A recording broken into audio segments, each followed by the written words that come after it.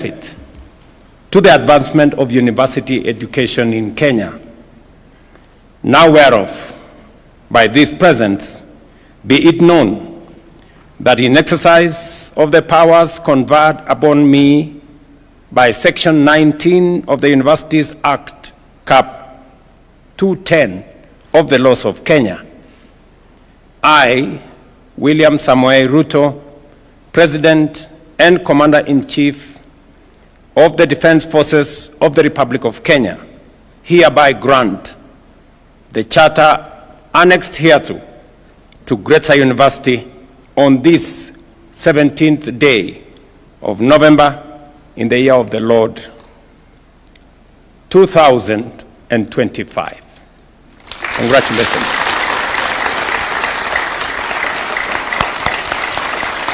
Your Excellency, sir, if you don't mind, I would like you to remain. You may take your seats. Because, Your Excellency, sir, we would like your assistance to transfer the instruments of authority.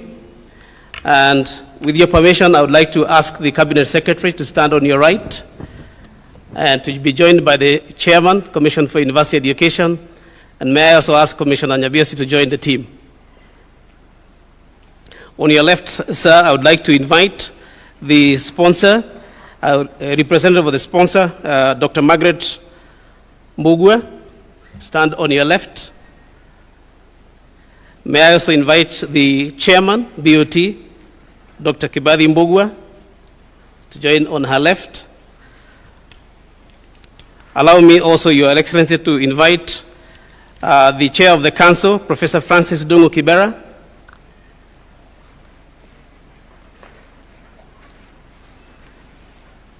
And I would also like to invite the Chancellor-designate, Mr. Charles Clason. And finally, Your Excellency, the Vice-Chancellor, Dr. Peter Karanja. May I also invite those who would like to assist us in receiving the instruments. Your Excellency, we would like to move the instrument beginning with the charter.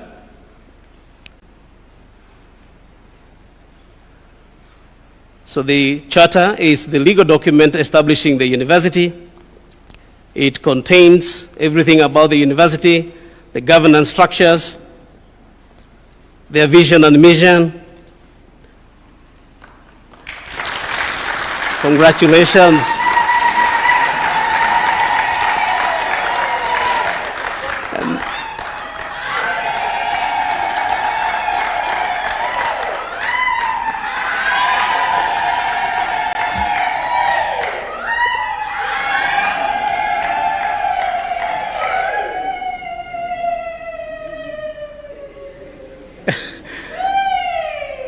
Must have been a long wait. Congratulations. And so that moves and will be given to the Vice Chancellor and will keep custody of that instrument. The next instrument, Your Excellency, is the maize. And Your Excellency, that maize is quite interesting. If you look at it, you will see a number of things like two people, a man and a woman, suggesting commitment to gender equity. You'll see some gear and levers suggesting technology. And you'll also see a stethoscope, for example, showing their commitment to science and technology. And that moves to the Vice Chancellor, who will then take custody of that particular instrument.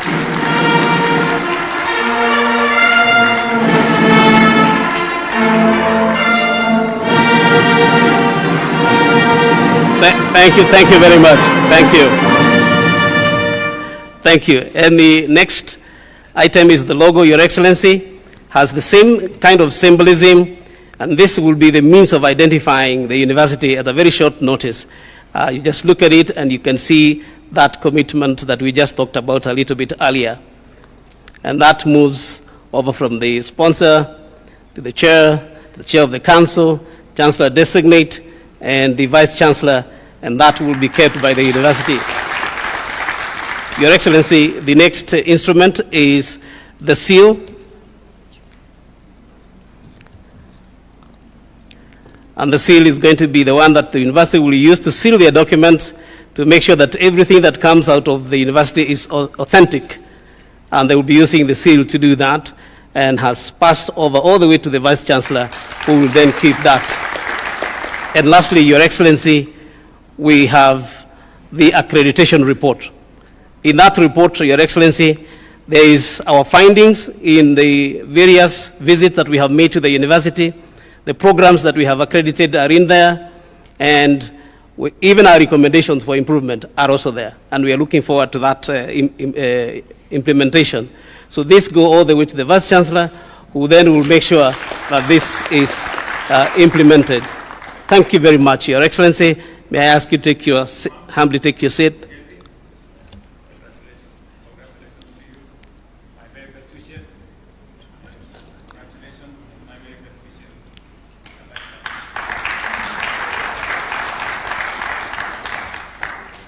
You may take your seat as well.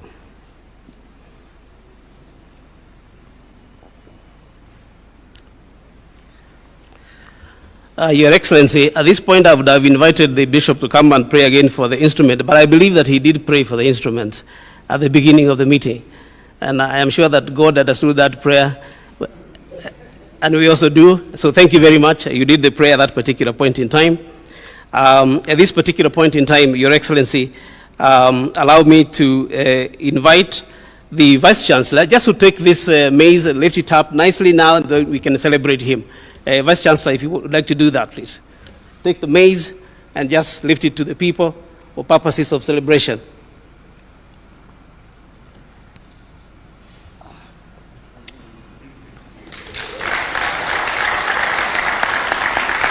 Thank you very much. And now, Vice Chancellor, I think you can allow the maize to stand. That's okay.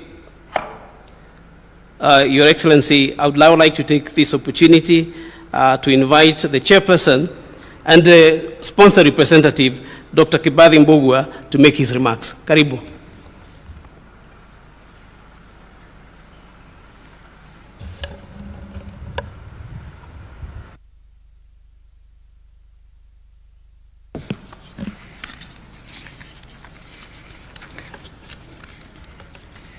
Your Excellency, the President of the Republic of Kenya, Dr. William Samoei Ruto, distinguished members of your government, led by the Honorable Education Secretary, CS Julius Ogamba, all distinguished guests present, and all protocols observed.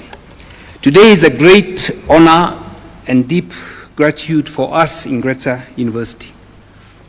We gather to celebrate a historic milestone, the award of the University Charter, a moment that crowns nearly 2 decades of commitment and growth and faith in a shared vision. On behalf of the Board of Trustees, the University Council, the entire Gretsa University community, we wish to express our deepest appreciation to you, Your Excellency, and your government. Your visionary leadership and unwavering support for higher education continue to open new doors of opportunity for Kenyan youth and strengthen our foundation of our national development. When Gretsa University received the letter of interim authority almost 20 years ago, it was a call to serve. We accepted that call with humility and determination to provide quality education, foster innovation, and nurture ethical leadership.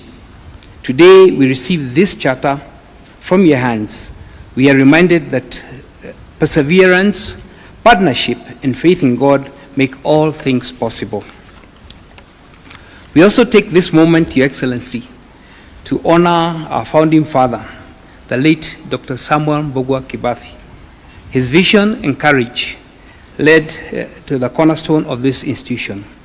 Though he is not here to witness this proud day, his dream lives on in every graduate, every classroom, every achievement we celebrate today. Your Excellency, we remain grateful to the Ministry of Education and the Commission on University Education for their steadfast guidance and partnership throughout this journey.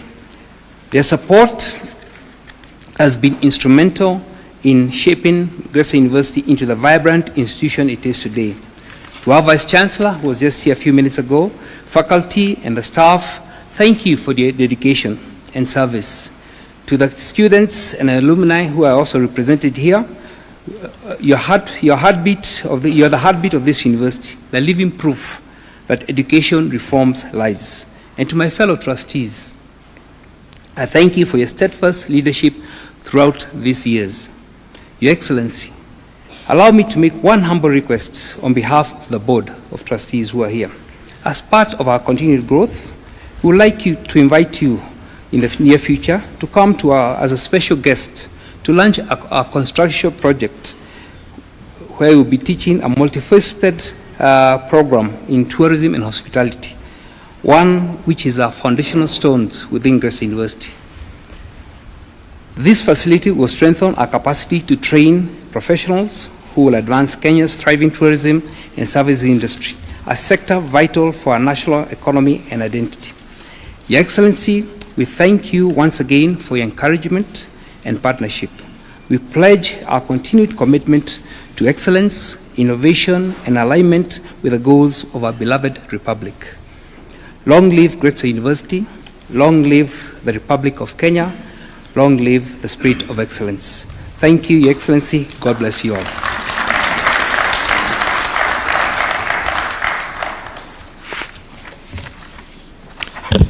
Your Excellency, sir, I now invite the Cabinet Secretary for Education to offer his remarks, after which he will humbly invite Your Excellency to address the nation. Thank you. Your Excellency, the President of the Republic of Kenya and Commander-in-Chief of the Defense Forces, Dr. William Samoei Ruto, the team from the Commission for University Education led by Professor James Onyango Owino, the Chair, Gretsa University Board of Trustees, Dr. Margaret Mbogwa, the Chancellor, Dr. Kibathi Mbogwa, the Chair of the Council, Professor Francis Kibira, distinguished guests, ladies and gentlemen, good afternoon. Your Excellency, we are most grateful today that you found time out of your busy schedule to preside over this ceremony. This is a great honor not just for Gretsa University, but to the education sector as a whole. For Gretsa University, it marks a major milestone, as it means that the university has now satisfied all the requirements for grant of charter. It is a confirmation that the institution has demonstrated compliance with the rigorous standards set by the Commission for University Education, and its charter recognizes years of steady growth in teaching, research, and community service. Beyond the university, this also marks growth for the higher education sector in Kenya. The grant of charter to this institution marks yet another step in the expansion of access to higher education in Kenya. Our students and researchers now have increased choices in terms of institutions and programs of study. With a new status as a chartered university, Gretsa University will expand its academic menu, enhance its research capabilities, and continue to produce future-ready graduates in line with the aspirations of the bottom-up economic transformation agenda and Vision 2030. Your Excellency, the award of charter to Gretsa University also signifies the important role of the private sector in playing in our higher education sector in Kenya. Private universities have created more education and training opportunities for students, absorbed government-sponsored students, and introduced market-responsive programs. We will continue to work in partnership in order to build an effective and competitive higher education system in our country. One of the key ways by which Your Excellency's administration is doing this is by providing loans to private university students through the Higher Education Loans Board. Through the relevant agencies like the Commission for University Education, we work with both public and private universities to enhance quality and promote high standards in the subsector. Presently, we are also supporting our universities in developing programs that are aligned with the competency-based education and training as we prepare to admit the first cohort of CBET students in 2029. We have developed a draft national implementation roadmap to guide universities in this transition. We've already achieved key milestones, such as the alignment of teacher education programs with the competency-based education framework, and continue to build the capacity of universities' staff on CBE. Your Excellency, with these few remarks, it is now my distinct honor to welcome you to deliver your speech. I thank you and welcome.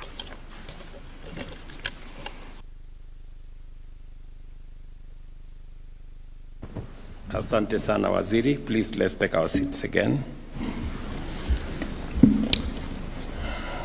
I understand and I know that this is a very proud moment, especially for the sponsors and the people who have guided the establishment of this university over a very long time.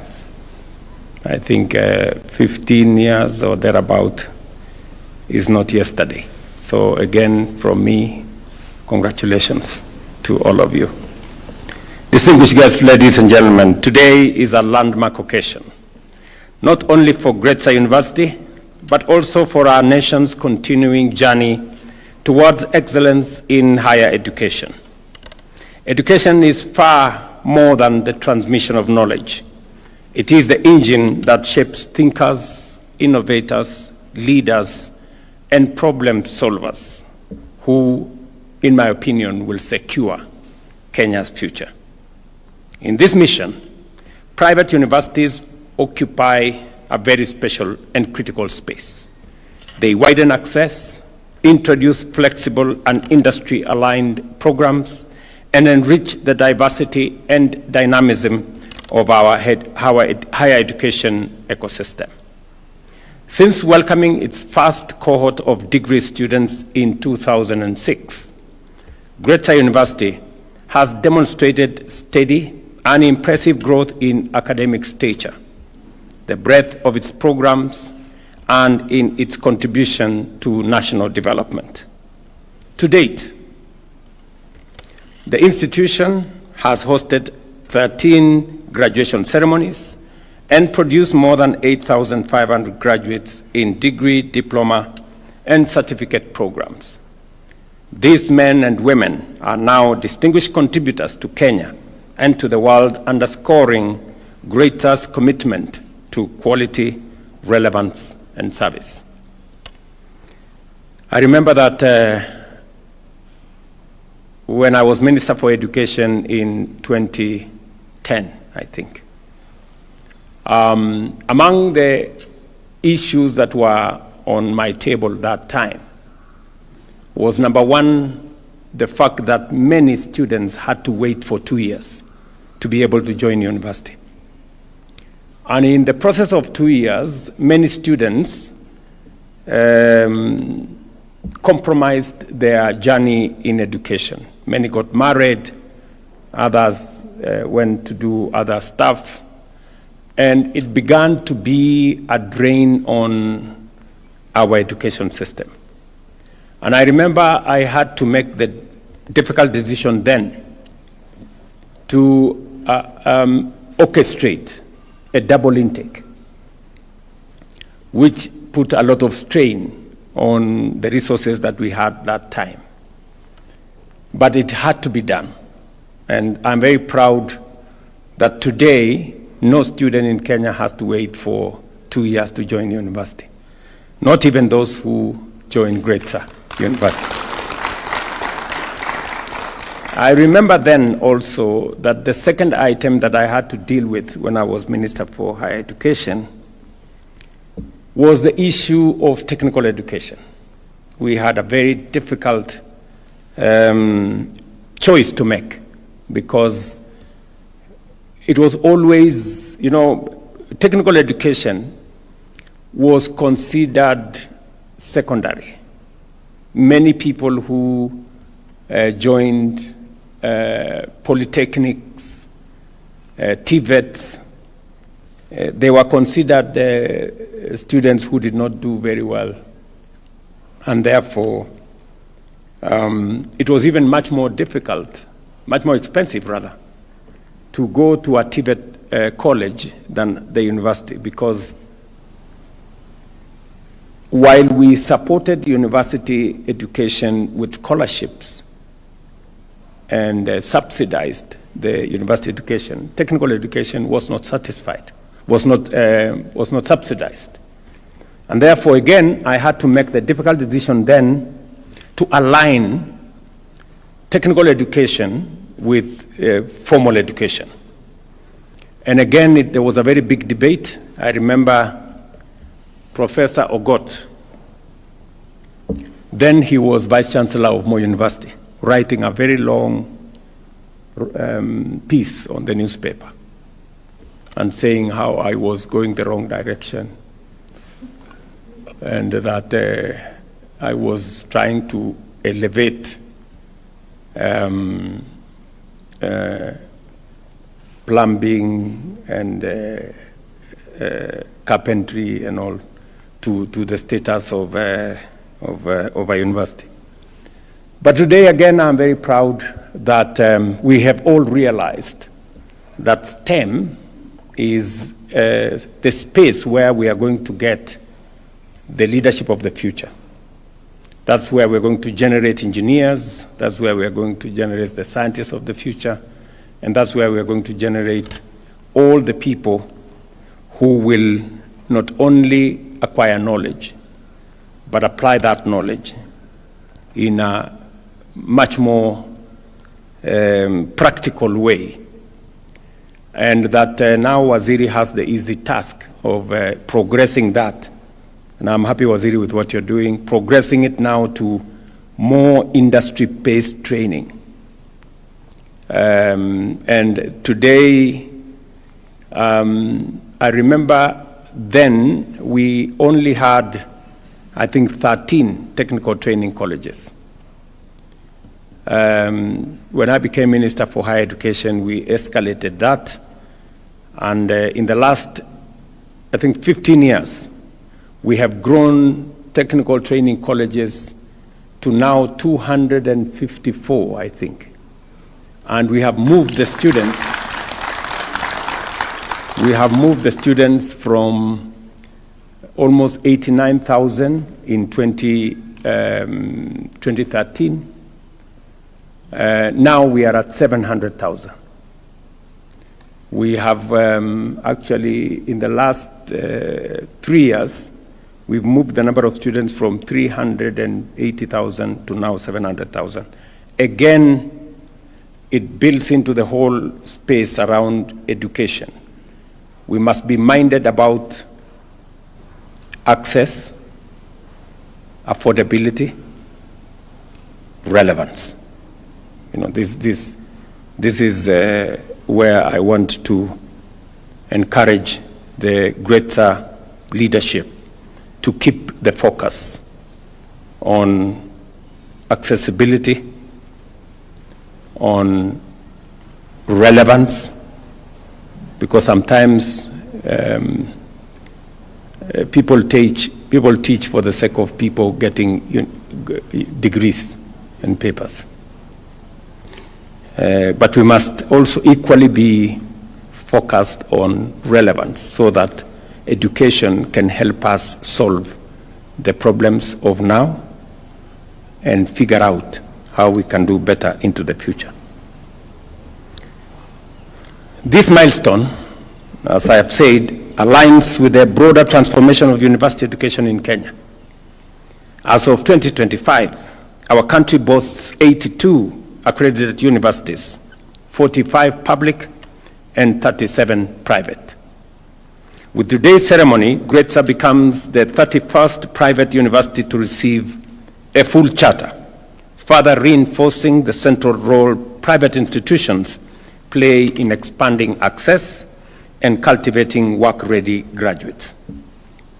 The word of this charter is above all a celebration of partnership, government and private sector working together to ensure high standards, broaden opportunities, and train graduates who contribute meaningfully to national progress. Gretsa University stands as a compelling evidence that collaboration delivers results. Congratulations to the sponsors of this great institution. I know it's quite a proud moment for you In 2029, universities will admit the first cohort of competence-based education and training graduates. The government of Kenya is fully committed to ensuring that institutions, curricula, and faculty are ready.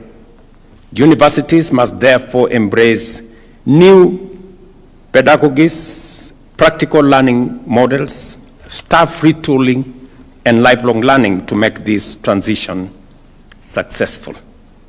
I say this again because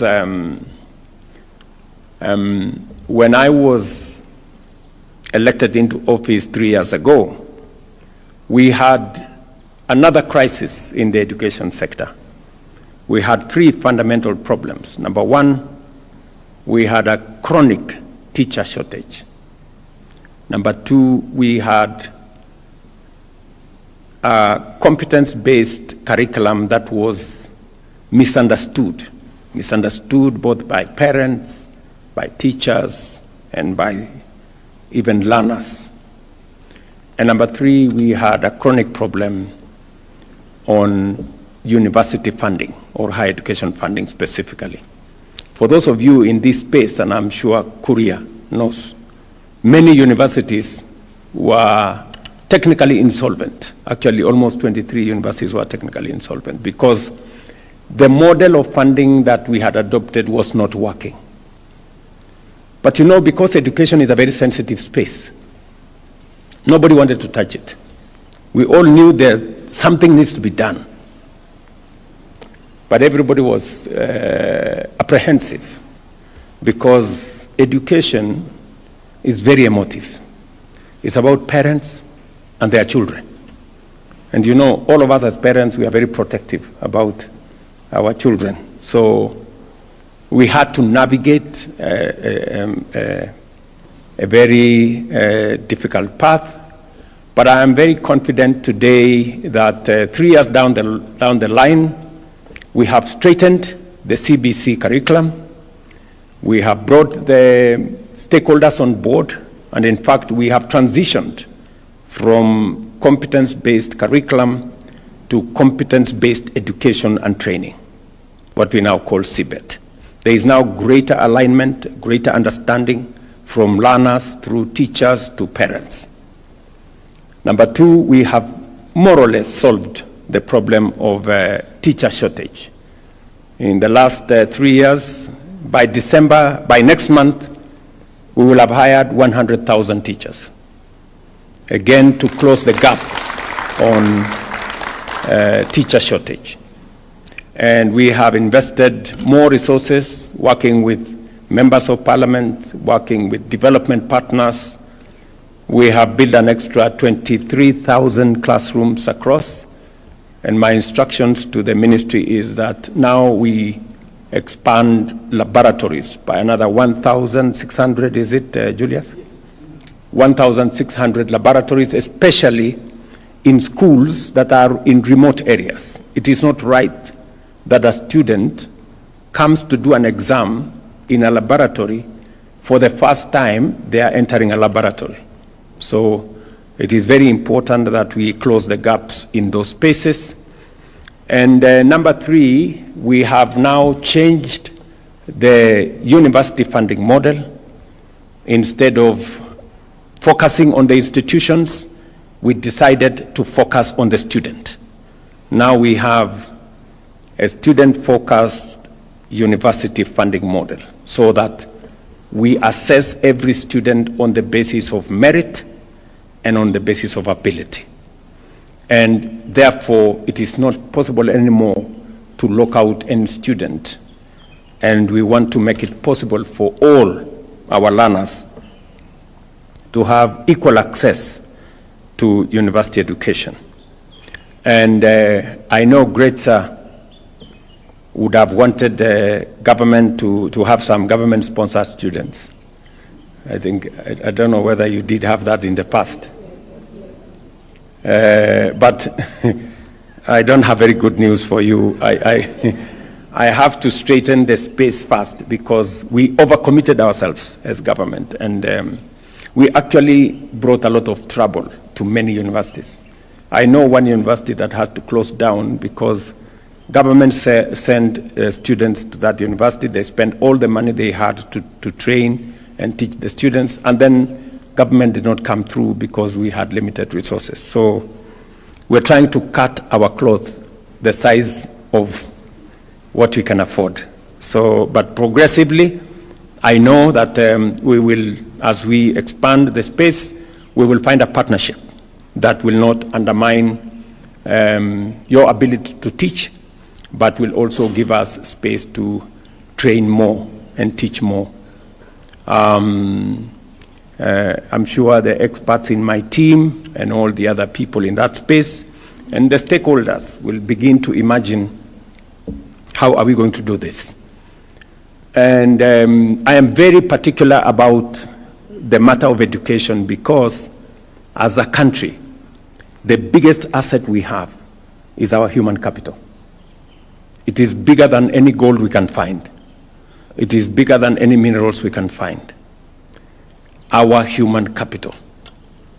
Today, many Kenyans may not know that the resources that we get from Kenyans working outside Kenya is upwards of $5.1 billion every year. That is in the region of almost 700 billion. It is higher than what we get from tea, what we get from coffee, what we get from horticulture, all of it combined. We still make more money from our human capital than from the export of any crop or any commodity. And that is why education becomes significantly important for us as a country. It is also the reason why I have deployed more resources into the education sector. This year, Ogamba, we are at 702 billion shillings.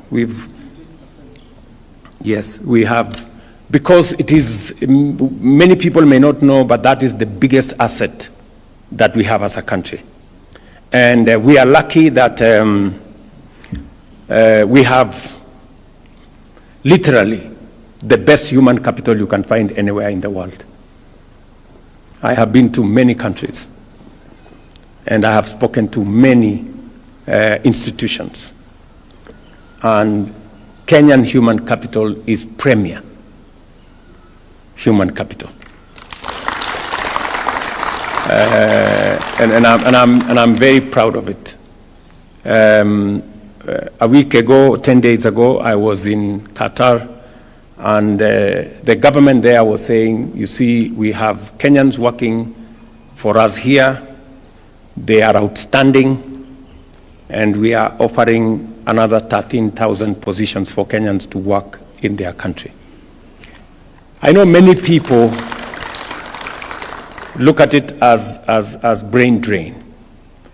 And in my very honest opinion, I think it's not brain drain, it is brain gain. Because the more Kenyans work outside, the greater the exposure they have, and the more they bring back to our nation.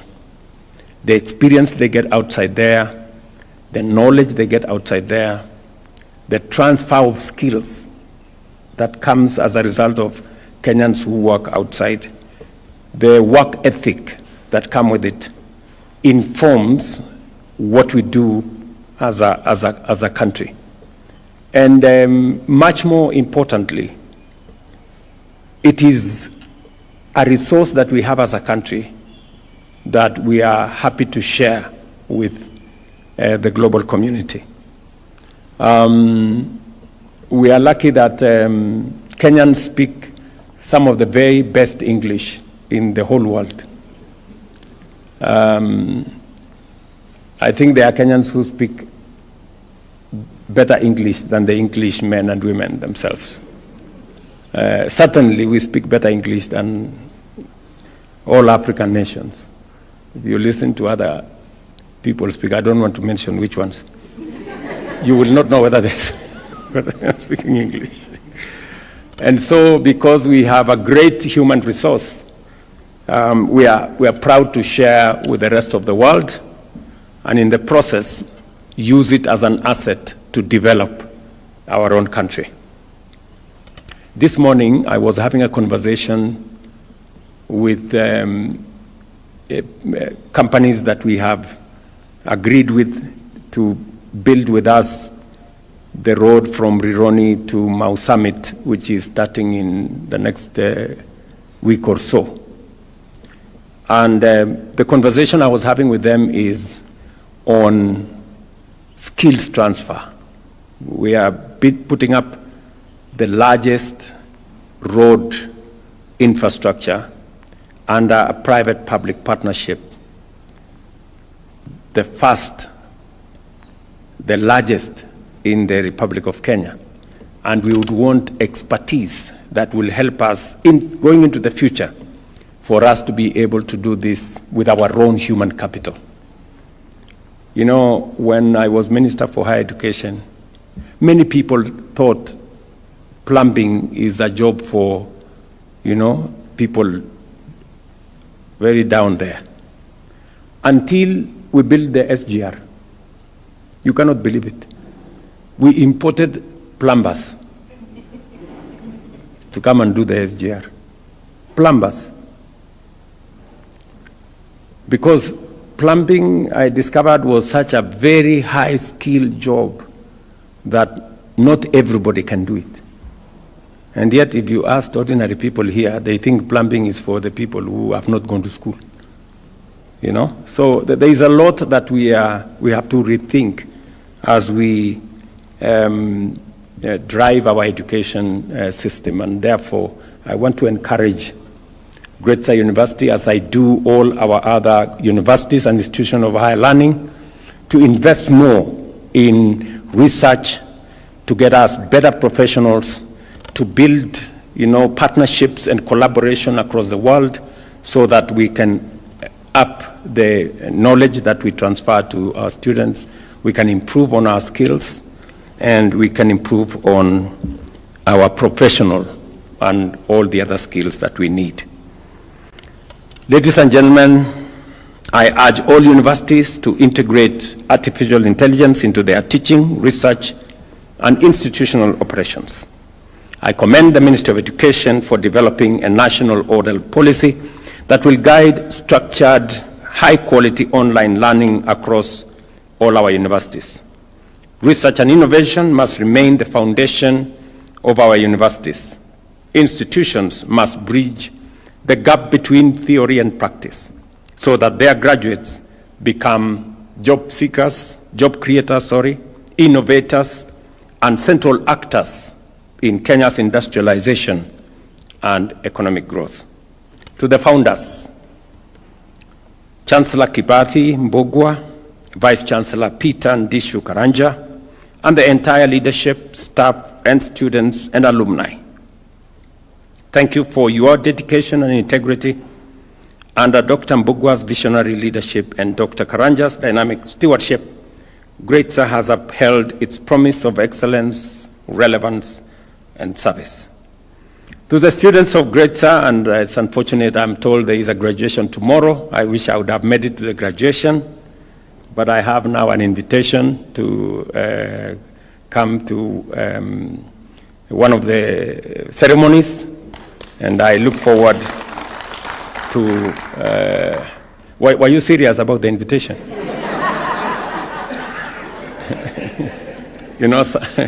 Some of these invitations are formalities, just so that you look good, but you don't mean it. Yeah, you're serious, right? So if you're serious, I'm sure you will send a letter to me, and we will handle it. Simon here, Deputy Comptroller, comes from Moranga. You can even give him by hand when he's coming from home.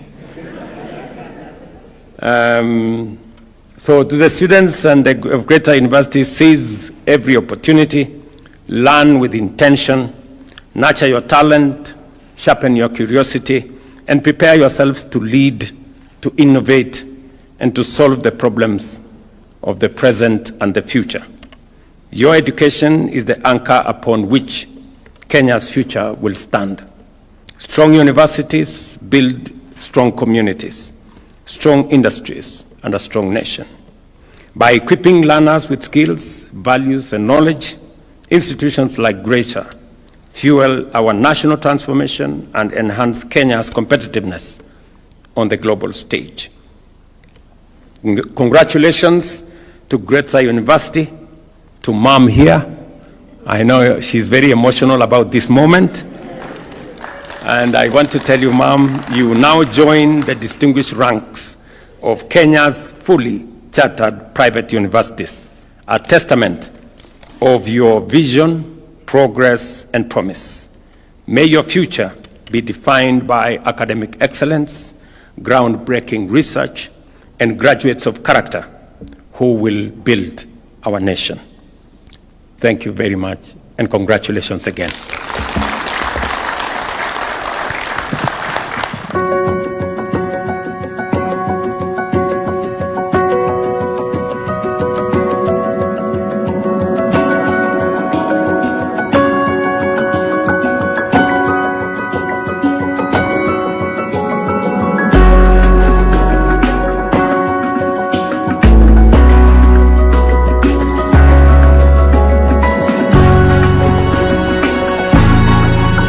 And tourism management.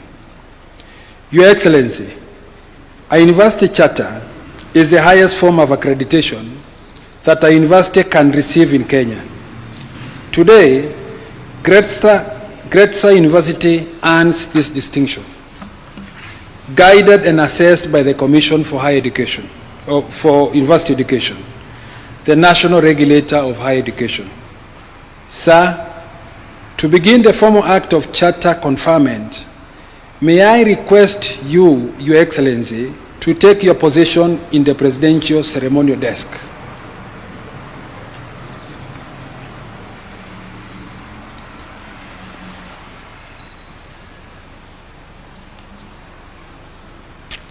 Your Excellency, with your kind permission, sir, may all sit down. With your kind permission, sir, in witnessing the presidential execution of the charter, may I now invite the Cabinet Secretary for Education and both the chairperson and the CEO of the Commission for University Education to witness this historic moment.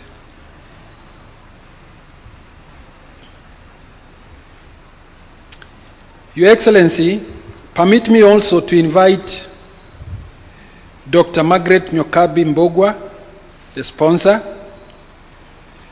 the Chancellor, the Vice Chancellor, and the Chairperson of the University Council to join Your Excellency in witnessing the presidential execution of the Charter, and they will come and stand by your left side.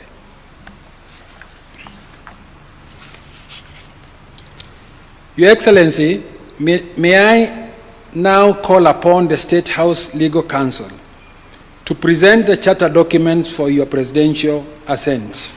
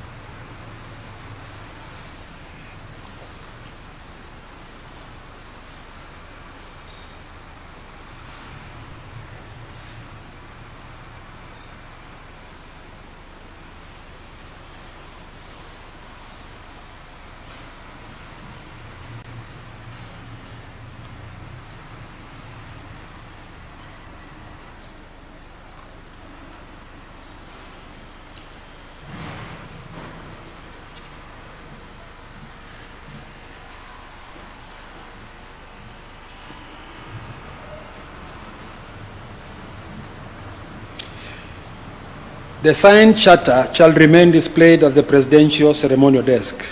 Your Excellency the President, distinguished ladies and gentlemen, you may now kindly take your seats.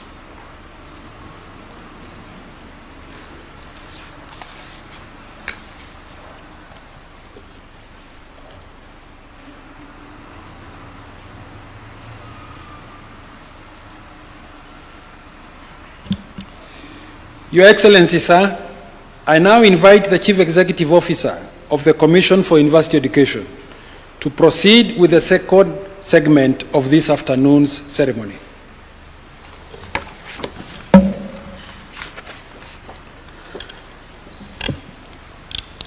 Thank you very much, Your Excellency. I will take us through the next part of this ceremony, and I'll begin by reading the announcement. This is the announcement by the Secretary to the Commission for University Education on the occasion of the award of charter to Gretsa University. On behalf of the Commission for University Education, and in accordance with the Universities Act, Cap 210 of the laws of Kenya, I wish to confirm that Sagret Educational Enterprises Limited wishes to establish Gretsa University, situated in Murang'a County in the Republic of Kenya. The said Gretsa University has applied to the Commission for University Education for the grant of a charter in the manner prescribed under the Universities Act, Cap 210 of the laws of Kenya. The Commission for University Education has visited and inspected the said institution and is satisfied that the objects of Gretsa University are consistent with the advancement of university education in Kenya. The Cabinet Secretary for Education is satisfied that Gretsa University be granted charter and has submitted the said charter to His Excellency the President with the recommendations thereon. His Excellency the President is satisfied that granting of the charter to Gretsa University will be of benefit to the advancement of university education in Kenya and has therefore agreed to award charter to Gretsa University. Your Excellency, sir, I now would like to invite the Chairman, Commission for University Education, Professor James Onyango Awino, to make his remarks. Welcome, Chairman.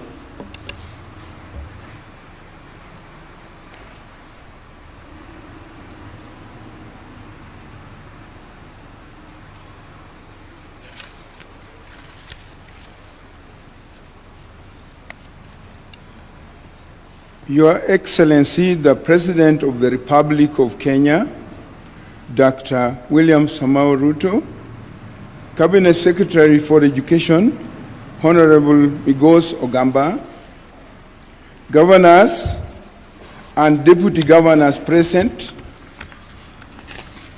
Honorable Members of Parliament present, esteemed members of the University, Council, Management, and Faculty of Gretsa University, dear students, alumni, and esteemed guests, ladies and gentlemen.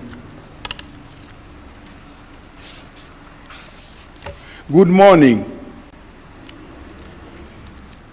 Every great university starts with a vision, but turning that vision into reality requires guidance, oversight, and standards you can trust. That's where the Commission for University Education comes in. Your Excellency, as the Commission for University Education, our role is to ensure that every university in Kenya meets the highest possible standards of quality, relevance, and sustainability. From guiding in the establishment of the university, accrediting academic programs, to guiding institutions in aligning curricula with market needs, we safeguard the integrity of the university education while preparing our young people to thrive in a knowledge-driven economy. This occasion, therefore, is not merely ceremonial for us. It reflects Gretsa University's steadfast commitment to academic excellence, integrity, and societal contribution.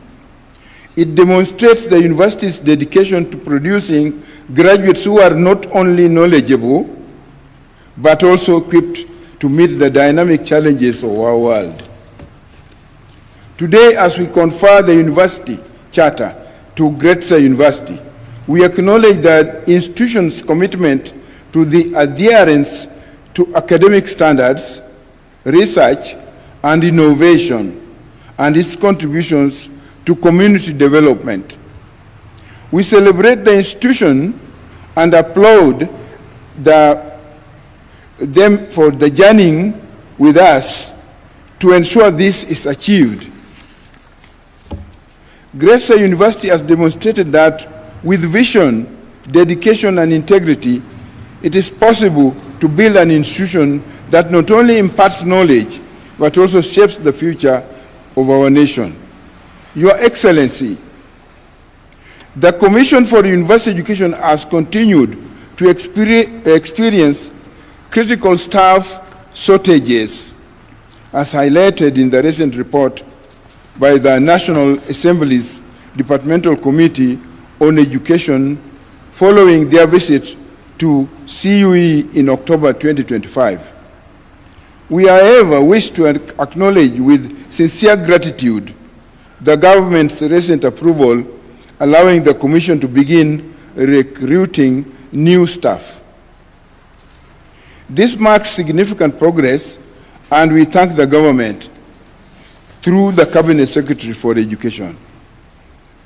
We are hopeful, Your Excellency, that the moratorium will be fully lifted to allow the Commission to fill all the remaining critical positions to strengthen our capacity for effective regulatory oversight, quality assurance, and research promotion, as well as ensure a smooth transition to competency-based education and training in our universities.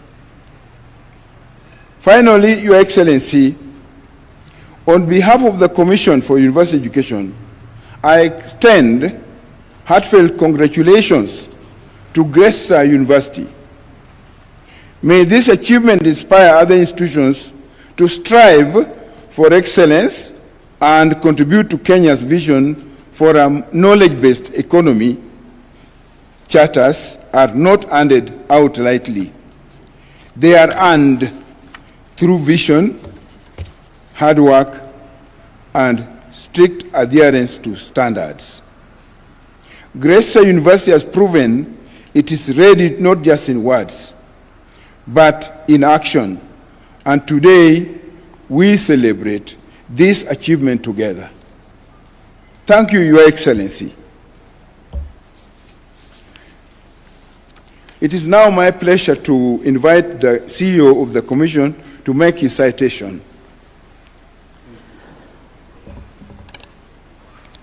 Thank you very much, Chairman.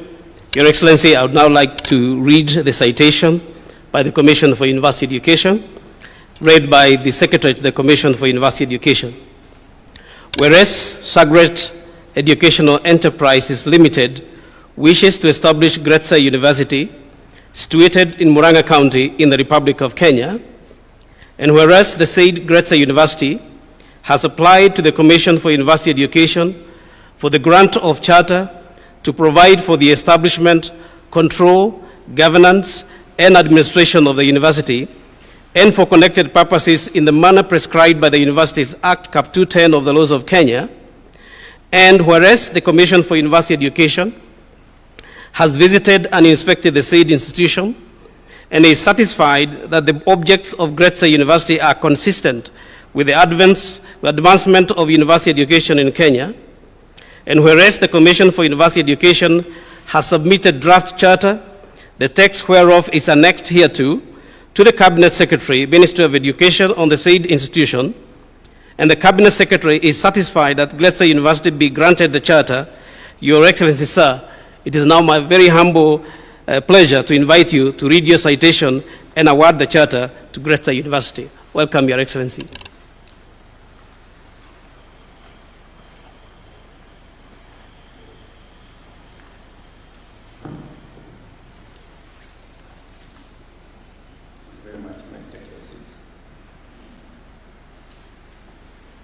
Whereas the Cabinet Secretary for Education has submitted the charter to me with recommendations thereon,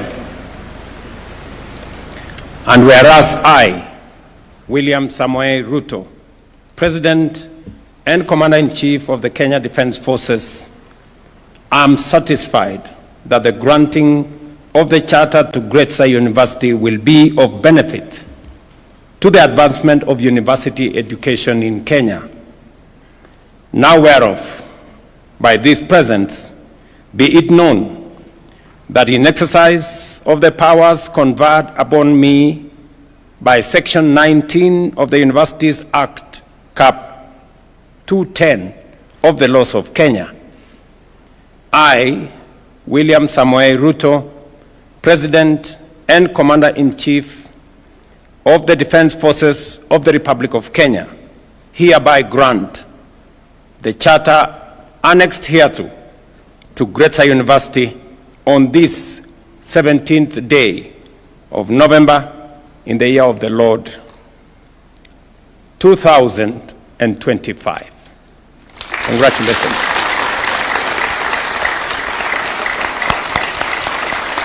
Your Excellency, sir, if you don't mind, I would like you to remain. You may take your seats. Because, Your Excellency, sir, we would like your assistance to transfer the instruments of authority. And with your permission, I would like to ask the Cabinet Secretary to stand on your right and to be joined by the Chairman, Commission for University Education. And may I also ask Commissioner Nyabiasi to join the team. On your left, sir, I would like to invite the sponsor, representative of the sponsor, Dr. Margaret Mbugua. Stand on your left. May I also invite the chairman, BOT, Dr. Kibadi Mbugua, to join on her left.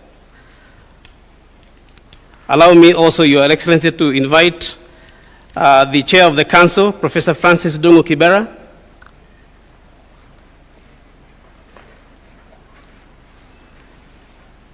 And I would also like to invite the Chancellor-designate, Mr. Charles Clason, and finally, Your Excellency, the Vice-Chancellor, Dr. Peter Karanja. May I also invite those who would like to assist us in receiving the instruments. Your Excellency, we would like to move the instrument beginning with the charter.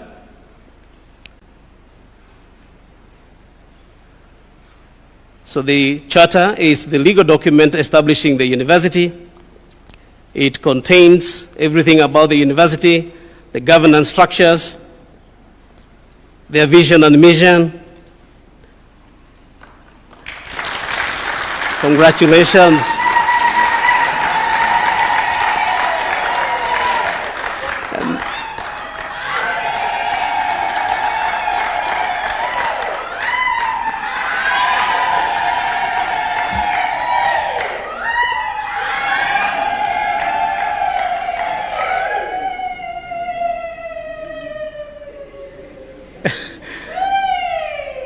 Must have been a long wait. Congratulations. So that moves and will be given to the Vice Chancellor and will keep custody of that instrument. The next instrument, Your Excellency, is the maize.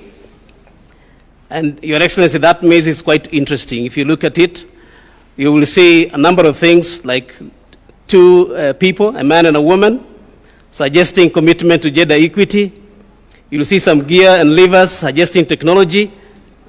And you will also see a stethoscope, for example, showing their commitment to science and technology. And that moves to the Vice Chancellor, who will then take custody of that particular instrument.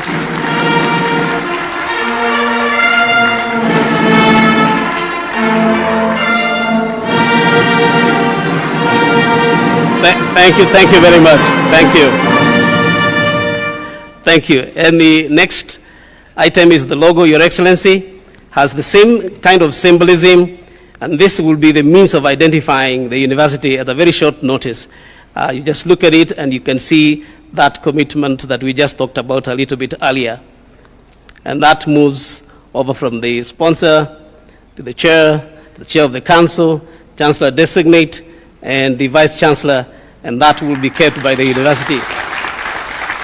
Your Excellency, the next instrument is the seal.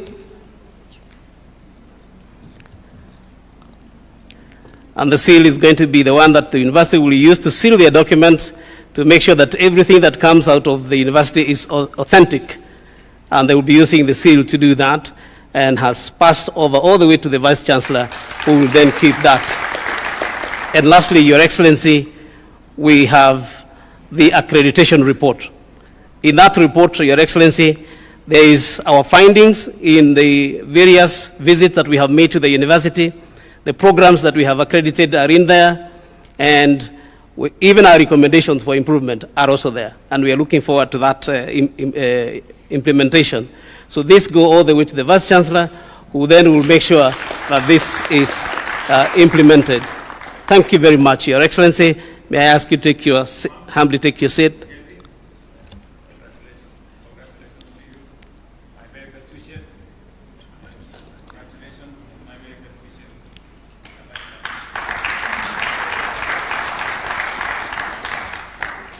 You may take your seat as well.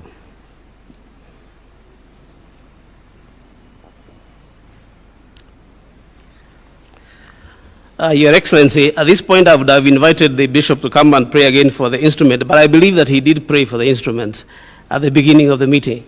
And I am sure that God understood that prayer, and we also do. So thank you very much. You did the prayer at that particular point in time.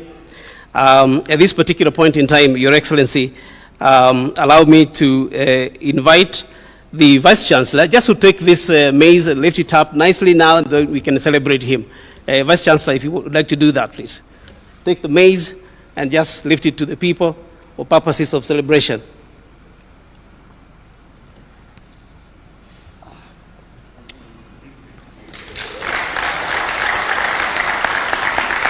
Thank you very much. And now, Vice Chancellor, I think you can allow the maize to stand. That's okay. Your Excellency, I would now like to take this opportunity to invite the chairperson and the sponsor representative, Dr. Kibathi Mbugua, to make his remarks. Karibu.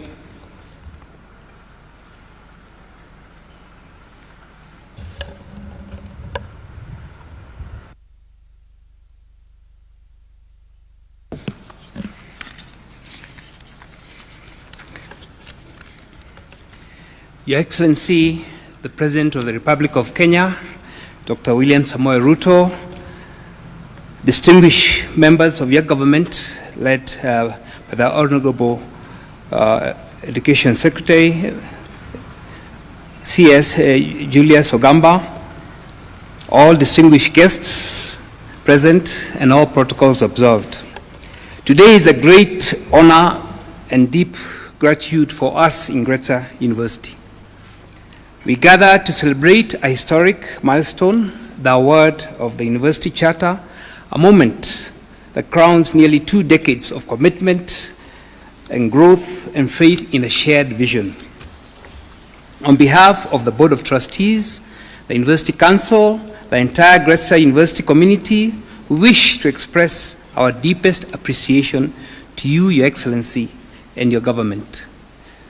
Your visionary leadership and unwavering support for higher education continue to open new doors of opportunity for Kenyan youth and strengthen our foundation of our national development.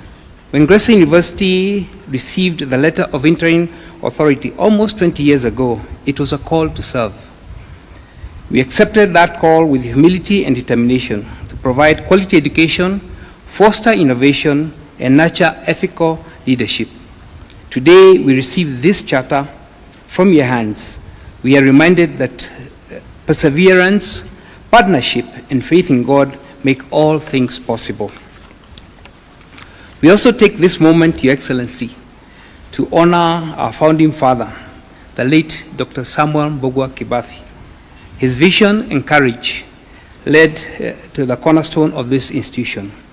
Though he is not here to witness this proud day, his dream lives on in every graduate, every classroom, every achievement we celebrate today.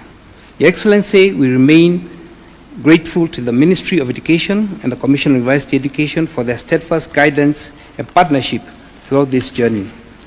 Their support has been instrumental in shaping Gretsa University into the vibrant institution it is today.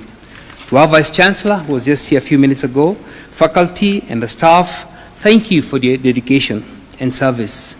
To the students and alumni who are also represented here, you are the heartbeat of this university, the living proof that education reforms lives.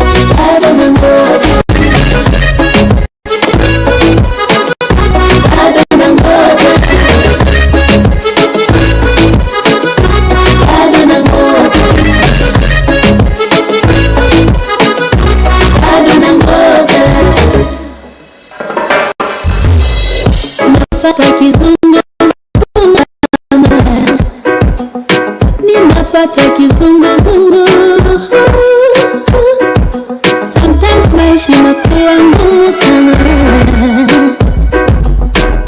hata nimekosa nguvu, lakini nakumbuka ahadi zako, tena nakumbuka matendo yako, uko mwaminifu, ukisema unatenda. Wewe ni mwaminifu kwa ahadi zako. Zile baraka zangu Bwana, zile baraka zangu. Zile baraka zangu Bwana, zile baraka zangu.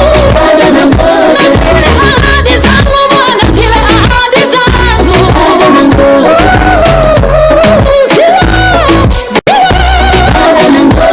Usikunika mahali yangu, nimelala sakafuni kwenye our ushers, kindly, our ushers, we request, may you kindly assist us in ensuring that all graduates are where they need to be, because we can see some of them moving up and about, and we're just about to start this occasion. So kindly, our ushers, we request that you help in ensuring that all our graduates are where they need to be, because we need to proceed and have a photo session with the Chancellor, and immediately after that the procession is going to start. So we request kindly ensure that these people are where they need to be, so that we don't disrupt the process. Our ushers, kindly led by Madam Catherine, we ask that you coordinate and ensure that these graduates are exactly where they need to be. Thank you.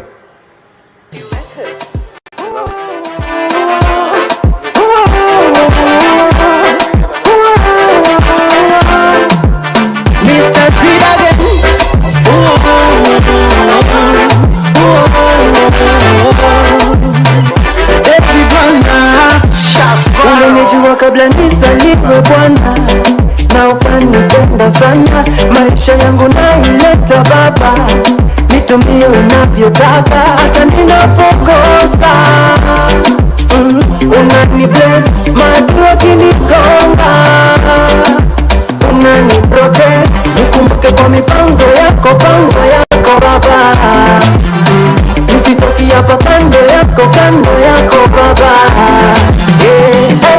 Asifiwe Yesu kila siku ya maisha yangu, asifiwe Yesu kila siku ya maisha yangu. Mini bure, mini bure, bila Yesu kila kona nishaona hii maisha noma. Bila Yesu singekuona na shida yangu kwa majana.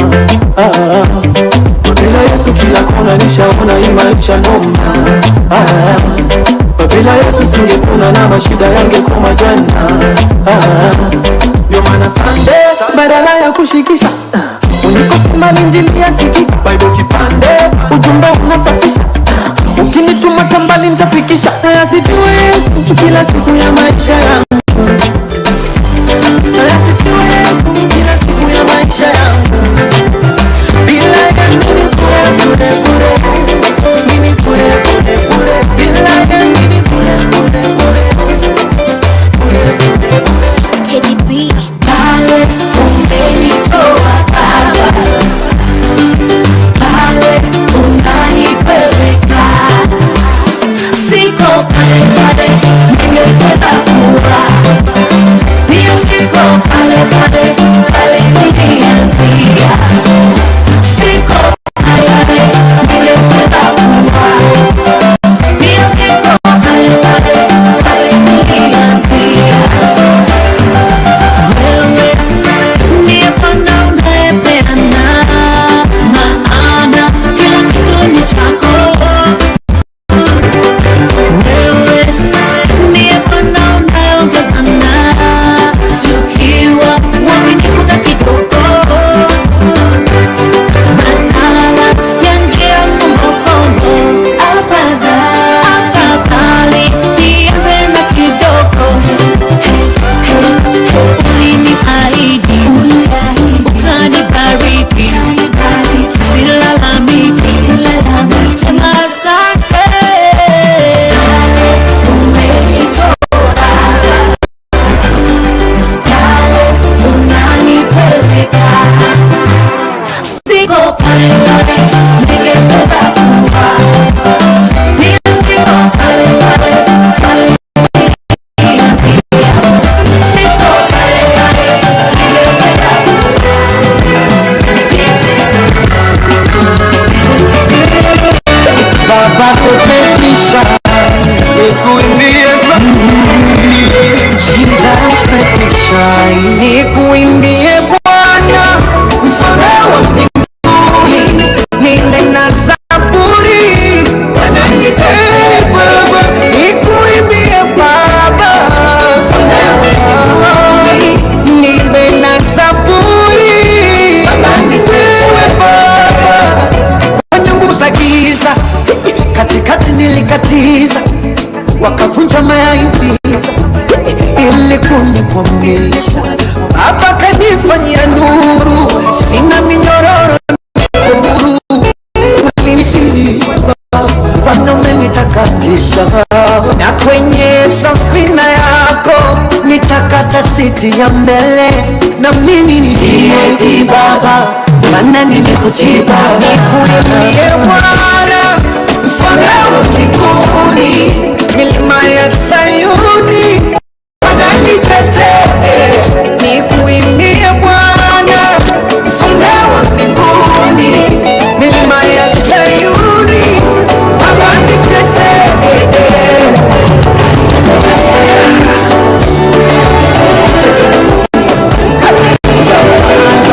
You take me as your son. Sometimes I really wonder why you call me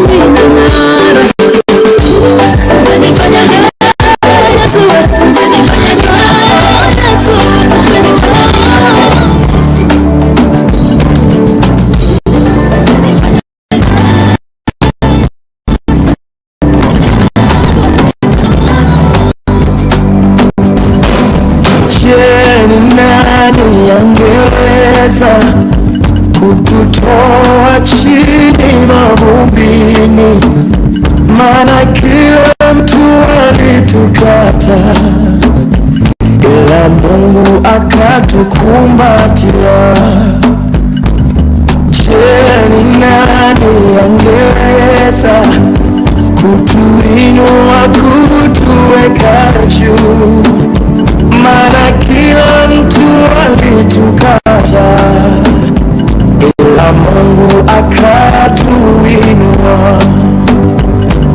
Je, ni nani angeweza kutupatia nafasi? Maana kila mtu alikata, ila Mungu akatupatia. Hakuangalia elimu zetu, hakuangalia mionekano yetu, aliangalia mioyo yetu. Kwake tukapata kibali. Amefanya, amefanya, amefanya, amefanya. Haikuwa rahisi kwa akili zetu, amefanya. Welcome to the music surgery. Bora hata nimshukuru Mungu kwa hivi nilivyo, maana hata kuna wengine hawajafika nilipo. Bora hata nimshukuru Mungu kwa hiki nilichopata, maana hata kuna wengine wamekosa kabisa. Dawa zangu njoo, nataka nibadili Mungu mtazamo, niwazikitaji na maumivu njoo, nataka nibadili Mungu msimamo, niishi kijasiri. Ile habari ya kulialia kila siku nakata, na kama nilisainiwa mkataba nafuta. Ndugu tunawasaidia wakuficha makucha, walipofanikiwa wakataka kutushusha. Nafuta zile waibi, sijapata kwa nini, kwa nini? Nafuta zile waibi, sijapata kwa nini, kwa nini?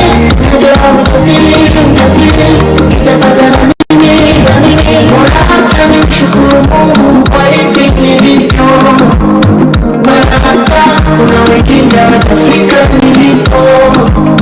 Bora hata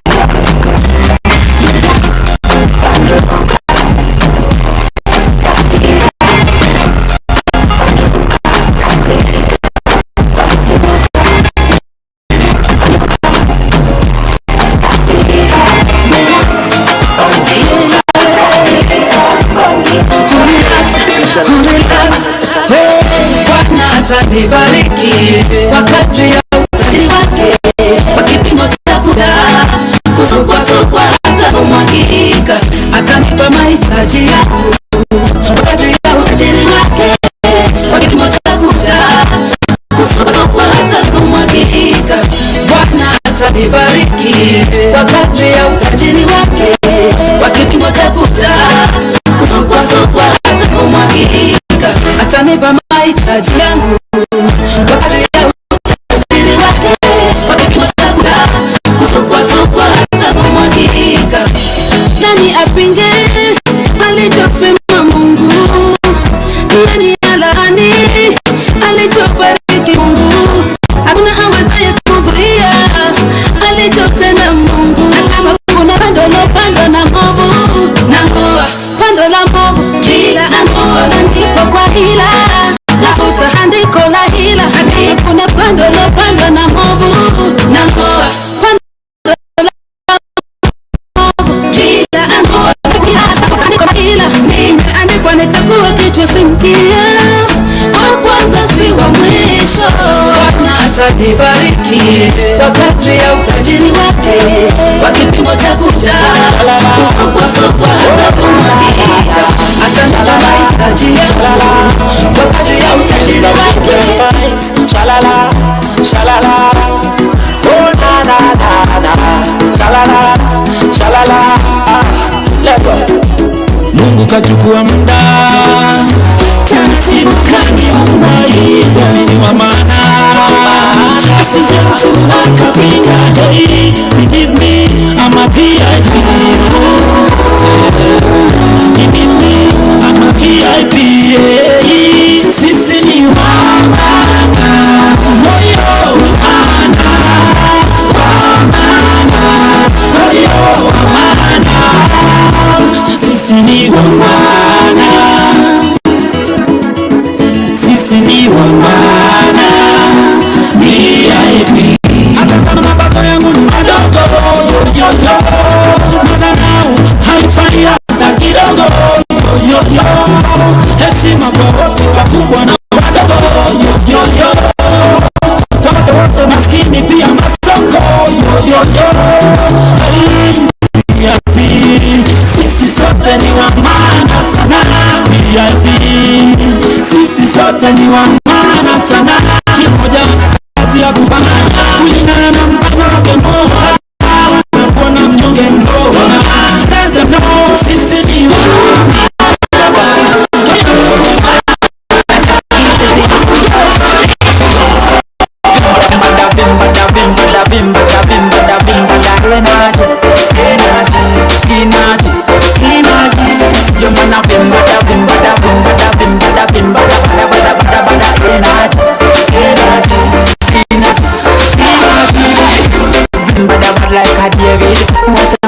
Like a baby, Ojianja me do it up this a heavy. Inclusive party, inclusive baby. Akiuliza, mashu inclusive najibamba kabisa. Tell them najibamba party. When you think about what he has done for me, the blessings coming. So nashukuru niko sawa, so mina vimbada. Na mpasifa kama kawa, so mina vimbada. Vimbada, vimbada, vimbada, vimbada, vimbada,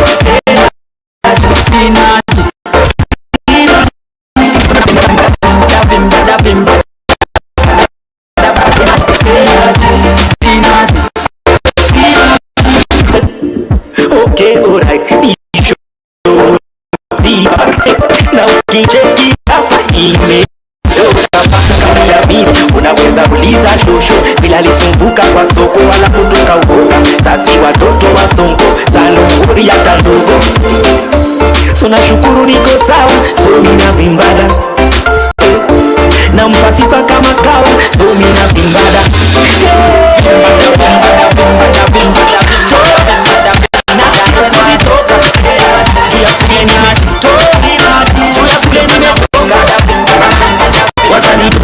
Wachanidu kama Daudi, brabada. Wachanidu kama Daudi, badang badang badang. Wachanizitoke, zitoke. Wachanizitoke, zitoke. wacha nisitoke, nisitoke, barabara, wacha nisitoke, nisitoke, badang. Nasikia niko high sindogo gio, ni vile nimetoka famorio, alinipata kwa mtaa kwa mangorio, za maisha kama Oreo. Wacha nisitoke, alinipata pale chini kwa matope, yeah. Wacha nisitoke, ninayeka mkisi na matoke, yeah. Sa mikono juu kaza fasta, na shetani yako chini kama tasta, tingiza mguka haina plasta, tusitoke twende fast.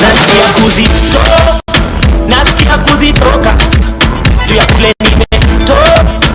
ya kule nimetoka, bada, wacha nidu kama Daudi, bada, wacha nidu kama Daudi, badang, wacha nisitoke, wacha nisitoke, wacha nisitoke,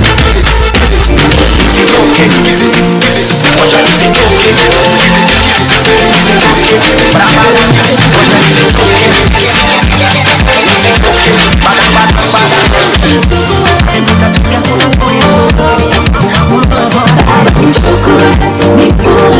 nataka kusoma kwa shule yako, nichukue nifunze, nataka kusoma kwa shule yako, nikiwa nawe kama mwalimu, ninajua nitahitimu, nitashinda adui akileta majaribu, unitayarishe, unibadilishe, mtihani nipite, mwito nitimize, nijue kuandika, niandike maono yangu, nijue kuhesabu, nihesabu baraka zako, nijue kuandika, nihubiri neno lako kwa watu wako. Baba nichukue, nifunze, nataka kusoma kwa shule yako,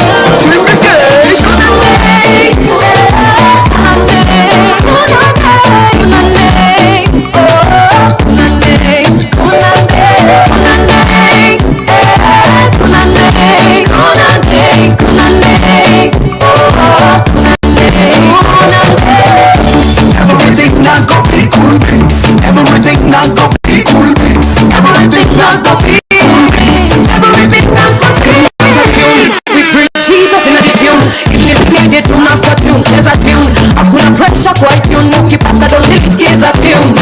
Hebu imagine, Yesu alitembea juu ya maji, can you imagine? Akitembea kwako itakuwaje, please imagine. Shida zako zote tamaliza, wacha pressure na relax, anaweza cheza tune. Kunande,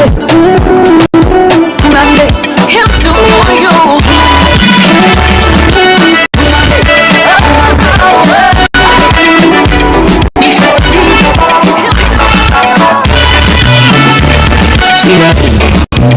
Ringo, but I know I'm highly favored.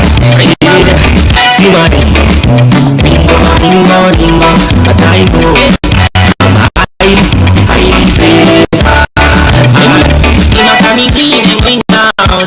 I'm so blessed, need a shout. Yes, so many blessed. Look around, now salute come and scout. Yes, in my family, many around Carabao. Visit us on book out and about.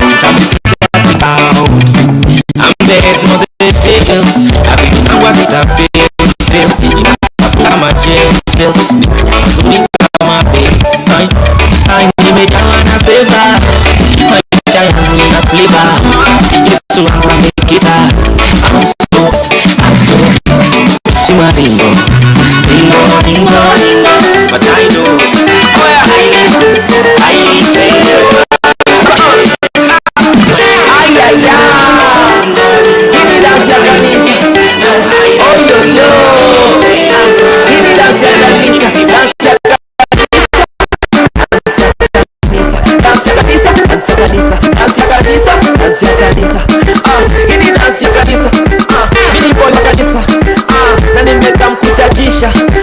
Napenda Yesu kabisa, so nitaju dansi ya kanisa. Wase hii dansi ya wase dansi ya kanisa. basi twende dansi ya kanisa ieleweke, mapenzi ya baba itendeke, kama mtu hajashika usimcheke.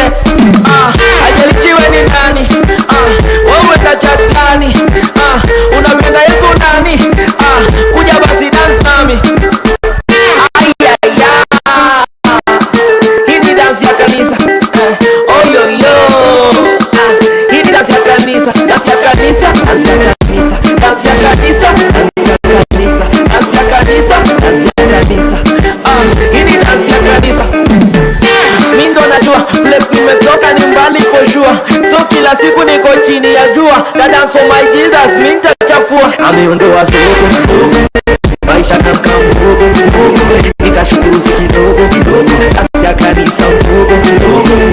Haya basi twende dance ya kanisa ieleweke, mapenzi ya baba itendeke, kama mtu hajashika usimcheke.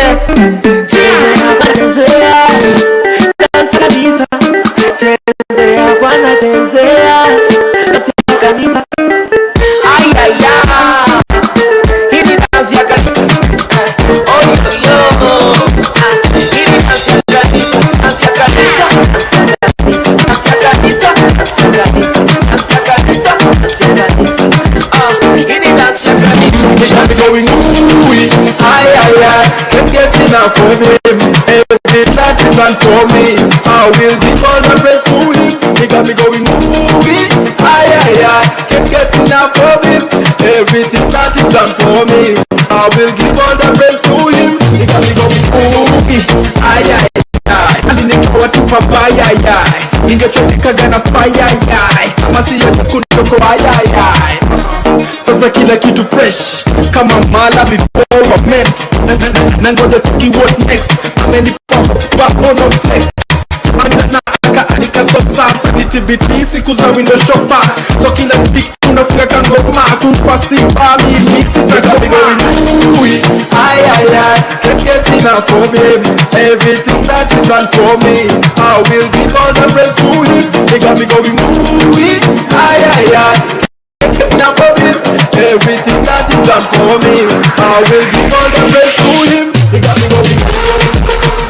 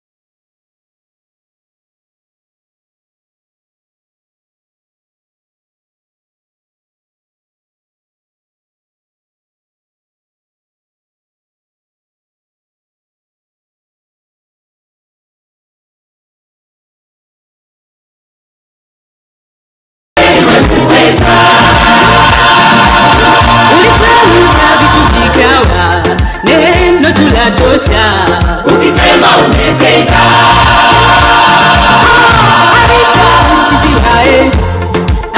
Uliwavusha katoa utumwani, watumishi wako umewapa yote waombayo, ikiwa umependezwa.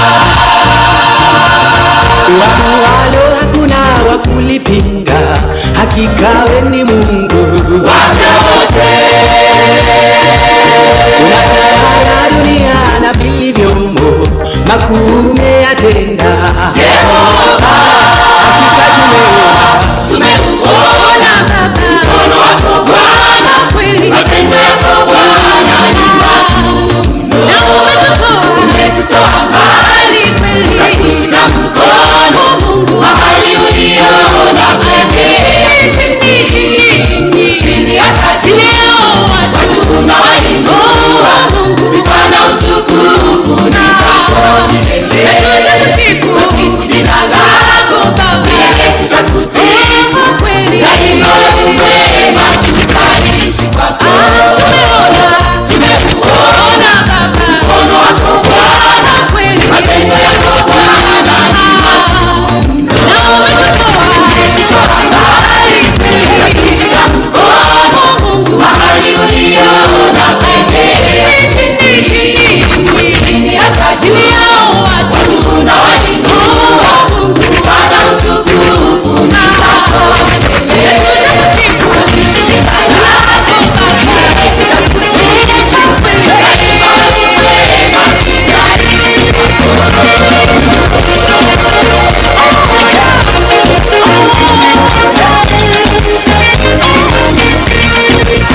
We are a chosen generation, we've been called for to show His excellence. All I require for life, God has given me, and I know who I am. We are a chosen generation, we've been called for to show His excellence. All I require for life, God has given me, for I know who I am. I know who God says I am, what He says I am, where He says I'm at. I know who I am, I know who God says I am, what He says I am, where He says I'm at. I know who I am. I'm working in power, I work in miracles, I live a life of favor, for I know who I am. I'm working in power, I work in miracles, I live a life of favor, for I know who I am.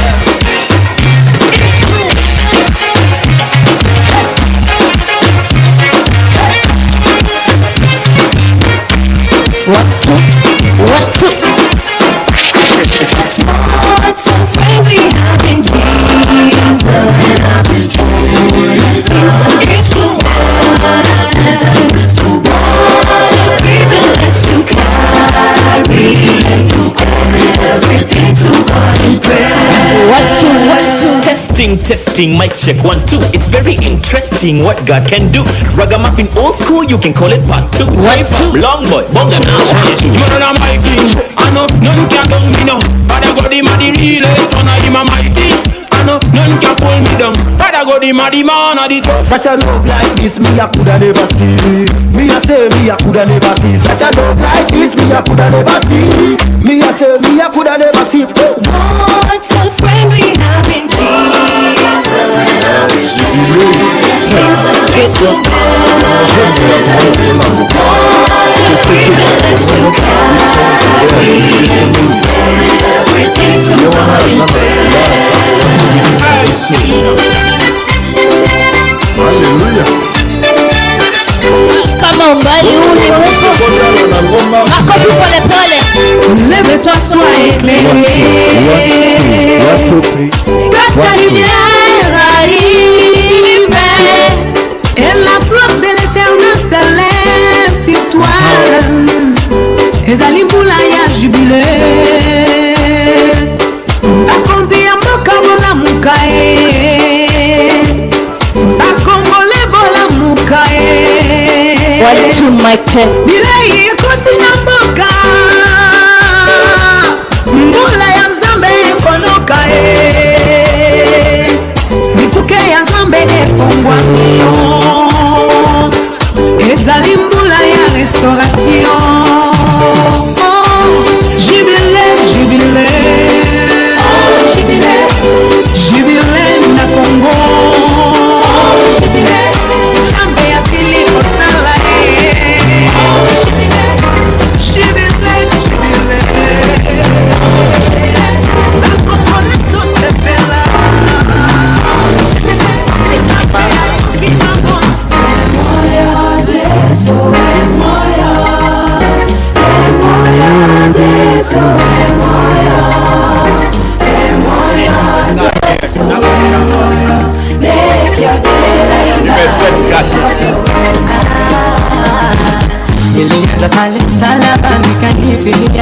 ajili ya upendo. Kumbuka zama zile walikuita mazuri zaidi ya mimi. Hata misumari haingeweza kukushikilia, hata na wale askari hawangeweza kukuzuia.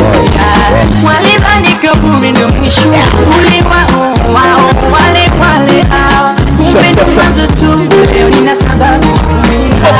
Sawa sawa, ikiwa nawe kwangu salama. Hello, kwangu salama.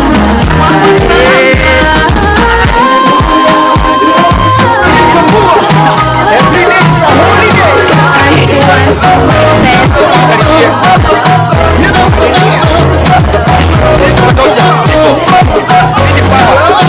This is my holiday. My holiday. This is my holiday. My holiday. La comisión. La modema naga. La comisión. La modema naga.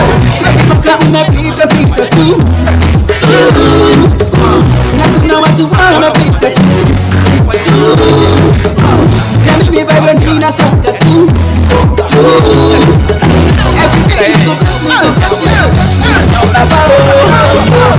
Many tender men and million them. Don't man and I see many tender men and million them. Don't man and I am this holiday I gotta get wrong. This holiday I gotta do it wrong. This holiday I gotta do it wrong. This holiday I gotta leave it wrong. This holiday I gotta leave it wrong. This holiday I gotta leave it wrong. This is my holiday. My holiday. This is my holiday. My holiday.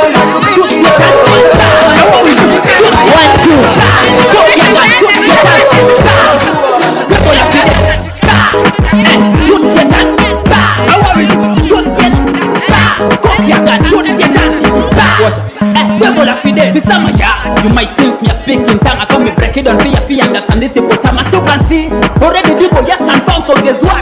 People is about to get up and say ha! 13 demon, then 15 admitted. A man with the most I cannot be a victim maker. They make it in that the career private maker. They make it in that the career private and say pa! Spiritual taekwondo. What you defeated by the demon, man me say no. Proclaim Christ and this devil have been no. Proclaim Christ and this devil have been no. Pa! Me no need a six pack.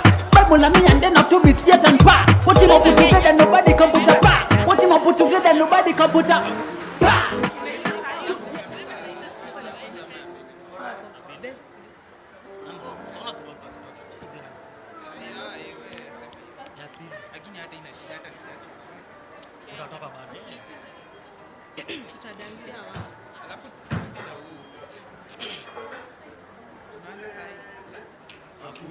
Nchi ya baraka duniani yenye mapambo na mazingira mazuri, yenye upepo tulivu na hewa safi, kushinda taifa tulilopewa Kenya.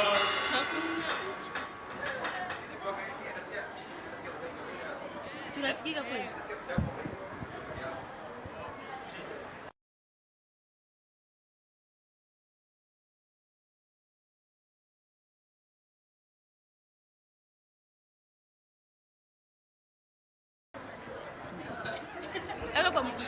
Songesha.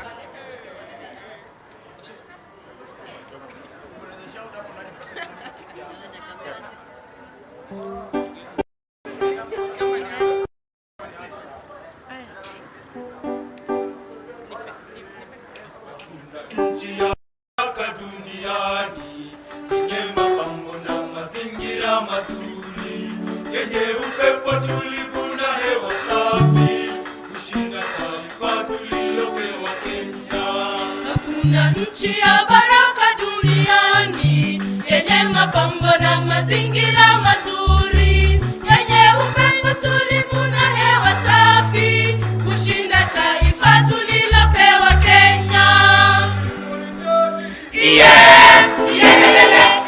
Najivunia tena sana kuwa Mkenya.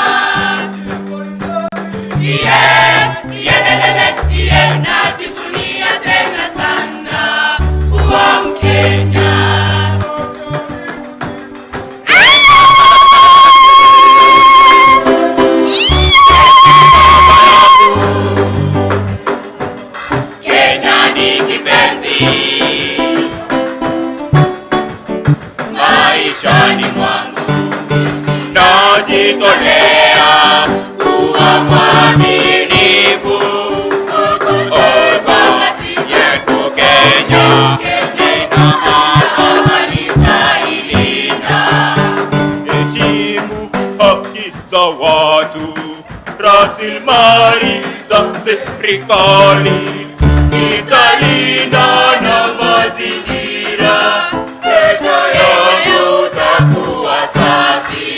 Moyo wangu ninakupa, Kenya yangu, I am ready to protect you. Ewe Kenya, mimi ni wako. Acha nikusifu Kenya, acha niimbe dunia mzima wajue Kenya ni kipenzi. Oh, Kenya nitakulinda maishani mwangu.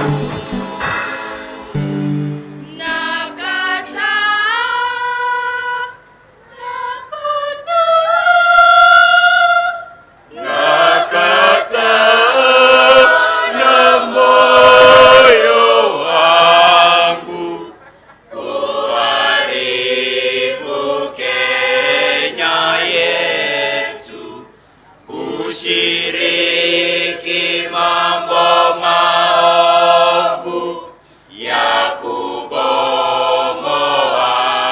nchi. Ufisadi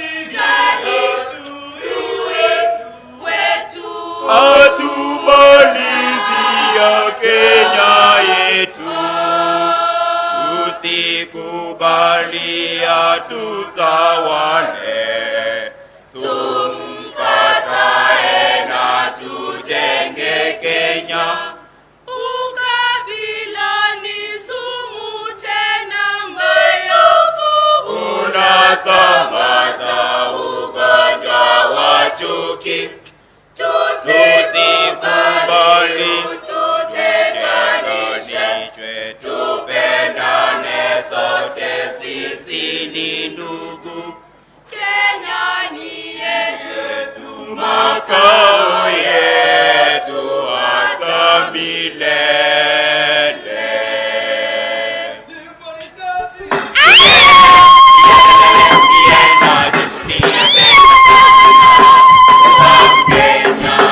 nyimbo nitaziimba, najivunia tena sana katika shida, katika raha, ninapa nitakulinda.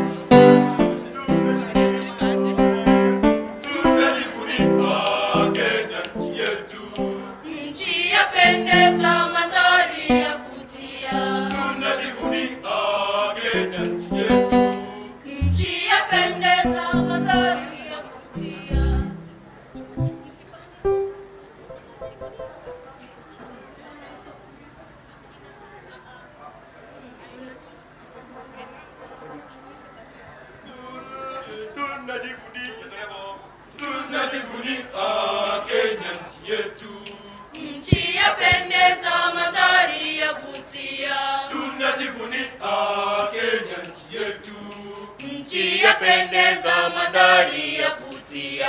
Zuru Kenya, mbuga zetu, tutembee Kenya, tufurahi sote. Tembea Kenya na wanyama pori, tamaduni zetu za kila aina, ziwa Victoria, mito yetu. Tembea Kenya wakati wowote. Tembea kule Tsavo tuone simba, chui, ndovu na kifaru. Fika Mombasa, bahari ni kweli lapendeza. Mlima wa Elgon pia wavutia. Fika kule Minyaga,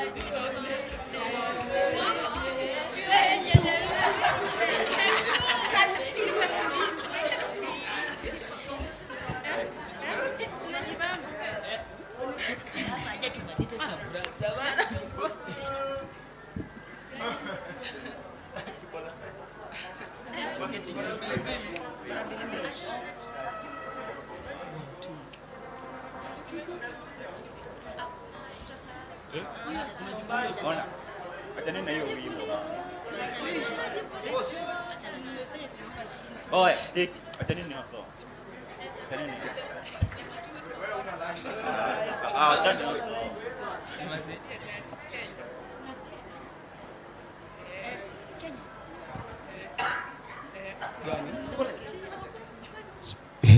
One, two, one, two.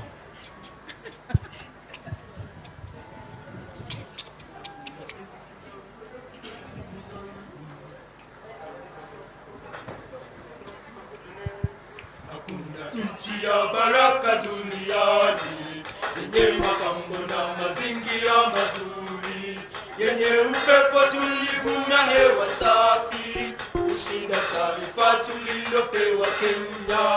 Hakuna nchi ya baraka duniani, yenye mapambo na mazingira mazuri, yenye upepo tulivu na hewa safi, kushinda taifa tulilopewa Kenya. Nyimbo nitaziimba, najivunia tena sana kuwa Mkenya. nyimbo nitaziimba, najivunia tena sana kuwa Mkenya. acha nikusifu Kenya mama yangu, Kenya, acha niimbe dunia mzima wajue Kenya ni kipenzi. Oh, Kenya nitakulinda Maishani mwangu mimi najitolea kuwa mwaminifu. Oh, kwa katiba, oh Yesu Kenya, ninaapa nitailinda. Heshimu haki za watu, rasilimali za serikali, nitalinda na mazingira. Kenya yangu itakuwa safi. moyo wangu mimi Ninakupa Kenya yangu I am ready to protect you, ewe Kenya.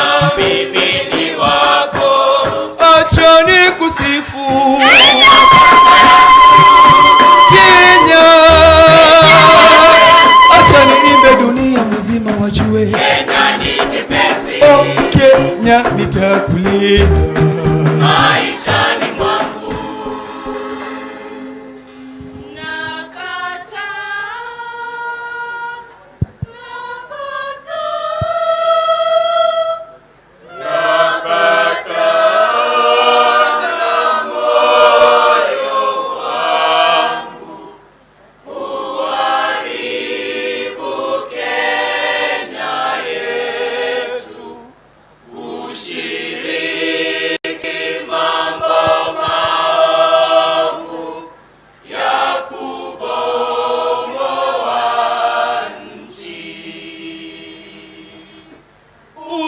ufisadi ni adui wetu, Hatubalizia Kenya yetu, tusikubali atutawale, tumkatae na tujenge Kenya.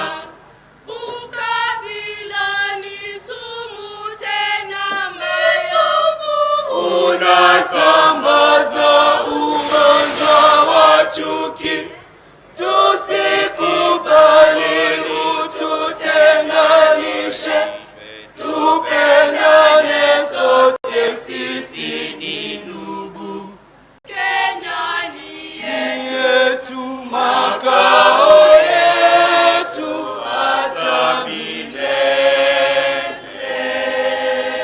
nyimbo nitaziimba,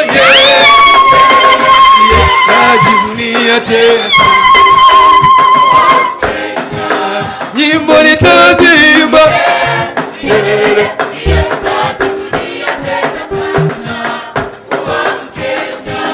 katika shida, katika raha, ninaapa nitakulinda.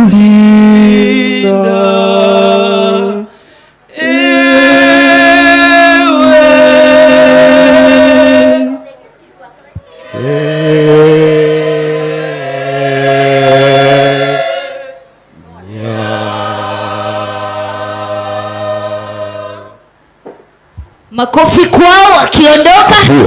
Ni asante sana, tunashukuru.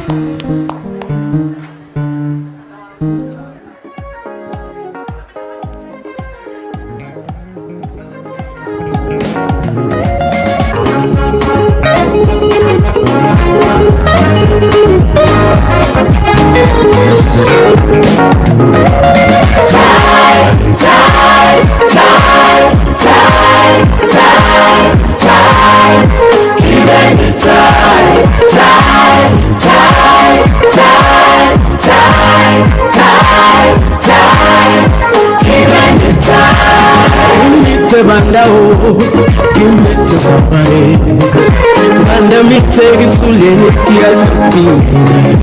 Igetami, engama sini singa bayam kerbe goma sina.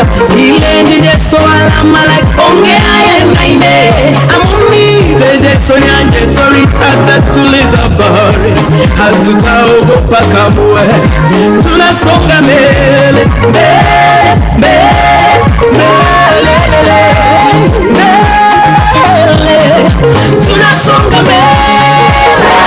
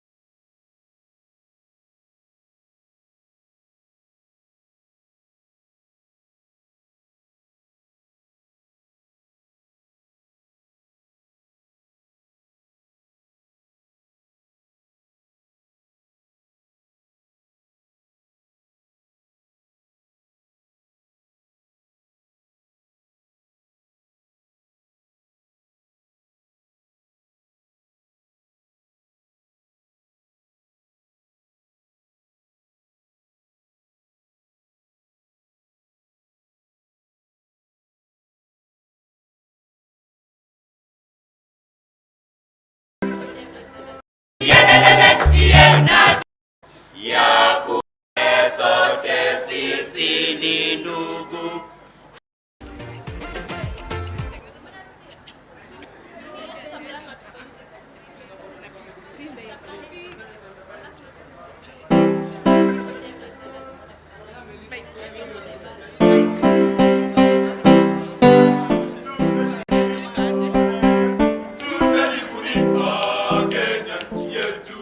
Nchi yapendeza, mandhari ya kutia. Tunajivunia Kenya nchi yetu. Nchi yapendeza, mandhari ya kutia.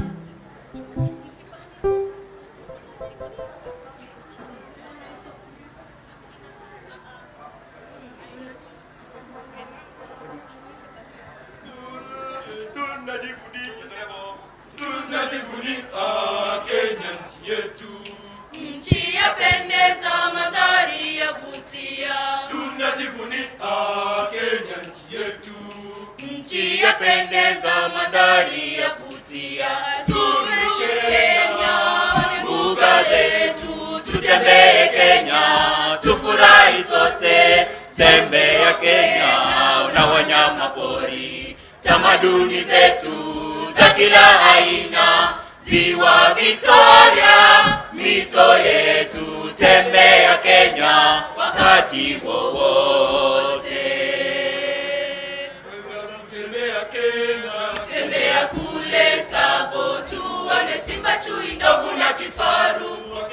Fika Mombasa, baridi kweli lapendeza. Mlima wa Elgon pia wavutia. Fika kule Minyaga,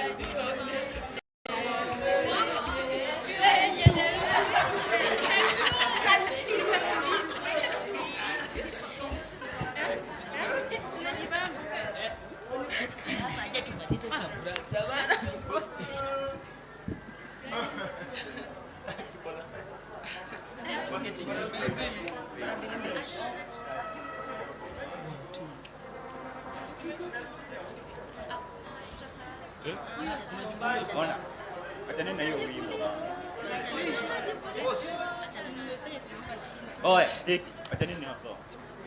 Achanini. Achanini.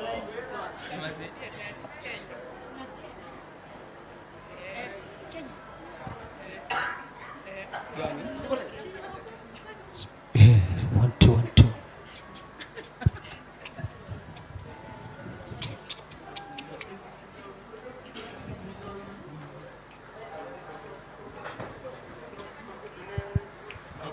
Nchi ya baraka duniani, yenye mapambo na mazingira mazuri, yenye upepo tulivu na hewa safi, kushinda taarifa tulilopewa Kenya.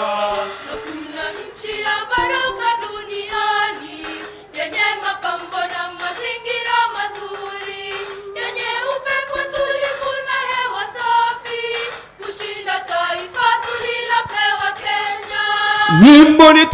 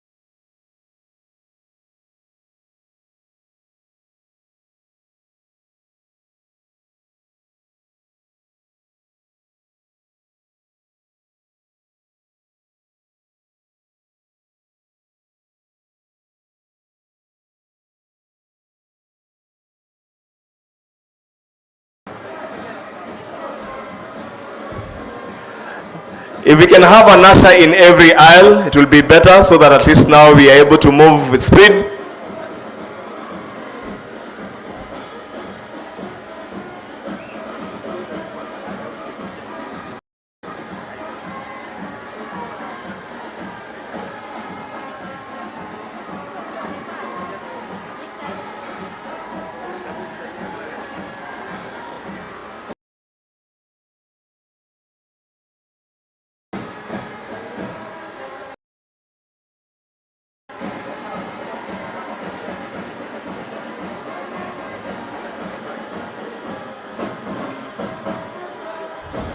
So ushers, kindly we request your assistance in ensuring that the graduands are able to assume their positions.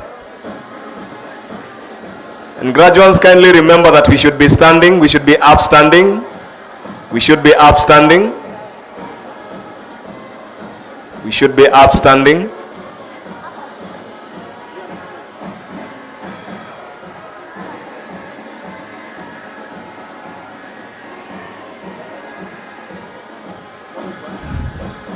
We should be upstanding and maintain that position.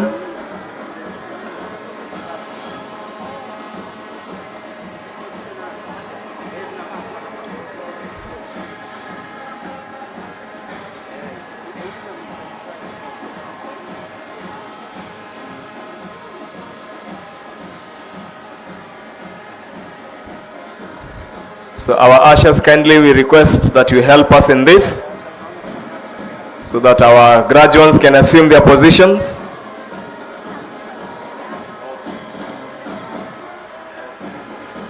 And help us also in ensuring that the banners are raised just before the graduates. So position the banners where they need to be, our ushers.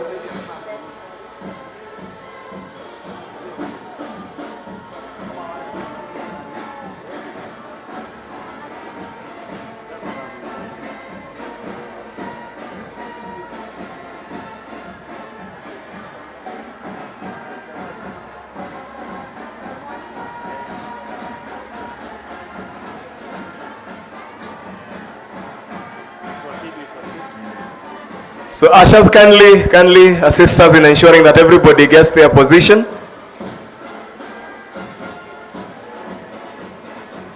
There is a seat for every graduate, so kindly our ushers help us in ensuring that every graduate is able to take their position.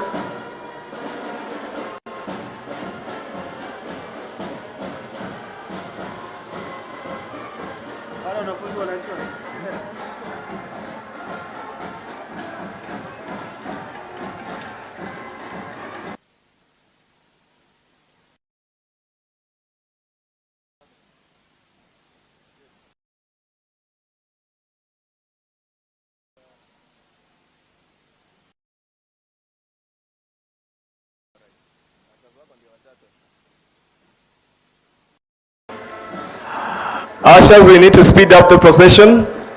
Ushers, kindly, if you can help us to ensure that the procession moves a little bit faster than this.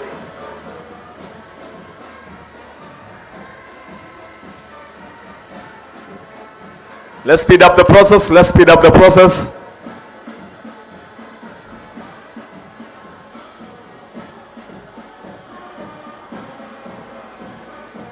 Bonamanyasi, I think you can help us do a bit better than that. So let everybody move.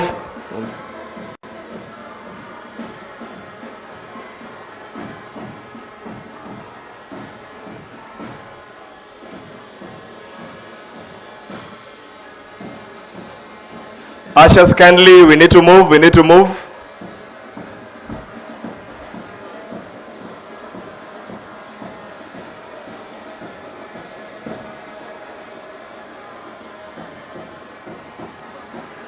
And as we do so, we request members of staff, we are supposed to have lined up outside the library for the Chancellor's procession. So once the graduates are in the square, the next we have the Chancellor's procession. So academic members of staff, we request that we all line up outside the library for the Chancellor's procession. Our ushers, kindly, we still indulge you and request that you assist us in ensuring that our graduands take their positions in the graduation square, because we are behind schedule.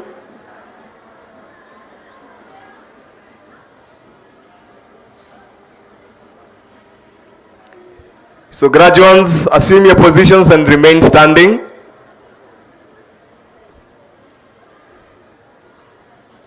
So the rest of our ushering team can also assist our parents to find a place to sit, because I understand the graduation square is full.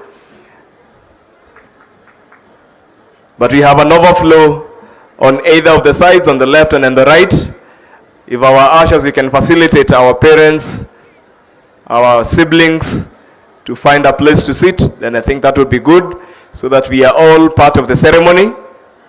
And as we do so, we still ask that all our graduates, please find your positions, find where you're supposed to sit. We need to do so quickly.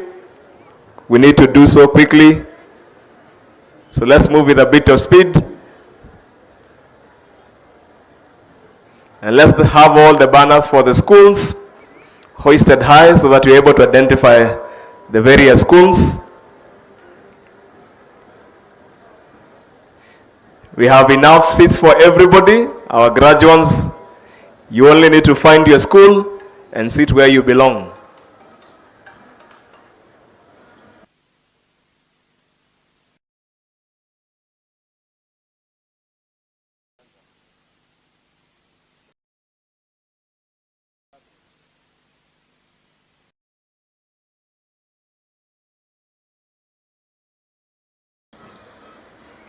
So graduates, quickly, let's find our positions and remain standing. Those who are seated, kindly let everybody stand up. If you're seated, let's kindly stand up. We are not yet done with the procession. We are not yet done with the procession. So let's remain standing.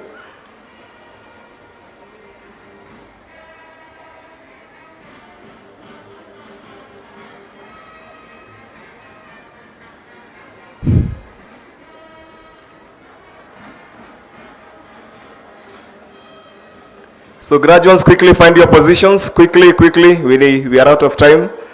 Please find your positions. We need to proceed. The Chancellor's procession is almost making its way. So our ushers, kindly and quickly assist us in ensuring that everybody gets their position. I can see a number of them still lining up.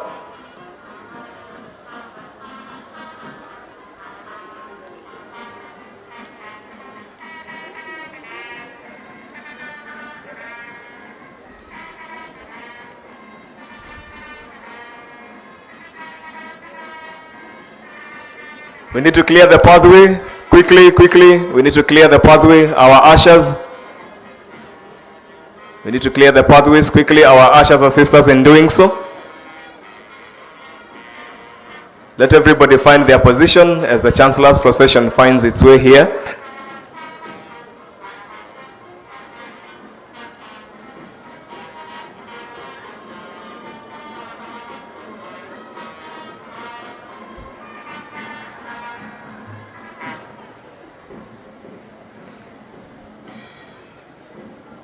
So once more, ladies and gentlemen,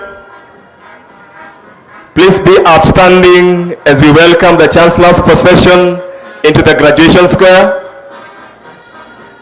Let us be upstanding, all of us kindly, as we welcome the Chancellor's procession into the graduation square. I request all of us, graduands and parents, may we all be upstanding as the Chancellor's procession finds its way into the graduation square. Our ushers, you can help us in ensuring that the pathway is clear. So our ushers, if you can actually help us ensure that the pathway remains clear. Let's not move up and about. Let us not move up and down, kindly. Graduates, maintain your positions and remain standing.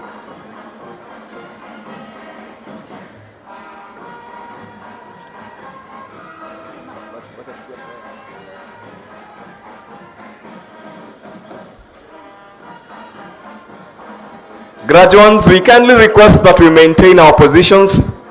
I can see some of us moving up and about. Our ushers, kindly we request that you help us maintain order.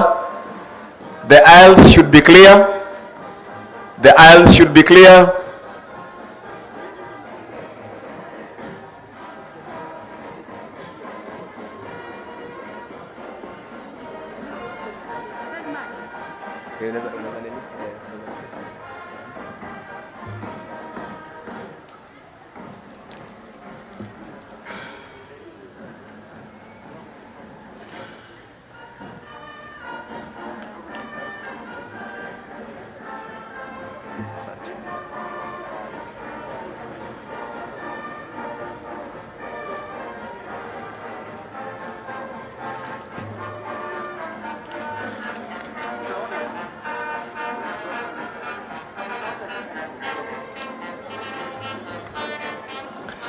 So ushers, we request that you help us in ensuring that the aisles are clear, and more so for the procession.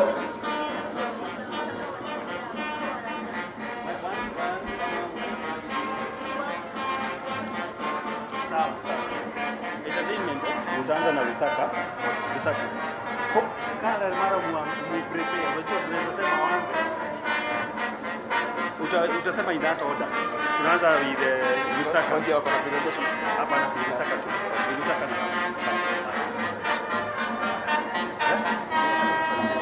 Yes.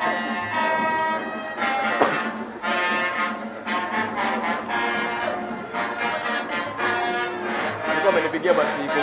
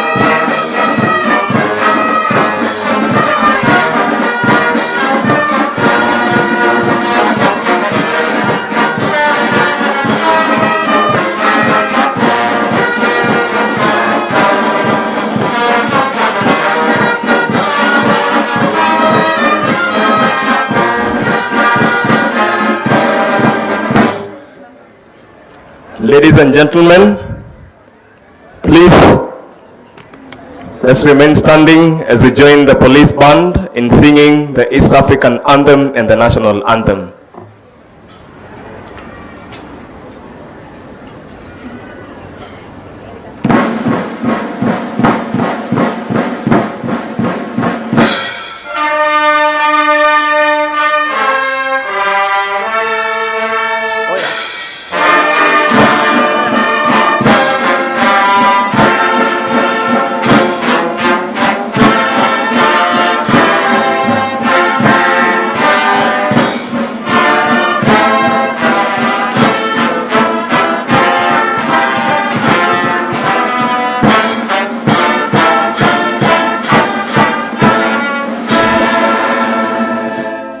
Please remain standing.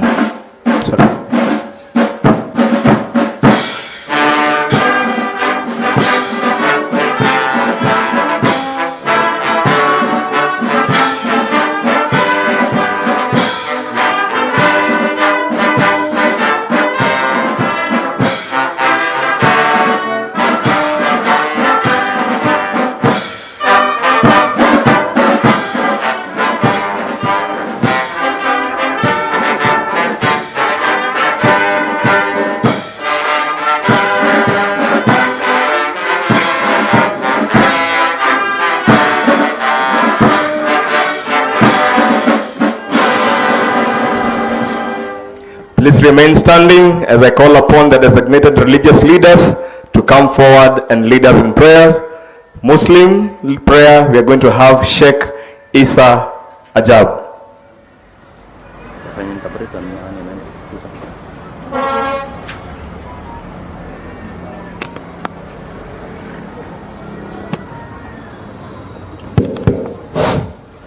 Bismillahirrahmanirrahim.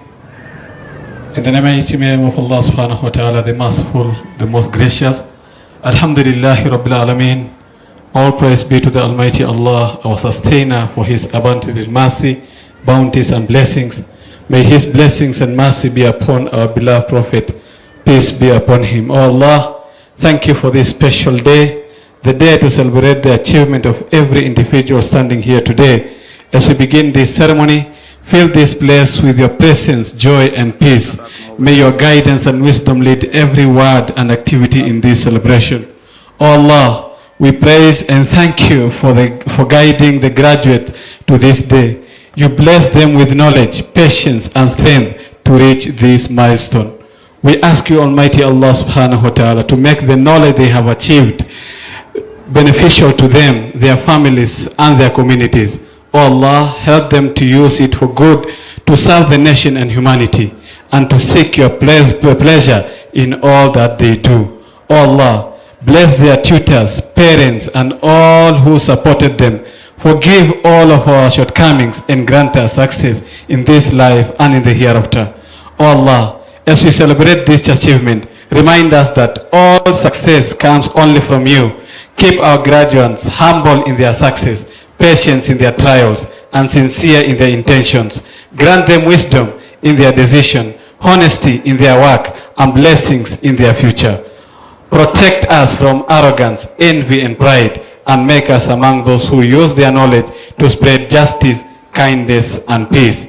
Oh Allah, we thank you for this university and the founders of this great institution. We thank you over their goodness and thought. We commit all of them unto you so that you may bless them. Bless us from the beginning of the session until the end. Amen. Amen. Amen. Thank you. I will now call upon Professor Reverend Gershon Kereka to lead us in Christian prayer.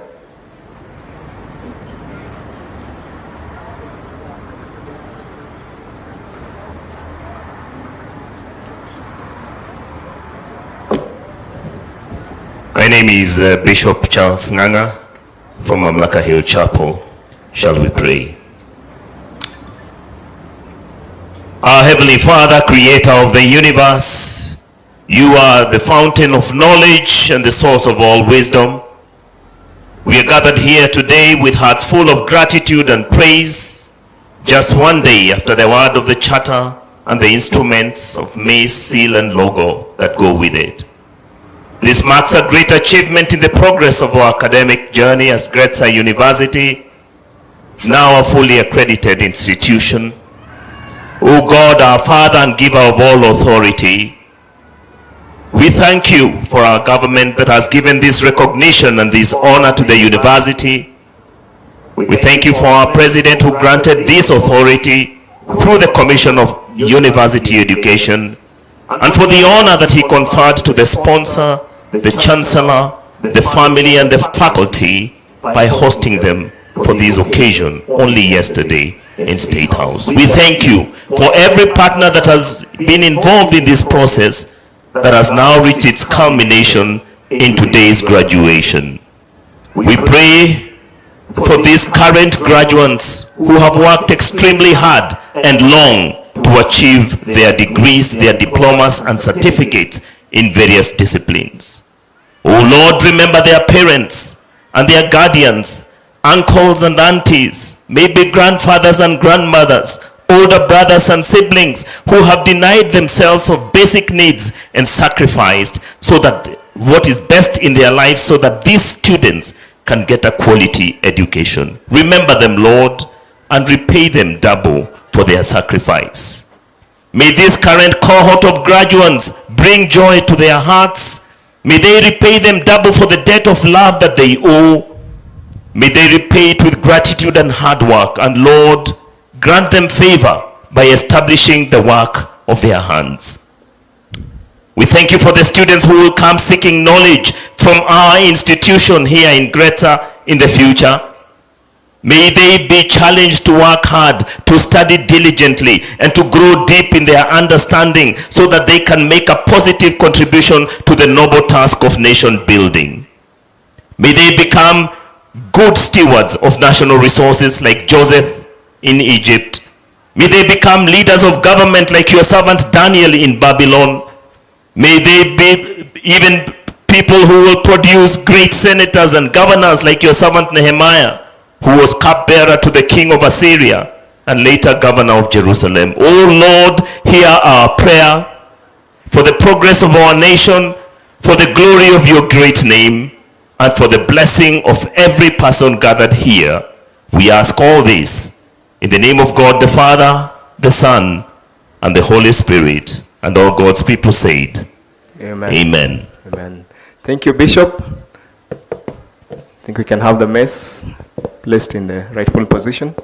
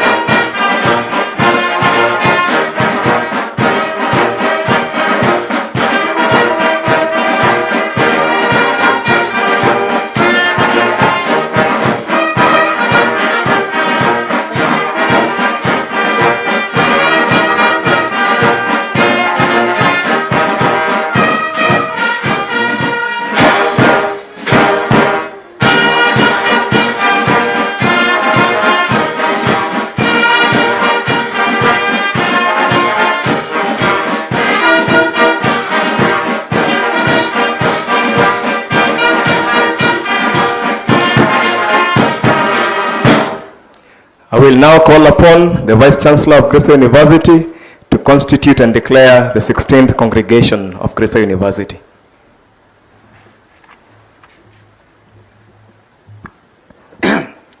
Mr. Chancellor, sir, by virtue of the Gretsa University Statute 26, Part 7C, I declare this assembly the 16th congregation of Gretsa University for the award of certificates, diplomas, and the conferment of degrees officially constituted.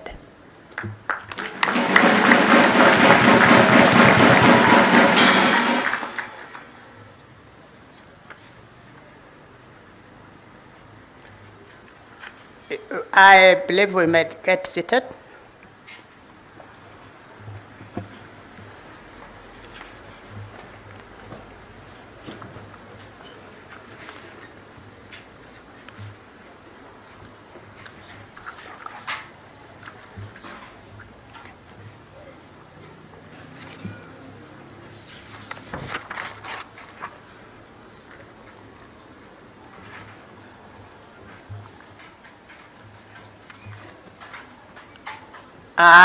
Mr. Chancellor, sir, I'd probably request before I proceed, we can fill in those positions there. Our parents who are seated out there, if you have nowhere to sit, you can sit where those seats are. Please fill in the seats, including the choir members, whoever does not have a place to sit.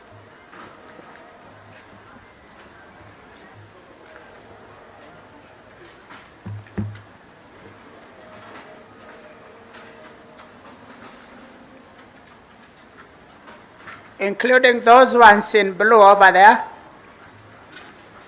Wale hawana mahala pa kukaa, wazazi, msisimame, kuna viti hapo.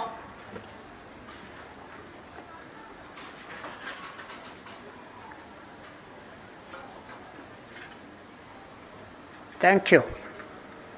Thank you. Ashe. Mr. Chancellor, sir,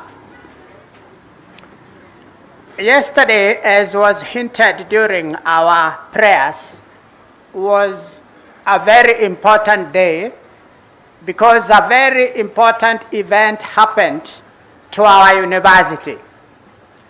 The event shall be disclosed to us by the chair of BOT, and this event is a critical turning point. It's a very important turning point in our university. And because this event just happened just yesterday, we are going to alter our program a little bit because it has had effect in the way we do our things from yesterday henceforth. And this effect or variation will start with this graduation ceremony. It's a double blessing, and you will see how. We are therefore slightly varying our program as follows. We are going to have, first of all, a small statutory ceremony. Sherehe kidogo tu ya kawaida. Hatutawaweka sana, ni sherehe kidogo ya kisheria ambayo kabla hatujaanza shughuli zetu za kuwatawaza mahafali wetu hivi leo, itatubidi kisheria tufanye ifuatavyo. Mr. Chancellor, sir, whereas Gretsa University is a duly established and accredited institution under the Universities Act number 42 of 2012, hereafter referred to as the Act, and operates under the authority of the Gretsa University Charter 2025, hereafter referred to as the Charter, that was granted by the Republic of Kenya. And whereas Article 38 of the University Act provides as follows in Section 1, that every university shall have a chancellor. Every university shall have a chancellor who shall be appointed as provided in Part B of the same section in case of a private university in accordance with the charter of that university. And whereas Article 16 of the charter provides for the appointment and installation of the chancellor as the titular head of the university, the custodian of its ideals and values and tradition, among other roles, And whereas Statute 7 of the Gretsa University Statutes provides for the functions of the Chancellor, and whereas the office of the Chancellor has become vacant due to reorganization of the university's governing organs, the sponsor, on advice of the Board of Trustees, has appointed a Chancellor by the name Mr. Charles Classon as the new Chancellor of Gretsa University. Therefore, may it be known to us that the following ceremony serves to install Mr. Charles Classon as the Chancellor of Gretsa University. I now invite the Chairman of the Board of Trustees to introduce Mr. Charles Classon to the congregation today and to make his speech. Mr. Chancellor, sir. He's the outgoing Chancellor, and therefore he's also the BOT chairman of BOT. Mr. Kibati Mbogwa, Dr. Kibati Mbogwa, sir.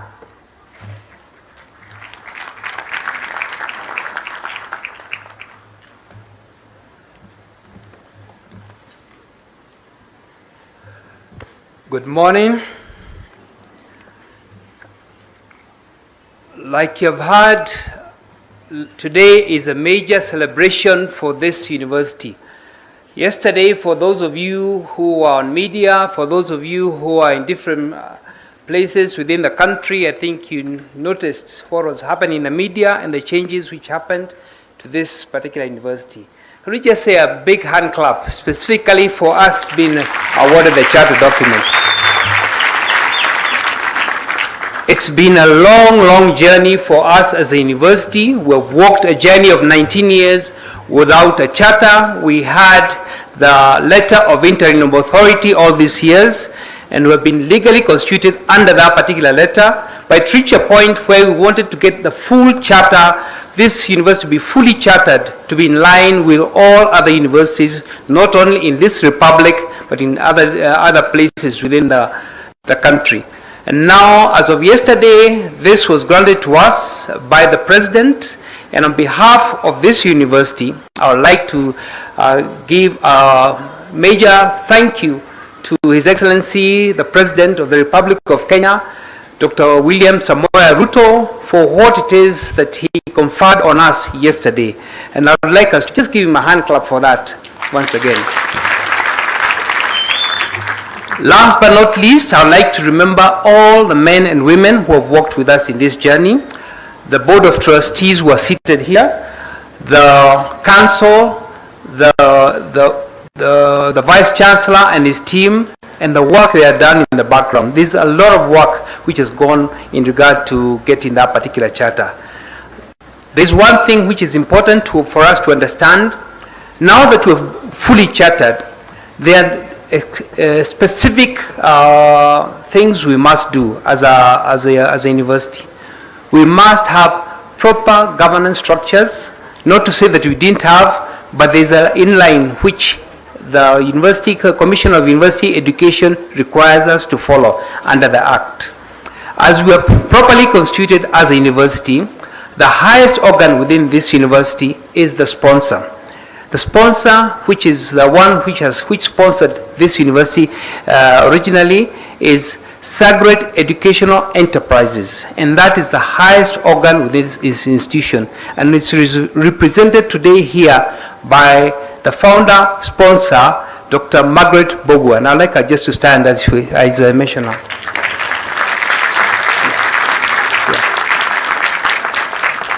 She has in the past been the chair of the Board of Trustees, but under the new act, she's been promoted to be the sponsor. And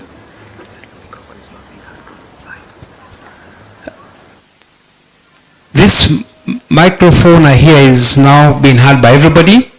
Under the new act, now Dr. Margaret Mbogwa, is now the chair of the sponsor, and I myself, who was the present chancellor, moves on to the position of the board of trustees. That's the second organ. The third organ within the university is, of course, the office of the chancellor, which we're going to install immediately after this, like the citation read. And the third organ is the council, read by Professor Francis Kibera. He's still the person who is the chair of the council. And then the last organ is the one headed by the vice chancellor. And those are the main organs of this university. So now we can say under the new charter, we're properly constituted to follow that through.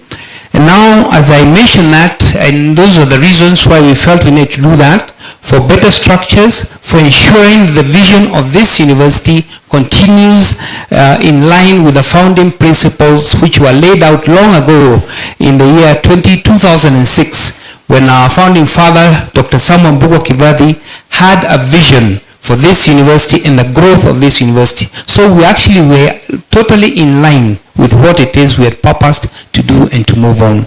So as the vice chancellor has read, he's read the citation for the incoming chancellor, and now I'd like also to read what it is that we as a board came across as the qualities which endeared us to him as the person who needs to be the incoming chancellor of this great university. So let me just go through the documentation and what it is. It is my honor to present the citation of Dr. Charles Clason Jr., a global visionary, mentor, and a distinguished partner to leaders across the world. Mr. Clason is widely recognized as an AI visionary, guiding leaders, institutions, and entrepreneurs to build a future grounded in what he calls exponential abundance. His work reflects a rare blend of technological insight, human-centered leadership, and relentless commitment to unlocking the highest potential in others.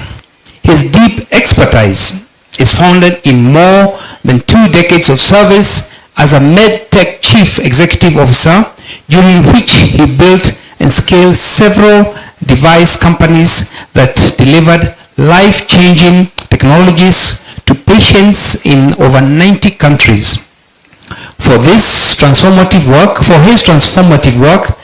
he has been honored with the prestigious awards, including the Ernst & Young Entrepreneur of the Year, Midwest Region, and the Technology Company of the Year from the Technology Associates of Iowa.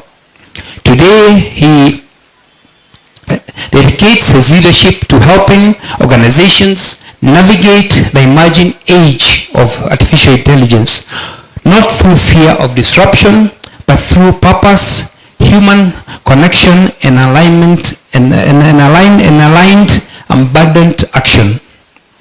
Mr. Clason's service extends deeply into the African continent. For nearly a decade, he has served as an executive mentor and leadership coach for the Mandela Washington Fellowship, the United States government's flagship program for emerging African leaders. Through his work, he has supported fellows across the sub-Saharan Africa to apply exponential thinking, innovation, and ethical leadership in driving sustainable impact within the communities. He further contributes to global education and leadership development as an advisor, board member of the University of Iowa Institute of International Business, where he helps shape the next generation of international business leaders. His lifelong guiding purpose, his massive transformative purpose, is to awaken exponential abundance for all. This purpose forms the foundation of his bold and far-reaching innovation thesis, the African Impact Collaborative, an ambitious platform committed to enabling 1 million African entrepreneurs to scale their prosperity and help build an abundant, inclusive future for the continent. Gretsa University is privileged to welcome a leader of such global vision, deep humanity, and unwavering commitment to transformative impact.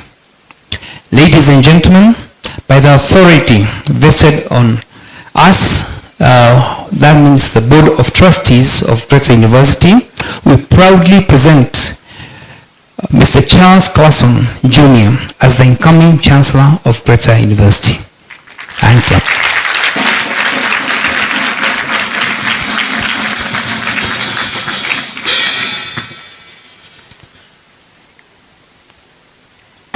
Just a moment.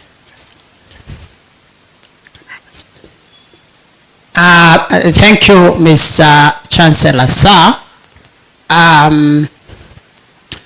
I now invite the chairman of Board of Trustees, accompanied by the chairman of the Governing Council, and in the watchful eye and the presence of the sponsor, for the installation of the new Chancellor. Mr. Chairman of BOT, Mr. Chairman of BOT and Chairman of Governing Council, Professor Francis Kibira, kindly step forward.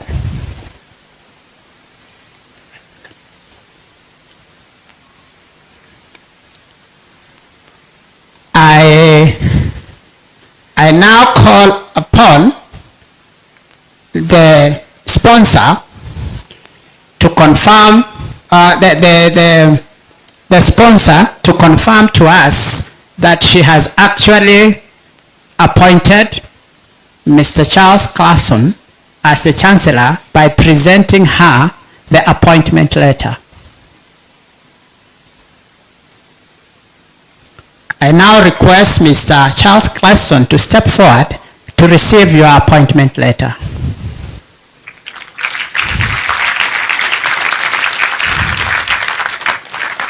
Thank you very much. Now it is my pleasure to request the incoming Chancellor, who has of course received, I don't know whether he has accepted the appointment, but we will soon know.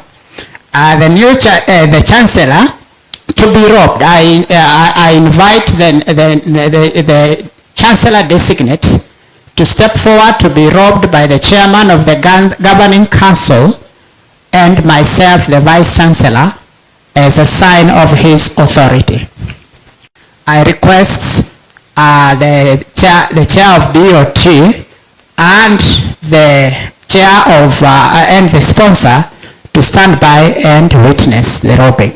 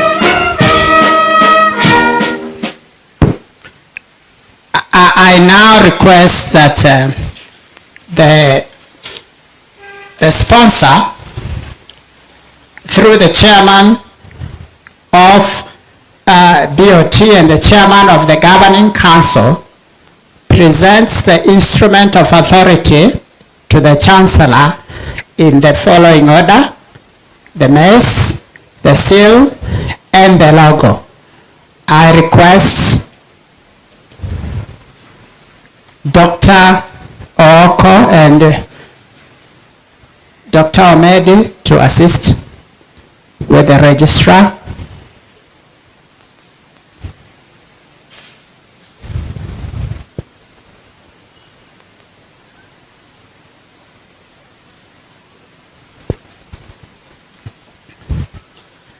You may bring them forward up the dais, please.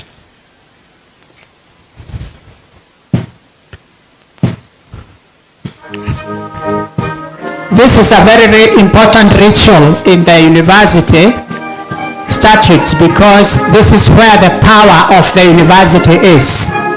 All the authority is held in the mace. Now we see the sponsor receiving the mace, the other way around. Yes, and now passing it over to the chair of BOT, tuwapigie makofi, and then passing it over to the chairman of council, and eventually to the chancellor who lifts it up as the power of authority. Ladies and gentlemen, we have a new chancellor, and then he hands over to me as the custodian. Thank you very much.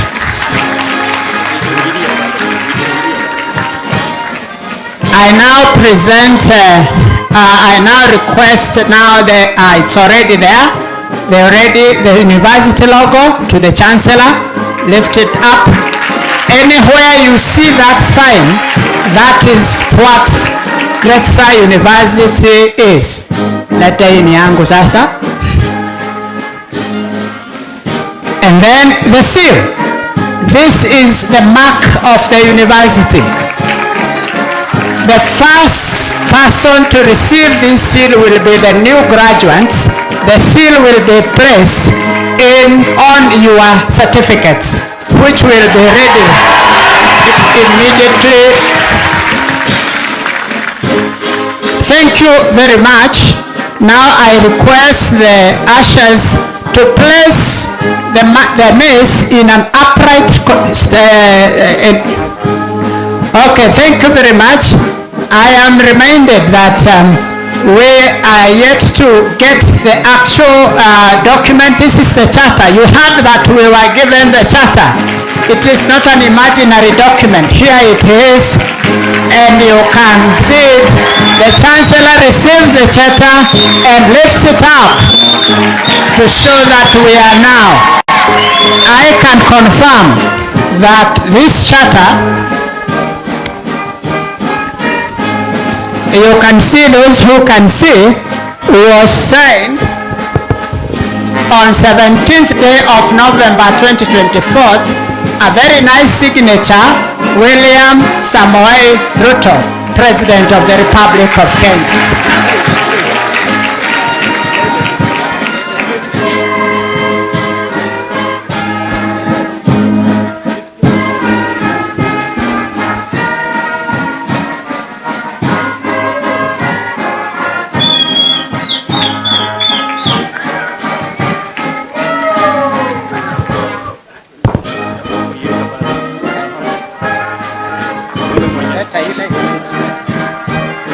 Okay, thank you very much.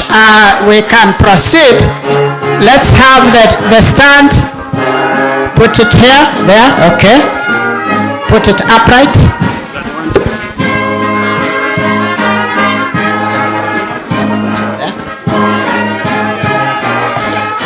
No. Thank you very much. The other of the documents can go back to where it is. The upright position, you can see now you can see now that the mace is in an upright position, signifying the presence of the chancellor. I will now request the chairman of BOT to declare the new chancellor officially installed. Chair of BOT. By the powers conferred on me by the university charter, I now declare you, Charles Clason, as the new chancellor of Gretsa University. Karibu sana.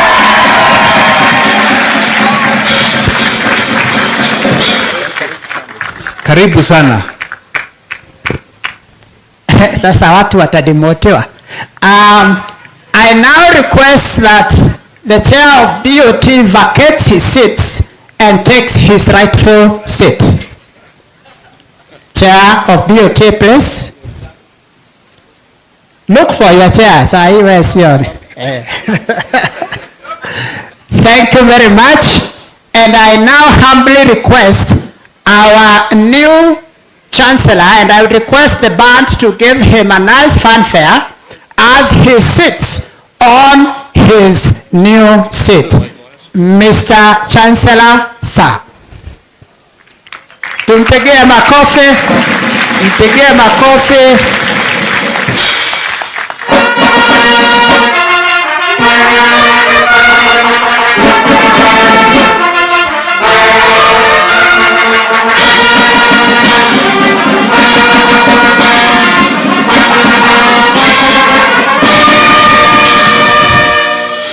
Thank you very much. Ukubwa una raha, naona vile anapumua.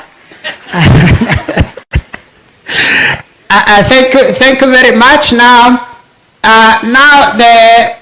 it is my honor to request the new vice chancellor, the new chancellor,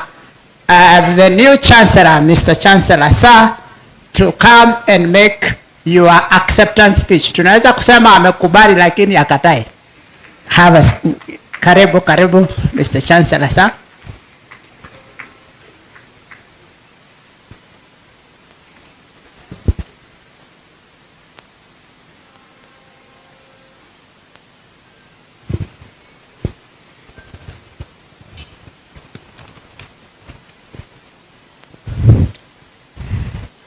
Karibuni.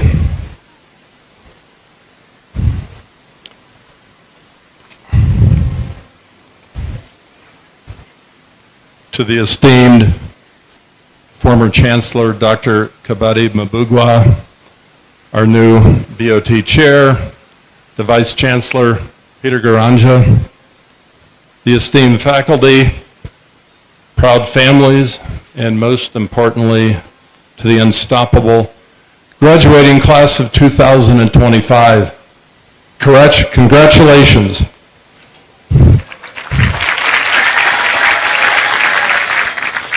Graduates, take a deep breath. Feel this moment.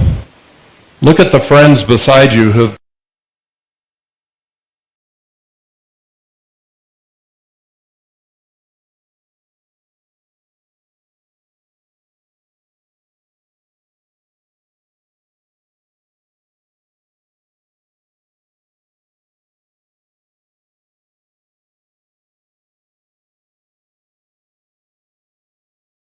of relentless commitment.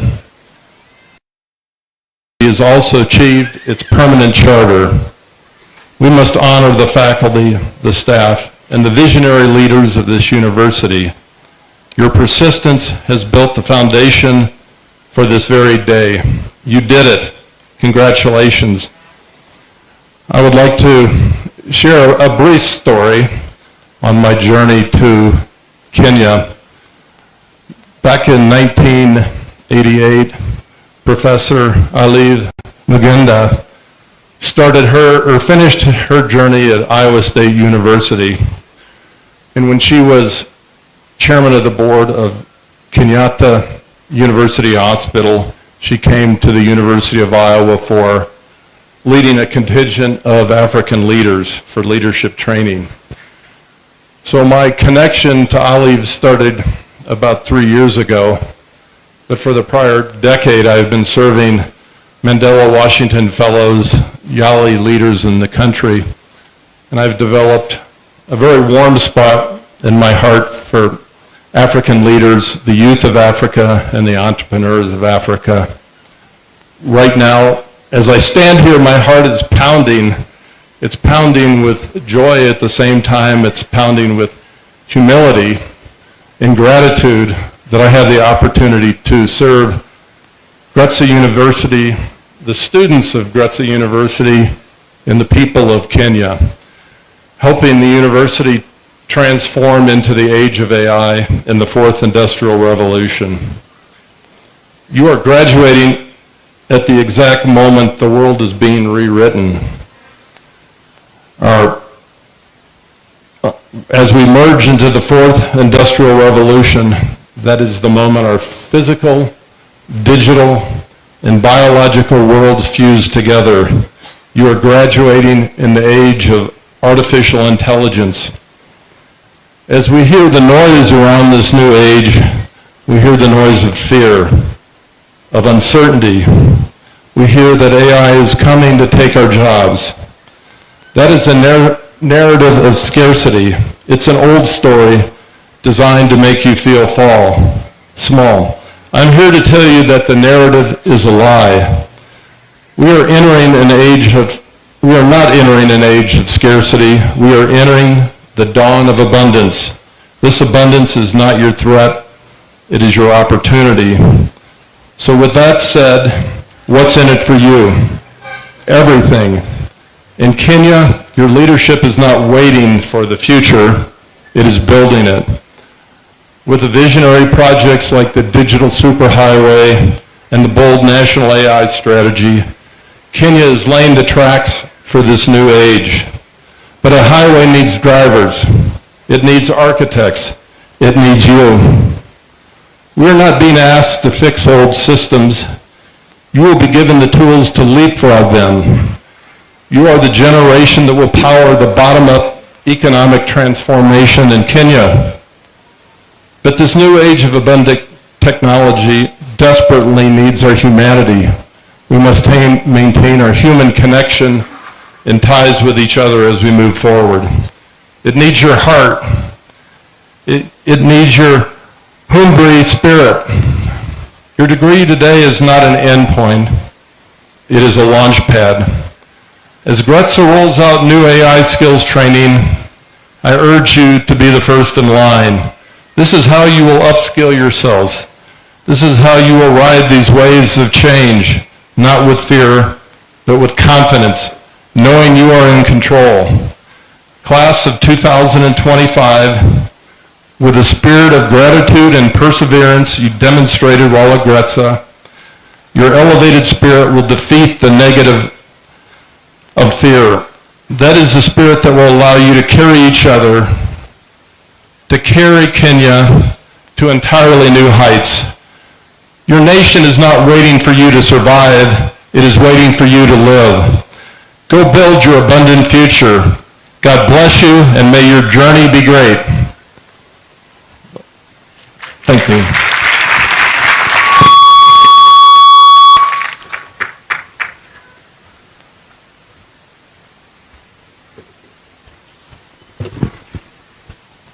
Thank you, Mr. Chancellor, sir. Everybody, hata ukienda Russia ama ukienda mahali you are accompanied by your friends. Where hata ukienda kwa mkutano fulani kupokea zawadi, even us here today we have been accompanied by our friends. And now I would like to welcome friends who have accompanied Mr. Charles Clason, Mr. Chancellor, sir, to his installation. Friends who have come from far and friends who are also our friends. I would like to welcome one of the many friends to represent all the other friends to give congratulatory messages to our message or represent other messages to our new Chancellor. The one that we chose was the best befitting person for that position, and this is none other than the legendary leader in university education, in Kenya. Those who know the person I'm talking about, cannot be any other legend other than Professor Olive Mugenda. Ladies and gentlemen, Mr. Chancellor, sir, Professor Olive Mugenda has kindly accepted to give that speech, congratulatory speech. You heard she was also mentioned by Mr. Charles Klassen, and I'm also one of her products. I owe standing here. Those who know me when I speak, I always quote her. And therefore, with all humility, my mentor, my boss, and my friend, Professor Olive Mugenda. Karibu sana.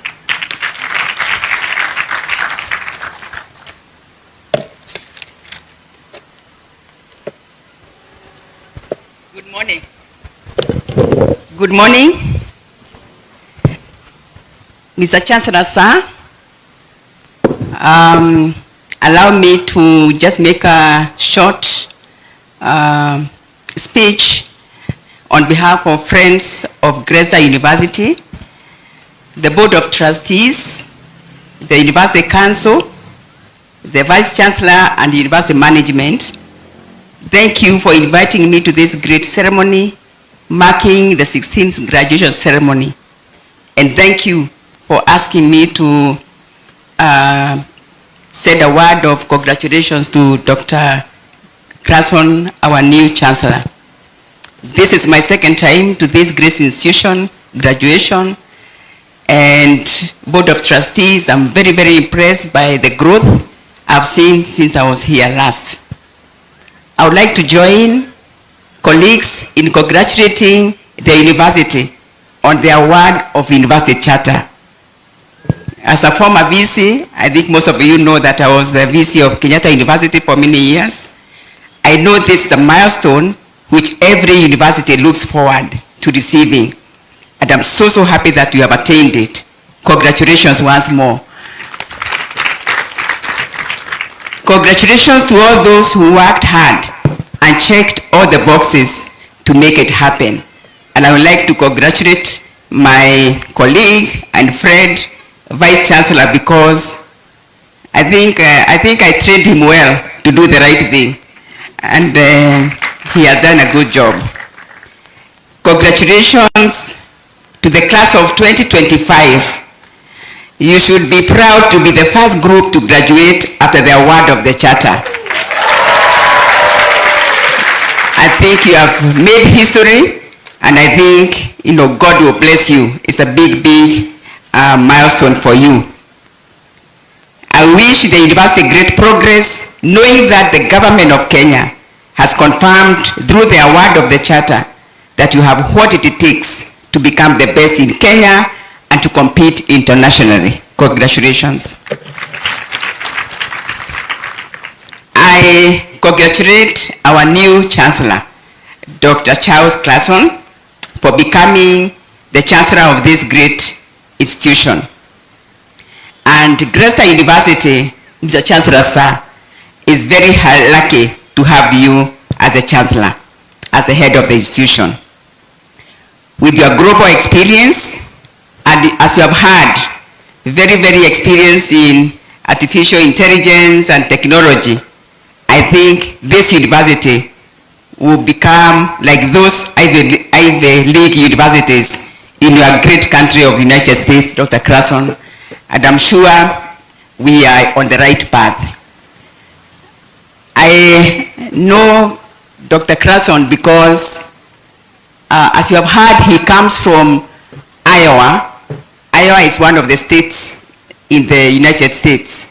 And for me, I studied at Iowa State University. So I studied in a university in his county, state of Iowa. So I know him, and when Dr. Kibadi and the Board of Trustees were looking for a chancellor, and they asked us as friends of this university to give names, I was among those who gave a name, among others, and the final decision, of course, was with the Board of Trustees and the sponsor, and they did their due diligence among all the candidates, and I think I agree with them that they made the right choice once they did their due diligence. So, Board of Trustees, I think you did a good job after considering all the candidates coming up with Dr. Krason as the Chancellor of this university. So congratulations, Chancellor. We are here to support you, to make sure that you make a difference in this great institution. I wish the management, led by my even more. I am, as a person in this industry, Dr. Garaja, Dr. Kivadi, you know, I'm just a call away for any advice which can help this university become even better. But you are doing a great, great job. To the graduands, congratulations once again. I wish you success in whatever you do after this great milestone. I pray to God that God will bless you, bless your future plans, give you good health, and just make you visionary, and give you the discerning power to know what is right and what is wrong as you go to the next phase. I wish you all the best. God bless you, and enjoy this moment, and I'm sure God will bless your future plans, whether you want to go on with studies, whether you want to get married first, whatever you want to do, God will bless you. All the best.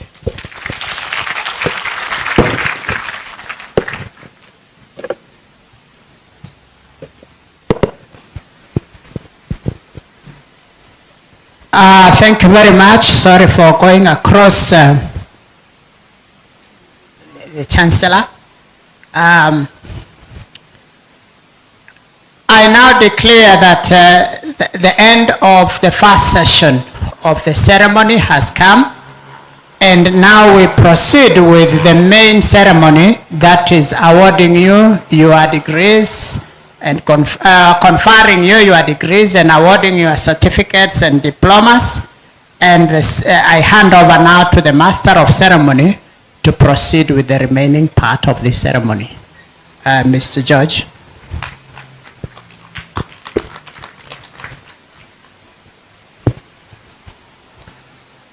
Thank you so much, Vice Chancellor. Indeed, this is a great and momentous occasion for Gretsa University, and we can all applaud as a sign of appreciating what God has done for us. Thank you. I think at this point in time, before we proceed with the entertainment, allow me, Mr. Chancellor, to remind us that we have enough washroom facilities. We have one adjacent to the swimming pool, that is for the guests and parents and the graduates. We equally have another facility behind the library, just outside the main cafeteria. And for our VVIPs, we have a facility just behind the main dais. Mr. Chancellor, sir, the student community is pleased to present the following items: Gretsa song, jazz, martial song, contemporary traditional dance, both from main campus and Lusaka Institute. So we shall have the group from Lusaka Institute come first, and then the Gretsa community shall join in. So Madam Kerubo, if you can take charge.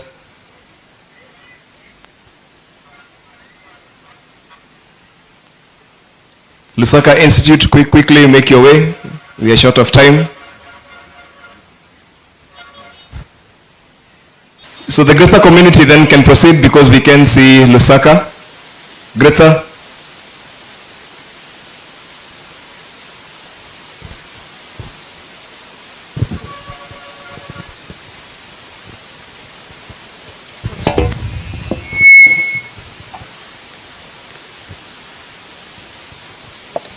With your permission, Mr. Chancellor, sir.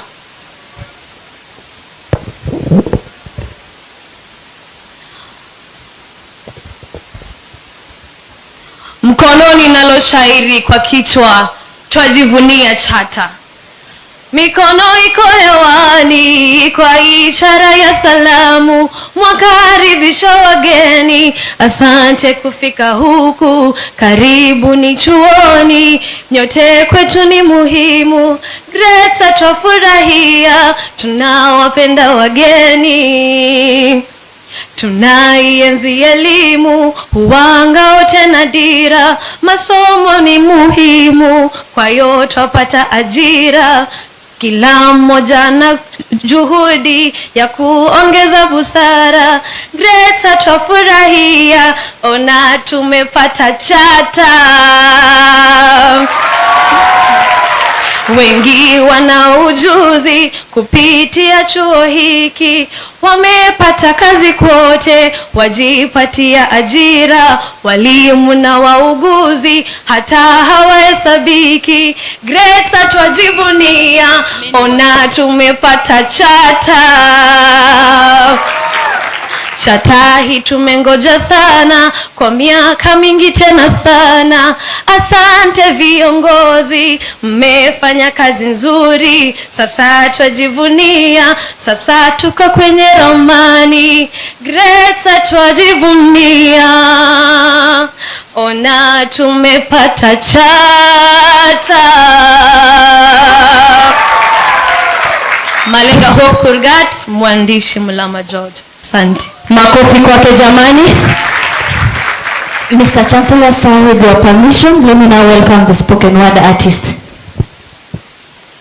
After this, they will be followed quickly by the choir. Thank you so much. With your permission, Mr. Chancellor, sir, allow me to present this spoken word. My name is Caleb. I am a poet, and today I'm really happy to present this spoken word to our dear graduates, together with our distinguished parents. Welcome. So you know, I saw you inside Gretsa University, all those times that you are coming to school to learn, inside this class, listening to the lecturers and trying hard to understand. There is a time I saw you. You are forced to stand up and face those difficult and complicated exams and make sure if anything happens, you could still make it to your pass. And today, I am really happy to see you, because you are seated on those seats of crown. You are dressed in a beautiful black and red gown. I see your smile, I see your eyes, the reflection of joy and that deep sigh of relief, because you have achieved on what you believe. And I believe there is a time I will see you getting your dream jobs and promotion. I will see some of you excelling in your further education. I will see you achieving your different goals and life ambition. I believe it will be revealed. Education is the key. Your parents told you when you were still a kid.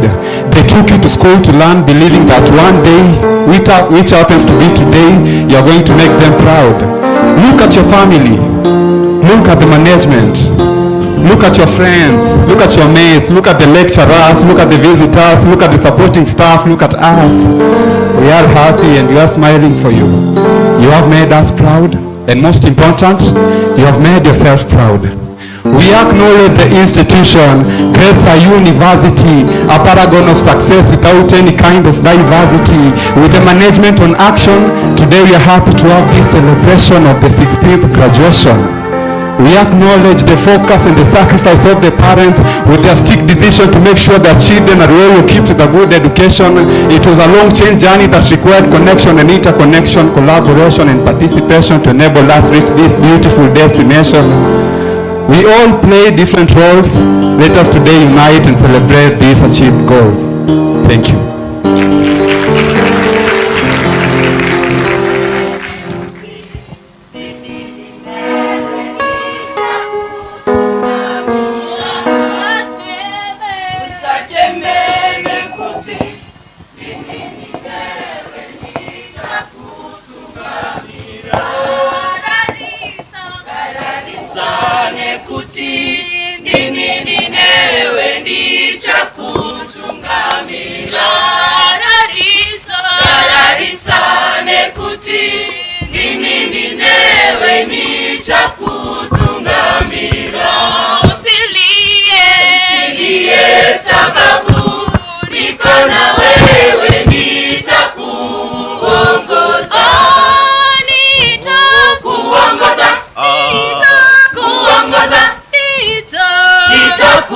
Nitakuongoza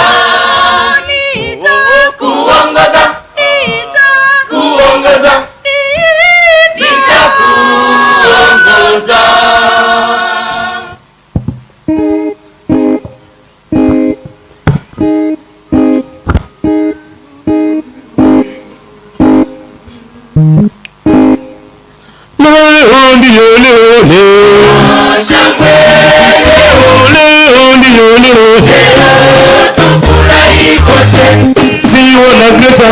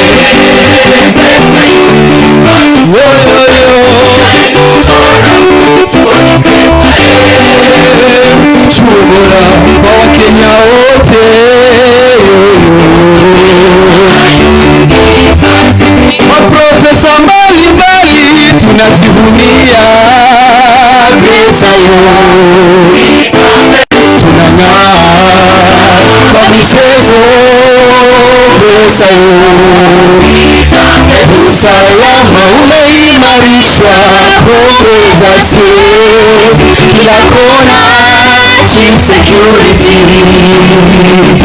madarasani ya kutosha tena digitally equipped walimu wote wamehitimu Gretsa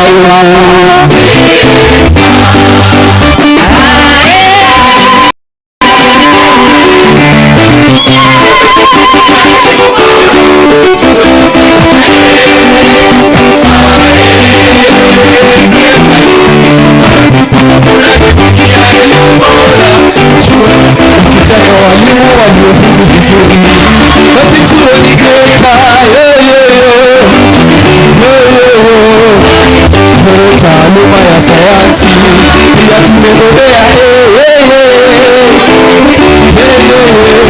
ukitaka mapitisho ya lishe bora chuo ni Gretsa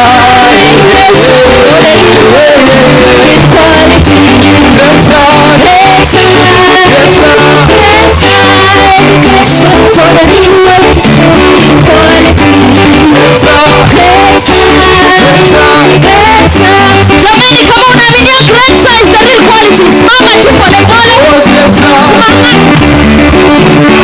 Simama pole pole, yani na hiyo kofia yako uringe. Nafasi ni hii. Aya, sebe sasa. Peleka mkono juu kidogo. Hapa hapa kama unaamini wewe si dansa, mkono hapa pole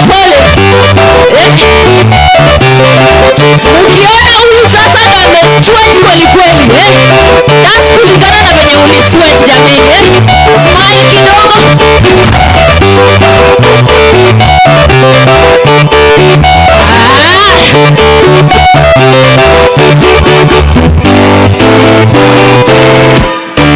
Aya, sasa geukia jirani yako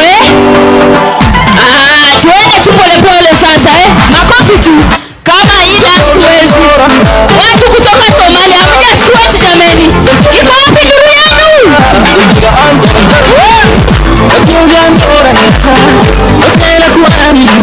Nasikianga uko ni shingo tu. So ukipeleka shingo uko sawa, si ndio? Mohana kubali hapo kando. Iko wapi kelele yao jameni? Naona wamesimama hapo.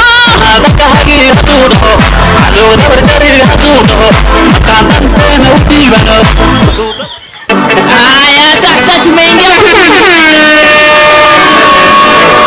songa tu pole pole, sawa? Tulisema kama ujui kudance, angalia MC. Mko na mimi, ni mimi tu. Hapa unasonga left, right, left, right, left, right. Tusijikaze kama Bruce. Bruce, nafasi iko hapa juu. Unajua wewe aduli. Uling'ang'ana sana kutafuta max. Songa tu hapa kofia kidogo unaweza toa. Uko na watu hawa itoe tu upeleke hivi. Pole pole. Hii neno foldo bado uko na suti. Pole pole tu. Huyu Mungu ametushikilia mnasibu. Miaka amepea wazazi school fees. Iko wapi nuru ya wazazi?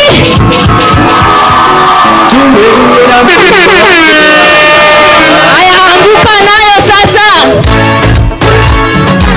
Anguka kidogo. Unaanguka pole pole. Naona Amina ameng'ara kweli kweli. Tuende chini Amina.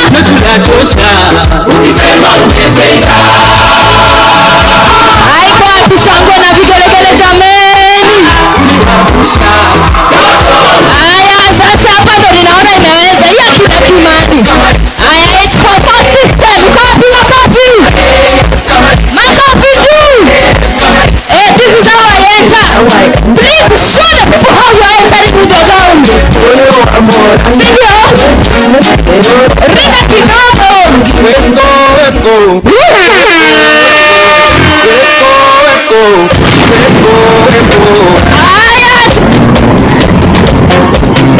Kwa sasa nataka kupea msikaji mwenye na graduate.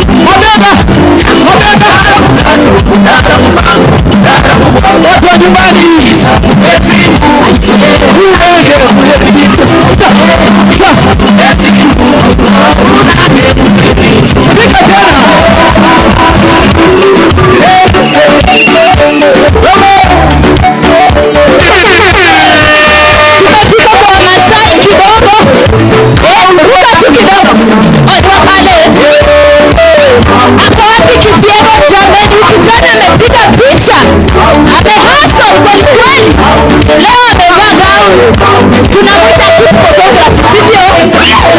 Ako wapi jamani? Simoni dance floor. Aya, ita Masai kama umesweat. Pepeta tu pole pole. Utasweat. Pole pole tu.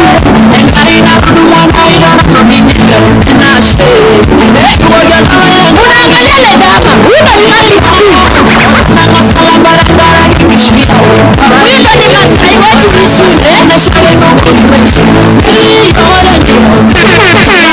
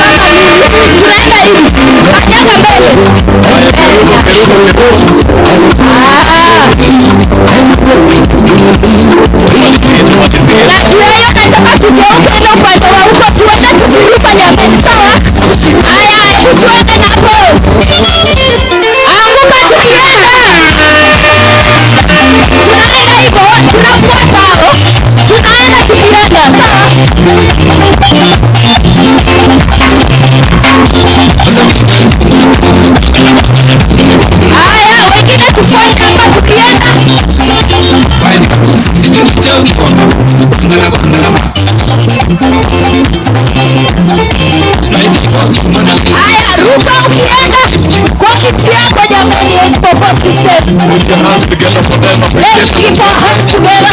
Blow them for the good one. Blow them. Sekeruba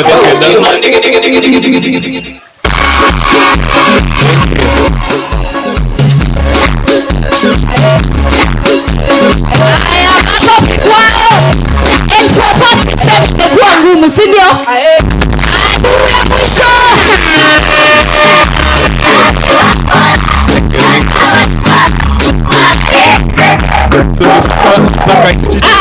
Dickens. Iko wapi nduru ya Dickens? All right, Lusaka Institute, you have 2 minutes. Quickly, make your way forward. 2 minutes, kindly.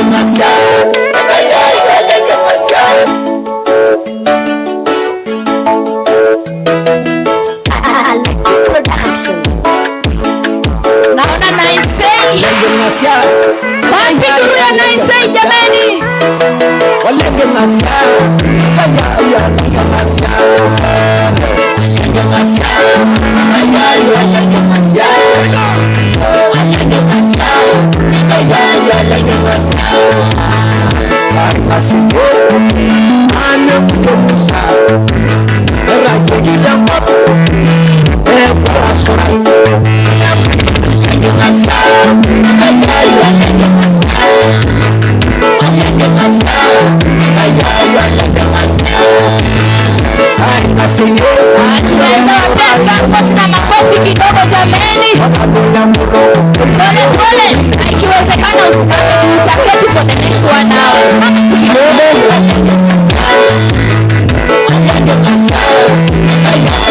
Tusimame jameni kidogo. Ni 1 minute tu. Kwa pindu yao jameni. Naona ni wazazi wameng'ara.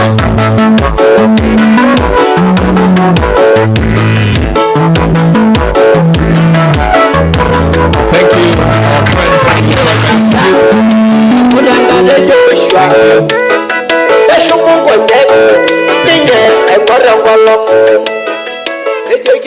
Naona wanatoka kwa maridadi jameni, kwa wapi nduru yao? Makofi kidogo jameni we. Thank you, thank you.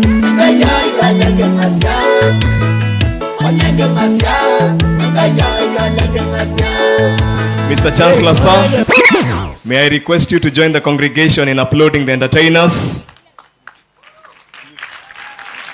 Thank you, thank you.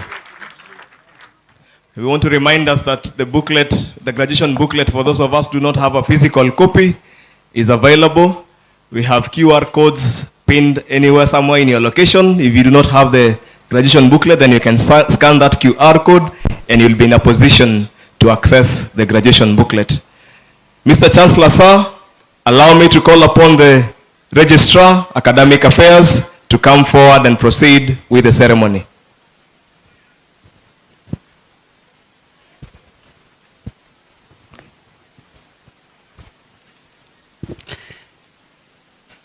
Mr. Chancellor, sir, allow me to call upon Deputy Vice Chancellor, Academic and Student Affairs, to come forward and proceed with the ceremony. Thank you.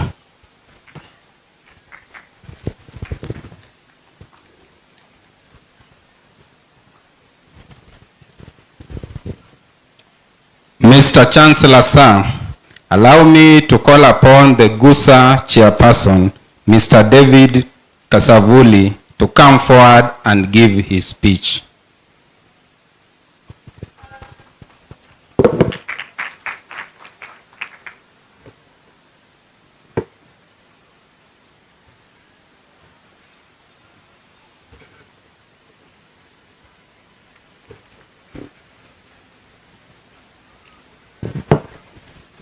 Mr. Chancellor, sir, Chairman Board of Trustee, Dr. Kimbati Mbugwa, member of the Board of Trustee present, members of the Governing Council, Vice Chancellor, Dr. Peter Karanja, University Senate, member of the University Management Board, university staff, students, parents, family members, honored guests, the stars of today, the graduates of class 2025.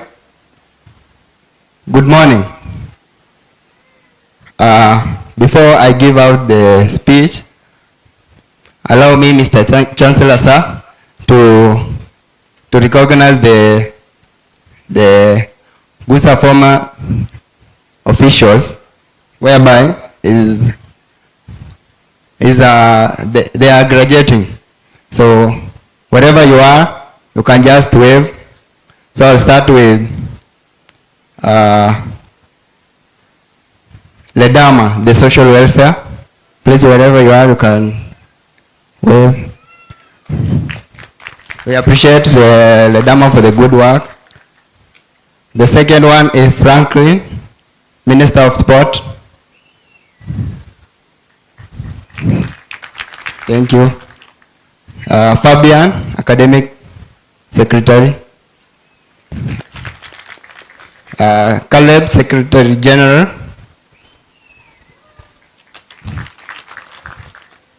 Wambui, Vice President. Wambui. And finally, the former GUSA President, Faldo Ouma.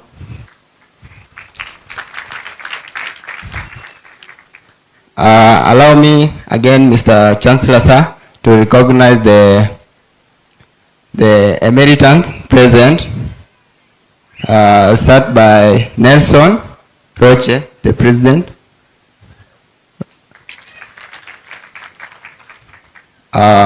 Beston Kimathi, Secretary General. And finally, Violet Nyachama, the Minister of Social Welfare.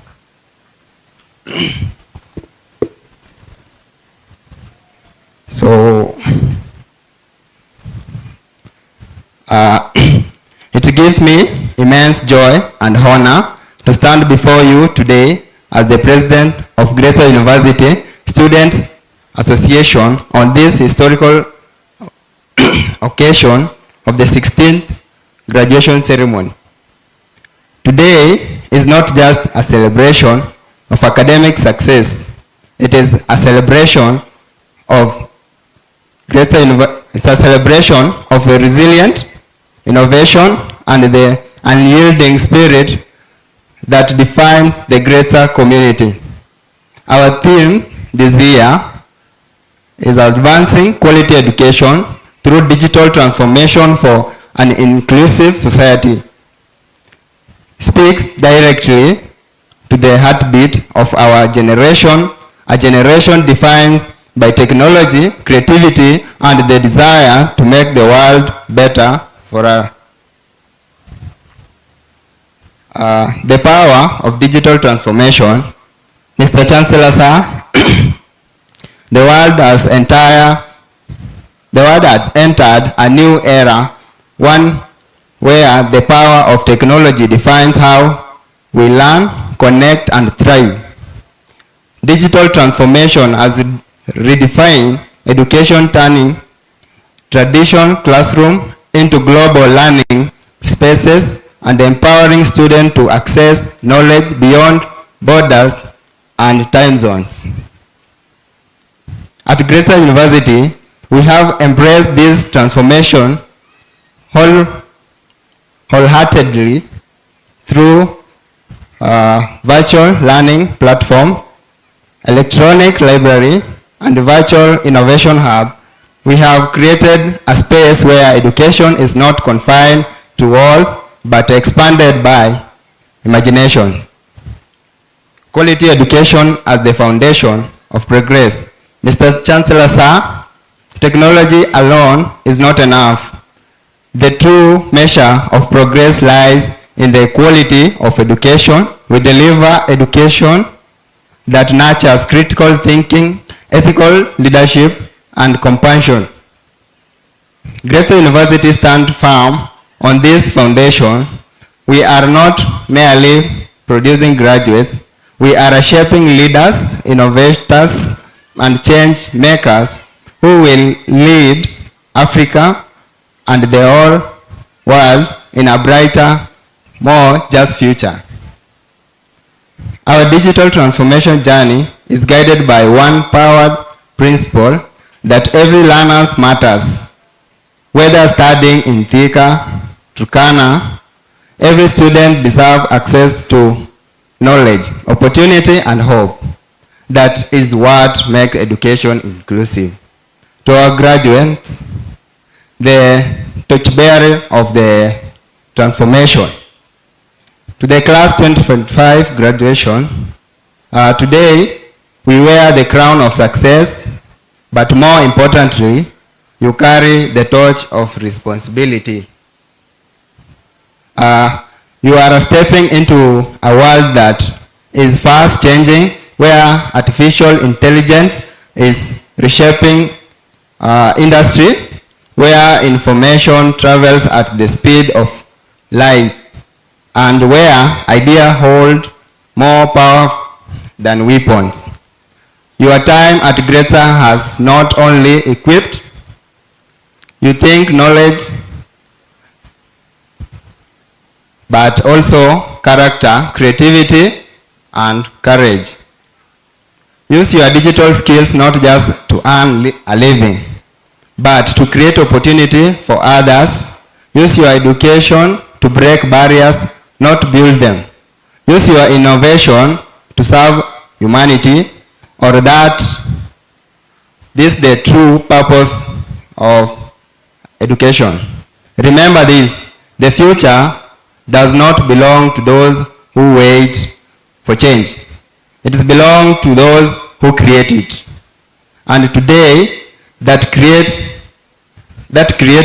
is you, the Gretsa graduate. Vision for the future. As we move forward, we must continue to invest in digital infrastructure, research and innovation, but also in value that unite technology with humanity. Let us strengthen partnership between university, industry and government so that together we can build, acknowledge, drill, include economy. Let Gretsa University continue to shine as a model of excellence where innovation meets compassion and where every learner is empowered to transform society. Mr. Chancellor, sir, allow me to conclude by, as we celebrate this milestone, let us remember that education is not the filling of a vessel, it is the lighting of a flame that must keep burning through every mind enlightened, every life uplifted, and every dream realized.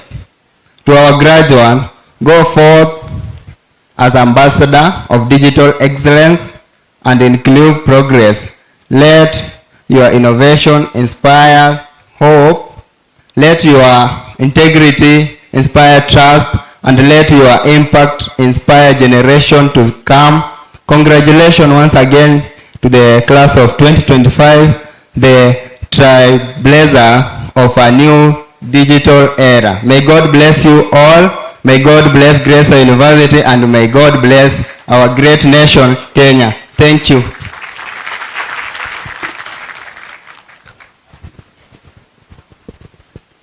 Mr. Chancellor, sir, allow me to call upon the overall graduand, Chemutai Sheila, to read the class valedictory address to the congregation. Chemutai Sheila.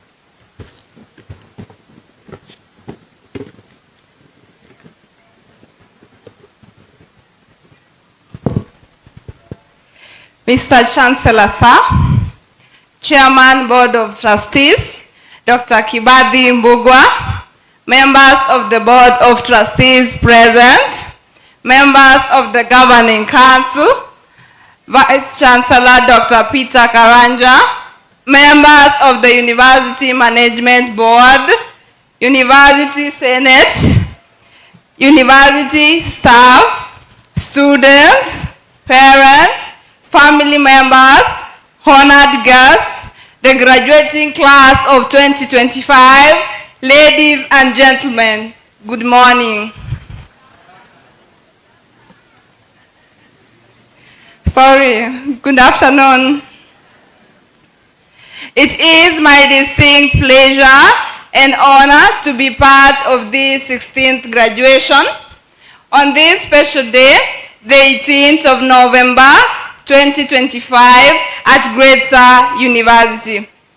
My name is Sheila Chemutai, a graduate from the School of Education, Humanities and Social Sciences. I am honored to be giving this speech on behalf of the class of 2025. Today marks the culmination of a remarkable journey, a journey of growth, discovery, resilience, and grace.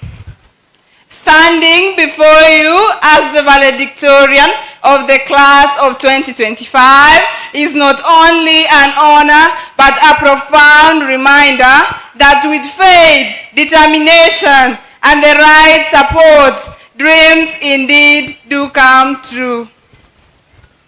When I first set foot in Gretsa University, I was a young, innocent girl, full of dreams, uncertainties, and curiosity. I came ready to venture into the unknown, to explore the world that lay ahead of me, armed only with ambition and hope. Little did I know that I had found myself in an institution that would soon become a second home.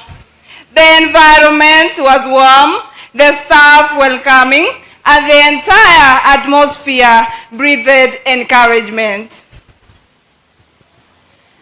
In those early days, everything felt new and vast, from finding lecture halls to adjusting to the rhythm of academic life. Yet it was within this unfamiliar world that I found guidance and inspiration. I met lecturers who did not just teach but mentored. I met friends who became family, and I met challenges that taught me patience, courage, and humility. Every person I encountered contributed to a piece to the mosaic of who I am today.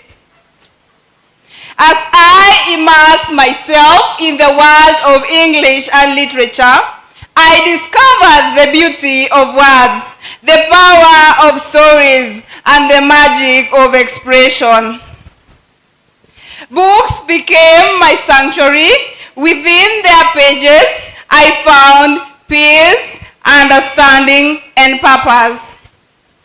Literature taught me that life is not defined by perfection, but by persistence, compassion, and the will to rise even after falling. Each morning I woke up with a spirit of diligence and a quiet prayer to conquer the day, not for recognition, but for growth. In the words of Nelson Mandela, education is the most powerful weapon which you can use to change the world.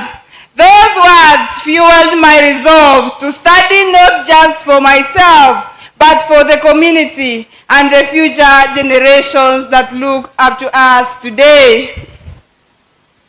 This victory, however, is not mine alone. I owe immense gratitude to the Almighty God. When strength failed, His grace prevailed. I held on to the promise in Philippians 4 verse 13. I can do all things through Christ who strengthens me. Indeed, every step of this journey has been a testimony of His goodness. To my lecturers, your dedication, patience, and wisdom have shaped not just my mind, but also to my character. You taught me that true education extends beyond the classroom. It is about integrity, service, and compassion.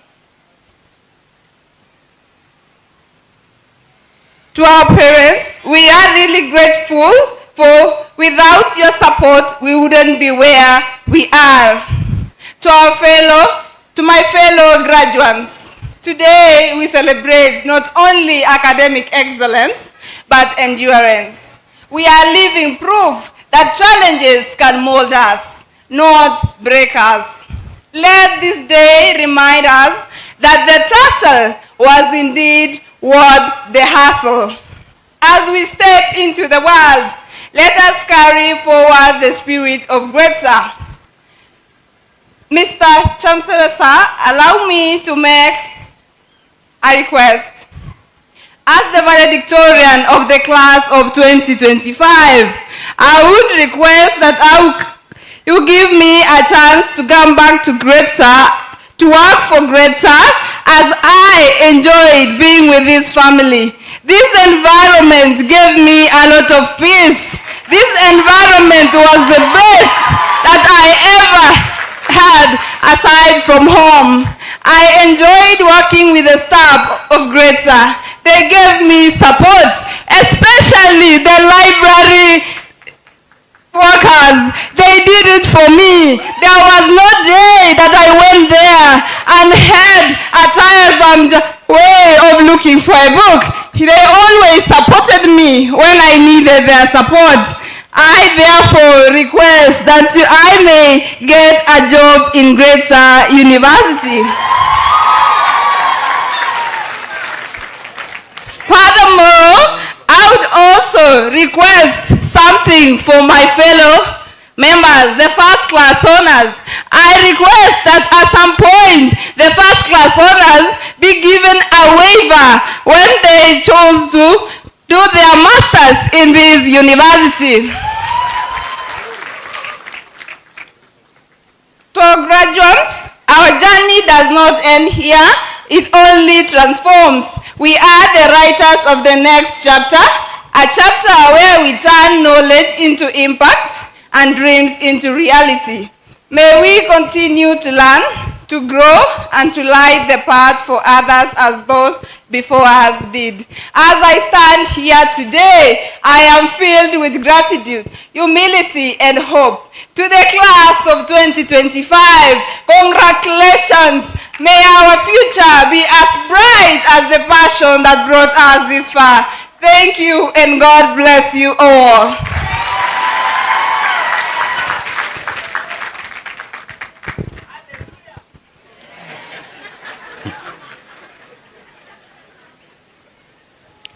Mr. Chancellor, sir, allow me to call upon the Vice Chancellor to address the congregation and proceed with the ceremony.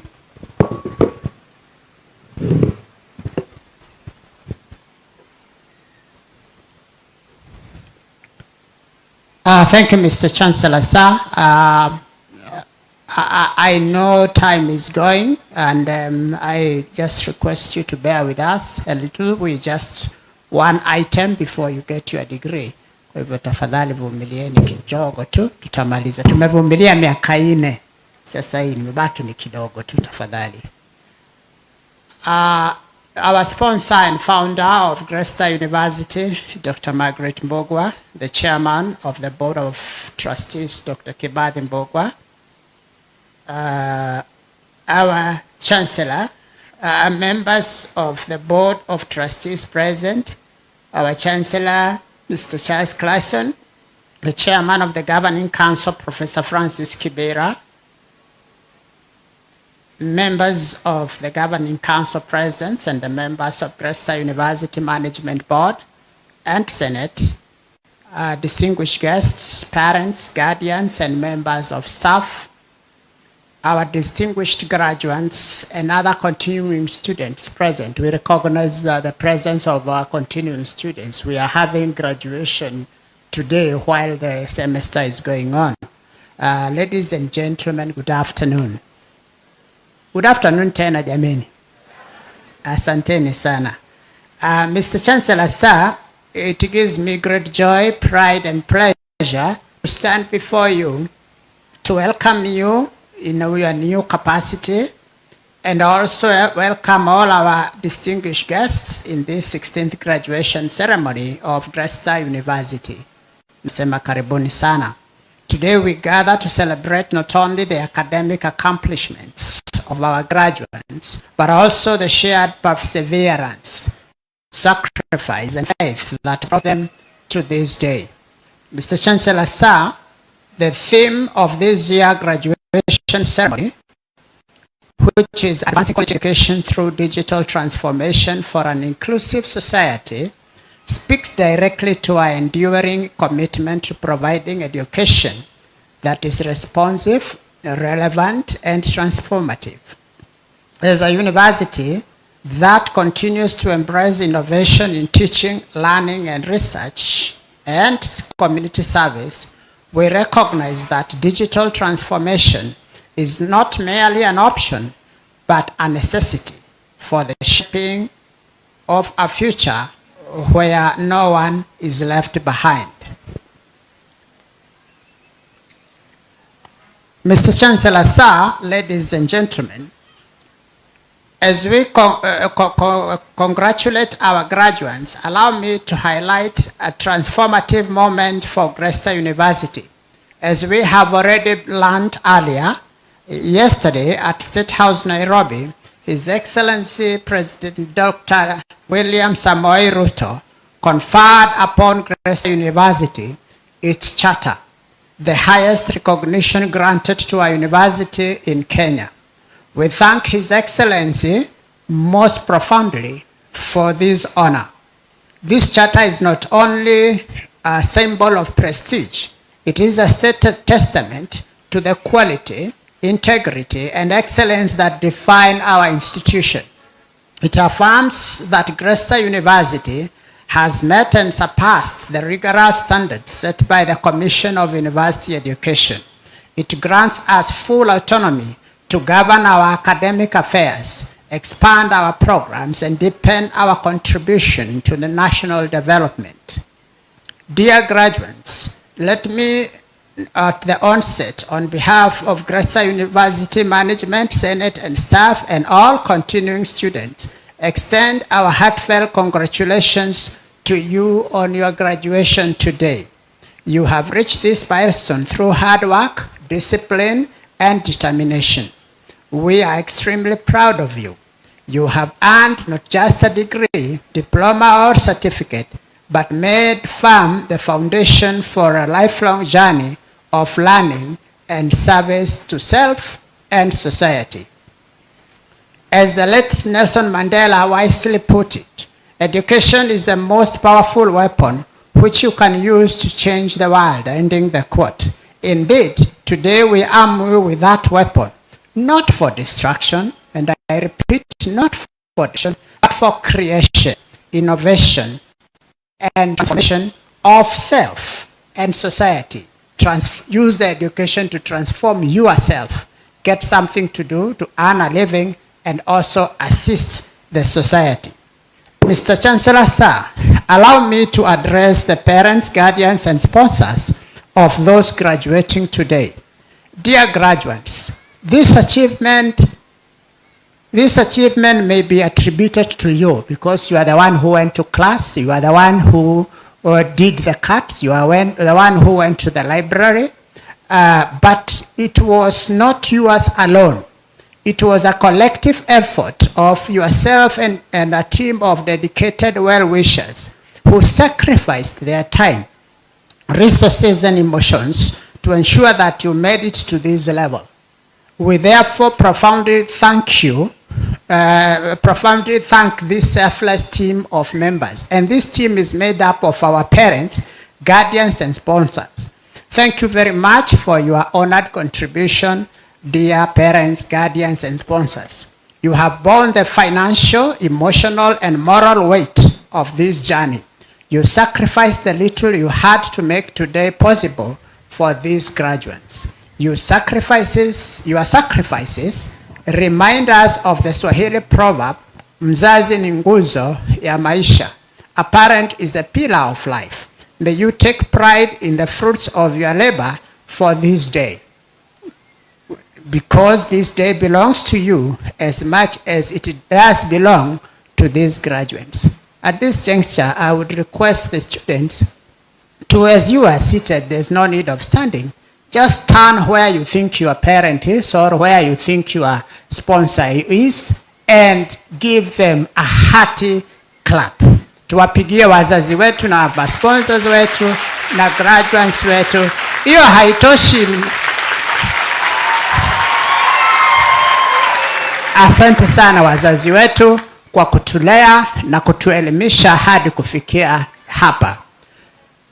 Dear graduates, to the Board of Trustees led by our esteemed founder, Dr. Margaret Mbogwa, we thank you for our unwavering vision and guidance that continues to steer this institution towards excellence. Your foresight and material support has ensured that Gretsa University remains on a path of sustainable growth and academic excellence. Members, you know that Whether we have few students, whether we have money, whether we don't have money from school fees, the university continues. That support comes from the Board of Trustees, who continue funding us to see what you are seeing today as the university. Under the Board of Trustees, we have the Governing Council, under the capable leadership of Professor Francis Kibera. We thank you for your policy direction and stewardship, ensuring Gretsa University remains a beacon of academic innovation and integrity. Your robust leadership and careful deliberation provide the crucial policy guidelines and institution direction that allow this university to operate efficiently and uphold the highest standards of governance. I would fail in my duty as Vice Chancellor if I don't appreciate the staff and management of this institution, who we appreciate both academic and administrative staff, because the success we celebrate today is a direct outcome of the commitment of this team. You have shaped these young minds with knowledge and guided them with patience and care. Even when you are appearing before a students' disciplinary committee, we are still shaping you. We are still guiding you, because we are telling you here you went out kidogo and you need to come back. We sincerely appreciate all of you for your tireless efforts, both academic and non-academic staff. Tuwapigie makofi tu tafadhali. Tafadhali, hata kama alikupatia receipt, ilikuwa ya kukusaidia. Mr. Chancellor, sir, at Gretsa University, we continue to enhance our academic programs, infrastructure and technological capacity. Our focus is on the future, future-proofing our learning environment. Towards this end, we have taken measures that will ensure that we perfect in delivering to our motto of quality education for the real world. During the last year, we have actively recruited highly qualified academic staff to steer and drive excellence in the new and existing academic program. Most of the new staff have been recruited to lead new academic programs as required by the Commission of University Education.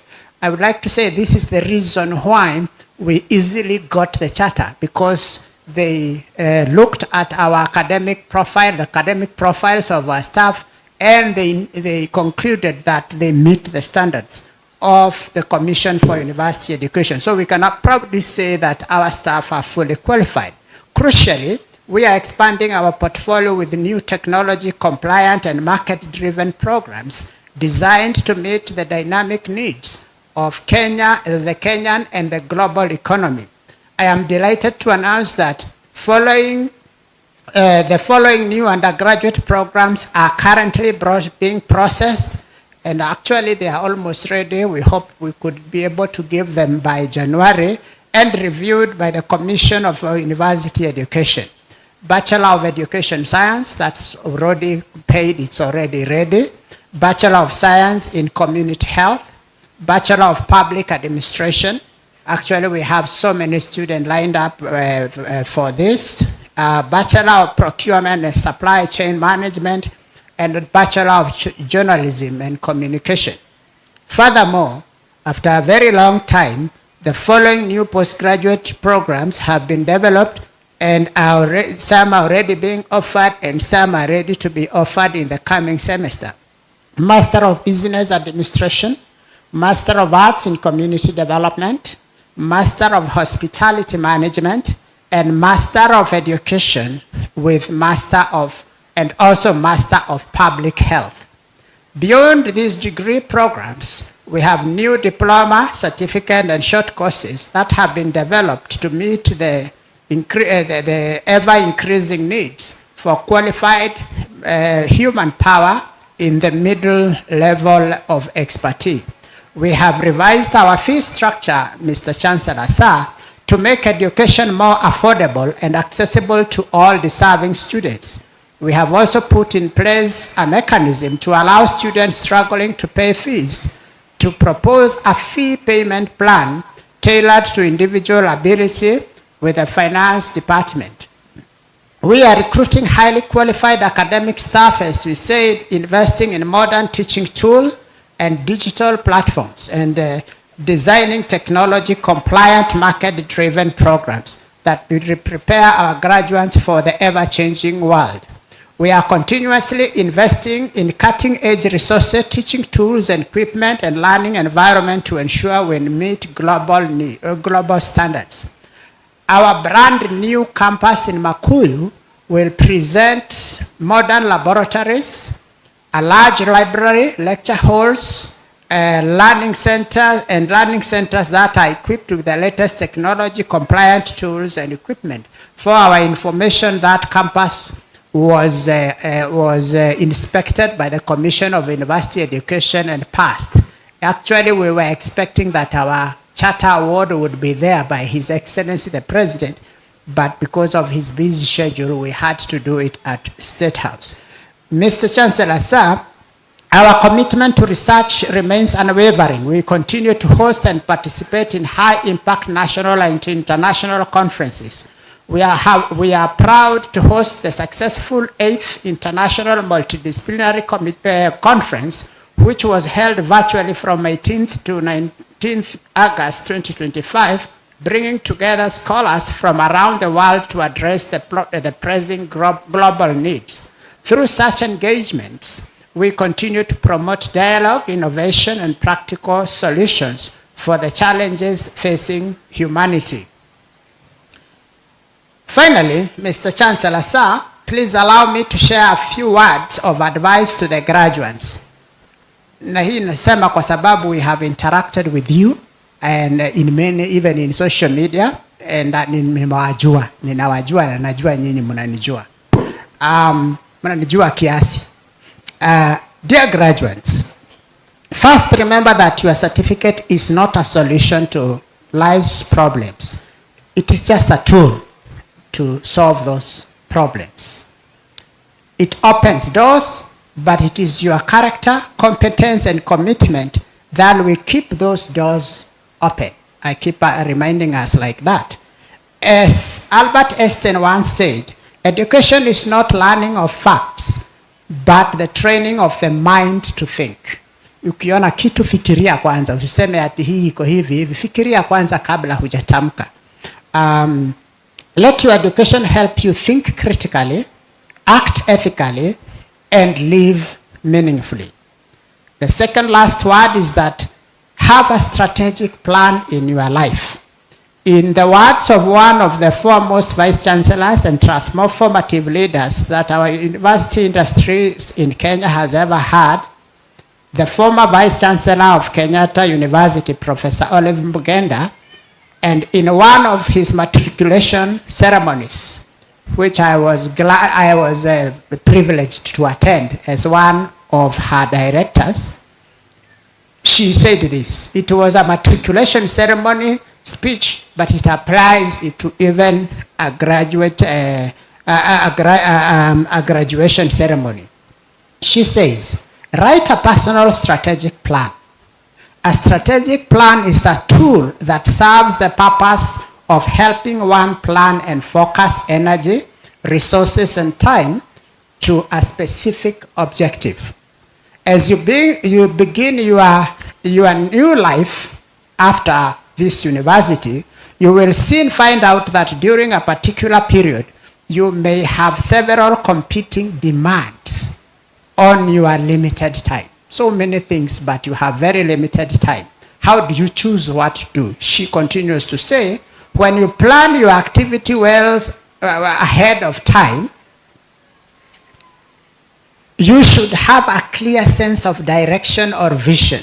You have the opportunity to analyze various alternative courses of action. End of quote. In short, mimi nasema tu, nitazema tu kienyeji, usiishi maisha kiholela, ishi maisha ambayo yana mpango, na huo mpango unaujua, umeuandika, you have your clear, smart objectives. I'll never stop saying that in every graduation, because we end up not making it in life because of not having a plan. And for purposes of clarification, it is the same Olive Mugenda who is here today that I have quoted. I therefore encourage you to draft personal strategic plans because your success will depend on them. In closing, as you leave the guests of Gretsa University, remember that you carry the name of Gretsa University with you. Be its ambassador. Let integrity, innovation, and impact define your legacy. Usiende ukienda ukisema mabaya juu ya chuo chako na umepata degree hapo. Sasa watu watasema aje juu ya degree yako ikiwa unasema mabaya kuhusu chuo chako. Tunajua sio kila kitu kizuri hapa, lakini ni vizuri pia kusema yale mazuri pamoja na hiyo degree yako. Congratulations once again to the class of 2025. May your dreams be bold, your hearts courageous, and your lives impactful. Thank you, and may God bless you all. God bless Gretsa University. Thank you very much. Now there is only one or more speech, so msijali sana. I now take this opportunity to invite the chairman of the Gretsa University Council, Professor Francis Kibera, to give his remarks. Welcome, Professor.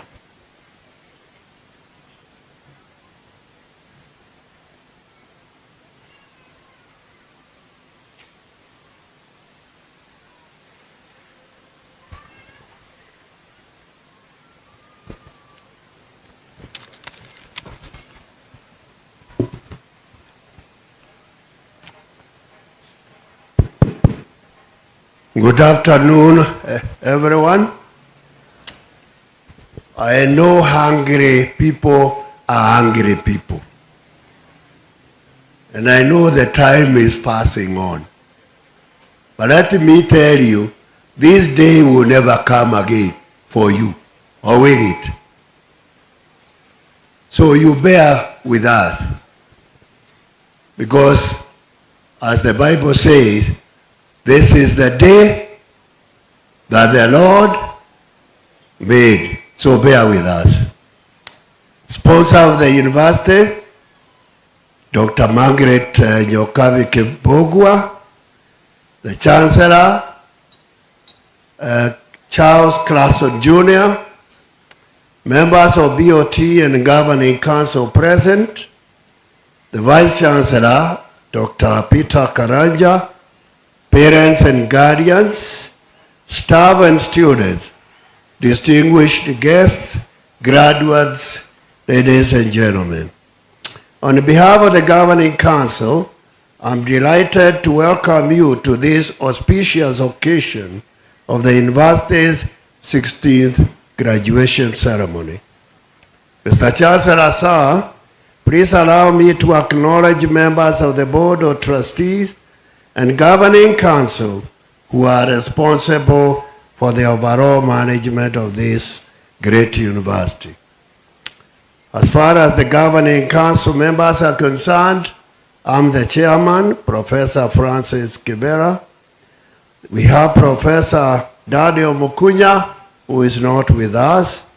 We have Miss Lucy Kamau. If I call your name, you can stand so that they see you, please. Okay. Then we have got Margaret Kahiga. I don't know whether she's here. Mr. James Wachira. Ms. Catherine W. Bogwa. Engineer Humphrey Mwaura. Godwin Wangongu.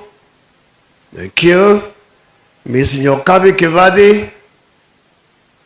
Of course, you know Dr. Peter Karanja, the Vice Chancellor and the Secretary to the Council. On the part of the members of the Board of Trustees who are here, we have Dr. Kivadi Bogwa, the Chairman, Professor Reverend Gershon Kereka, I haven't seen him, I don't know whether he's here. George K. Bogwa, Miss Ellen W. Bogwa. Then we have Dr. Nelson Githinji, the incoming member. Then Professor Olive Mugenda, a very big friend of mine for many decades. So she already has given her speech. Mr. Chancellor, sir, the Governing Council continues to actively play its oversight role in the university operations. The Council has remained steadfast and united in supporting management effort of realizing its promise of providing quality education for the real world. The Council is fully committed to the governance and management systems that enhance integrity, accountability, academic effectiveness, and operational efficiency of the university. Ladies and gentlemen, the value of investing in people was well articulated more than 2,500 years ago by a Chinese philosopher. Some people say it was Confucius, others doubt it, who emphasized the importance of educating and training people. I also repeat, and don't get tired of repetition. We are told, continue reminding me lest I forget. So I use the same quotation that was given by President Nelson Mandela of the Republic of South Africa, who said, and I quote, "Education is the most powerful weapon which we can use to change the world." Education is also said to be the key that unlocks the golden door of freedom and prosperity. In fact, it is the visa that you are given to travel anywhere in this world and you can get a job.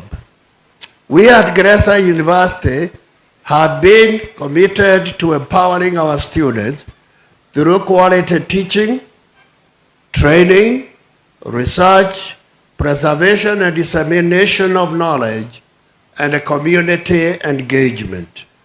Consequently, and we are assuring the potential employers, the graduates we are presenting to the market today have been fully empowered. They are therefore expected to contribute immensely to socio-economic development of this country and beyond. In terms of the resources, ladies and gentlemen, during the last 19 years, modern facilities and equipment have continued to be acquired to ensure Gretsa meets the required international standards for universities as is stipulated by the Commission for University Education and other administrative organs of the government. The university has also been introducing and expanding market-driven academic programs and recruiting qualified and competent staff. The expansion of physical facilities, acquisition of equipment, as well as the provision of working capital for the university have largely been provided by the family of the founder of the university, the late Dr. Samuel Bogwa Kibadi.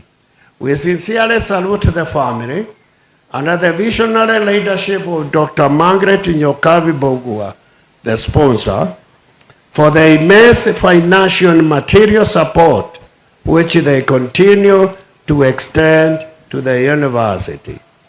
Ladies and gentlemen, for Gretsa University to further enhance its academic and social standing in this highly competitive education sector, all our strategic holder groups and individuals are requested to play their value-adding roles.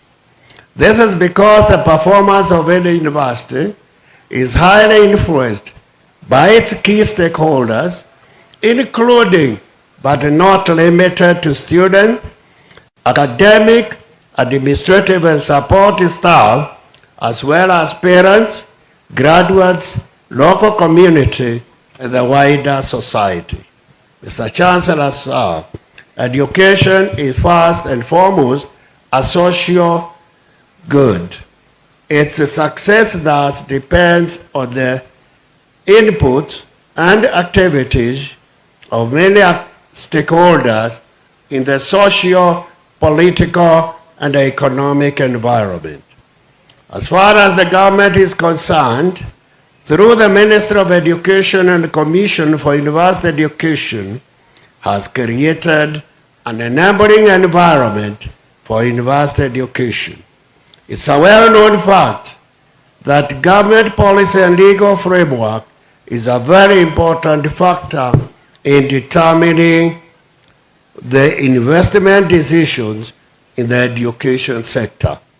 We therefore urge the government to continue providing a facilitative, stable, and equitable playing field. In this regard, we highly thank His Excellency the President for granting us a charter to our institution. You can imagine if we did not get the charter yesterday, what kind of environment would we be having? It's a difficult one. So we thank the government. Ladies and gentlemen, students are also a strategic stakeholder group of our university. They are the reason why we are here. Therefore, the Governing Council is committed to ensuring that the academic and social welfare are adequately catered for. Nevertheless, for the students to succeed both academically and socially, they must work hard and be morally beyond any reproach. I request our continuing students to effectively and efficiently make use of the available resources and facilities which are readily available within and outside the university.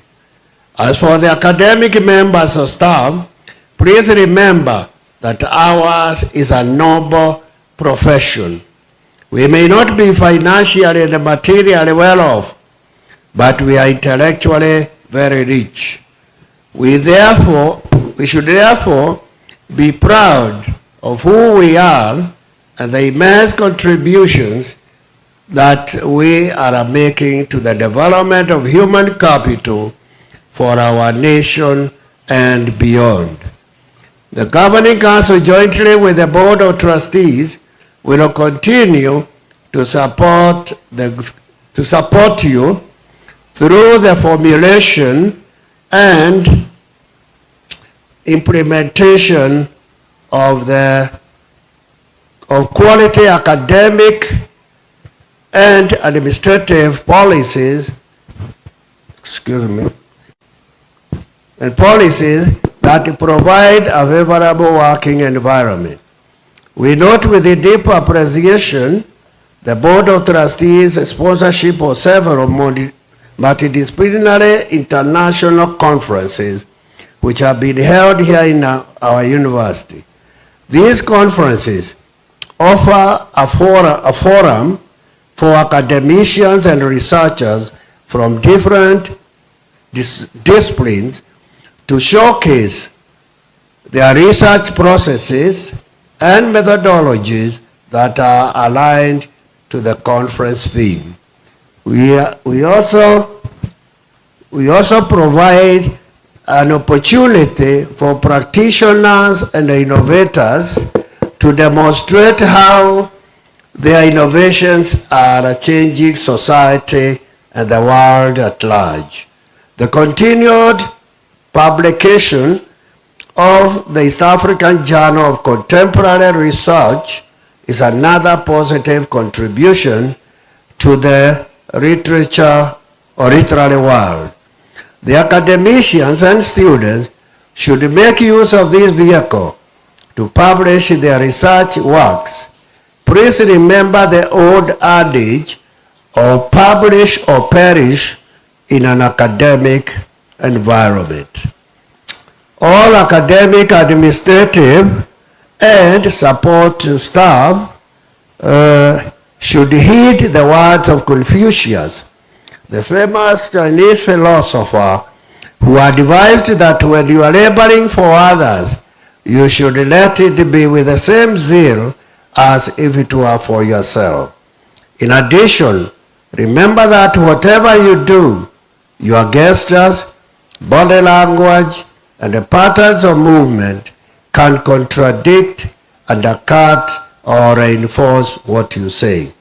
Therefore, set good example by word and deeds.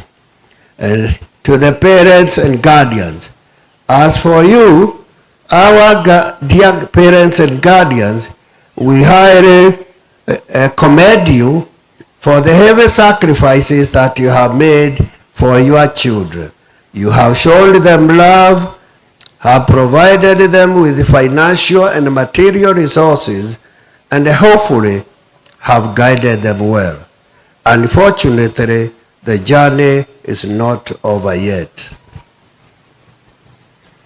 We appeal to you to continue supporting them both materially, financially, and encouraging them to work without giving up. And now to the graduates. Let me express my delight of being able to share with you the thrills of your victory. You have worked hard and overcome many challenges to reach here. But you have therefore a right to enjoy all the glory associated with today's ceremony and the celebration parties that will surely follow this function. But allow me to give you a few words of advice. It has been said by an African proverb that knowledge is like a garden. If it is not cultivated, it cannot be harvested. Anyone who stops learning is old, whether at 20 or 80. Anyone who keeps learning stays young. This was said by Henry Ford. It is the present from which your future will grow. For tomorrow belongs to those who prepare for it today. And the best way to predict your future is to create it using the strategic plan as it has been indicated. Therefore, as you step out to the real world, I appeal to you to be our ambassadors.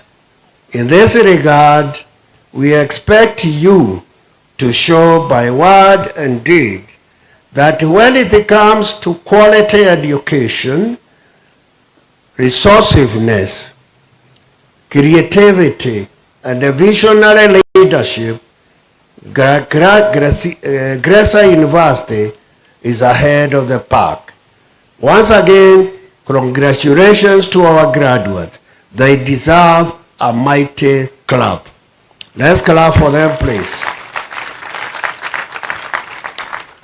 Finally, I wish you all Merry Christmas and a happy and a prosperous New Year 2026. Thank you and God bless you. Asante sana. I don't know now the next step.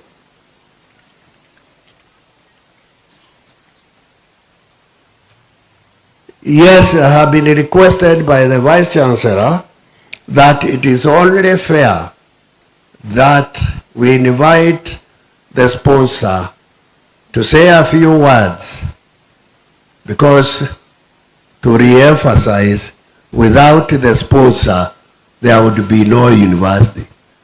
So, Dr. Margaret Nyokavi Bogwa.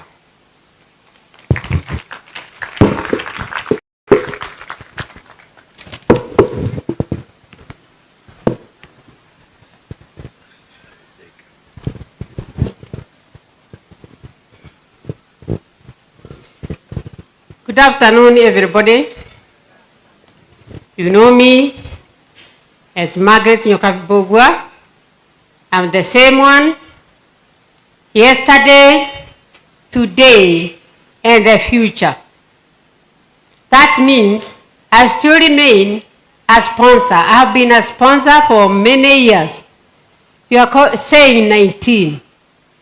But when I started about this university, there was nothing apart from SISO. So you can imagine I used to come with a lorry full of people, remove all the SISO, and by the way, there were so many snakes around here.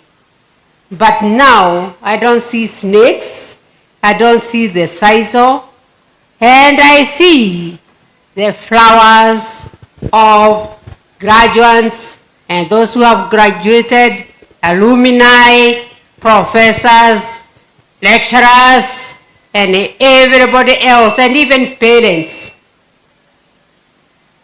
Kwa hiyo nashukuru Mungu kumuona mkiwa namna hiyo. Nashukuru Mungu kwa sababu ametulinda mpaka wakati huu. Sijachoka. Msione kama nimezeeka. Hapana. Ningali niko. Ningali na nyinyi. I will do the sponsorship as long as God provides.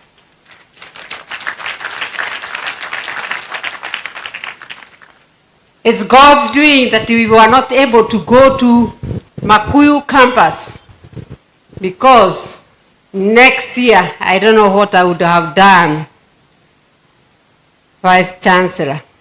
Many would have said they are not coming here. They will remain where? There. Because the place is wonderful. It looks big, it looks nice, and everything there is waiting for those who are going to continue. Since yesterday we got the charter, we have the power, we have the strength. I am able now. Those who went on YouTube, they saw me, they heard me. Did you hear me, those who went on YouTube? What did I say?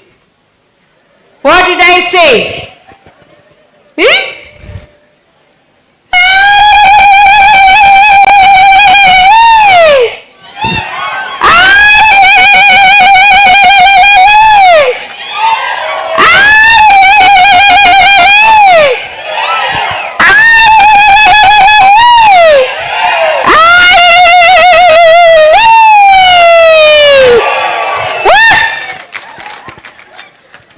Usicheze, wazazi jikaze, watoto wasome.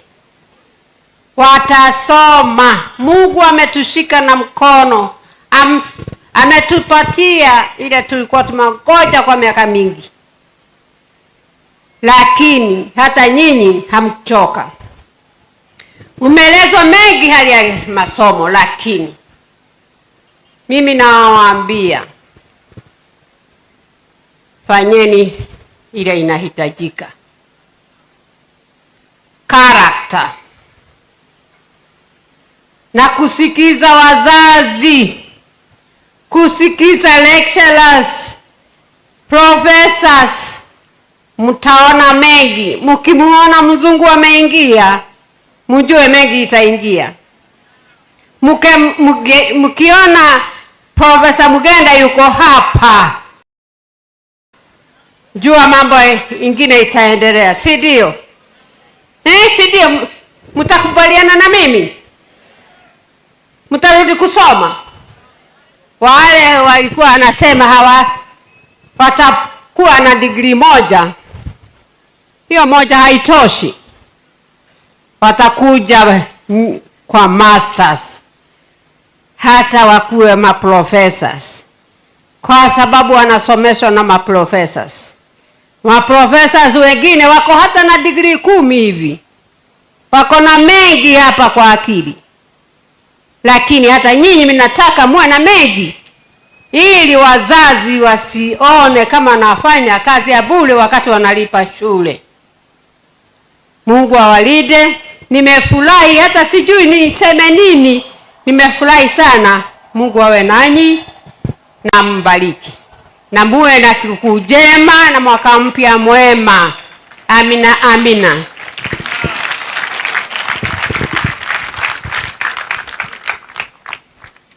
Thank you very much, our sponsor. Now it is the time you have been waiting. Those graduates who are out there, it is your time now. Please don't go. And it is time now for your names to be read. I hand over to the academic division to run the award section. The Registrar Academic Affairs, take over.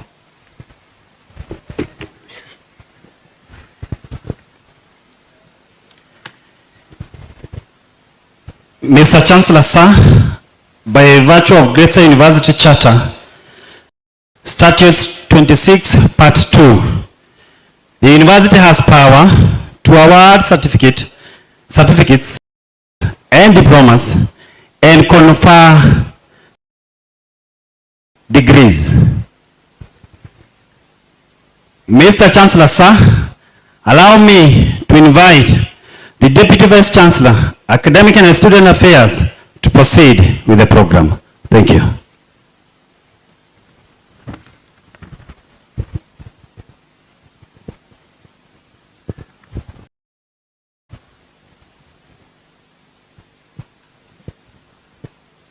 Mr. Chancellor, sir, in the 2024-2025 academic year, 817 candidates satisfied the respective boards of examiners and university senate for the award of respective certificates and diplomas and conferment of various degrees of Gretsa University.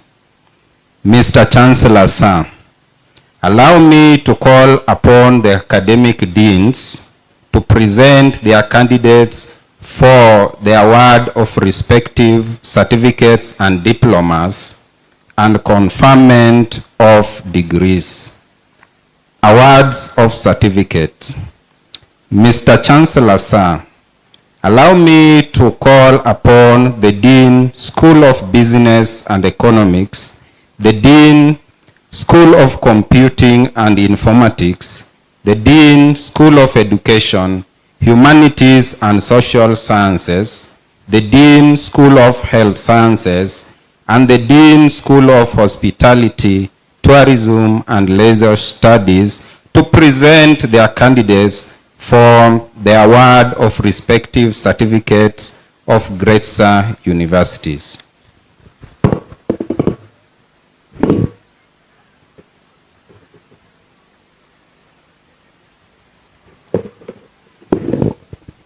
Mr. Chancellor, sir, during the 2024-2025 academic year, the following 64 graduates whom I have the honor to present to you satisfied the Board of Examiners of the School of Business and Economics and Gretsa University Senate for the award of Certificate in Business Management.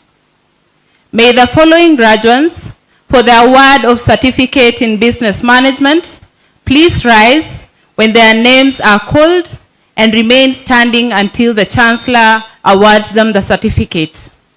Certificate in Business Management. Pass. Abdi. Abdi Kadir. Abdi Khalif. Abdi Nasir.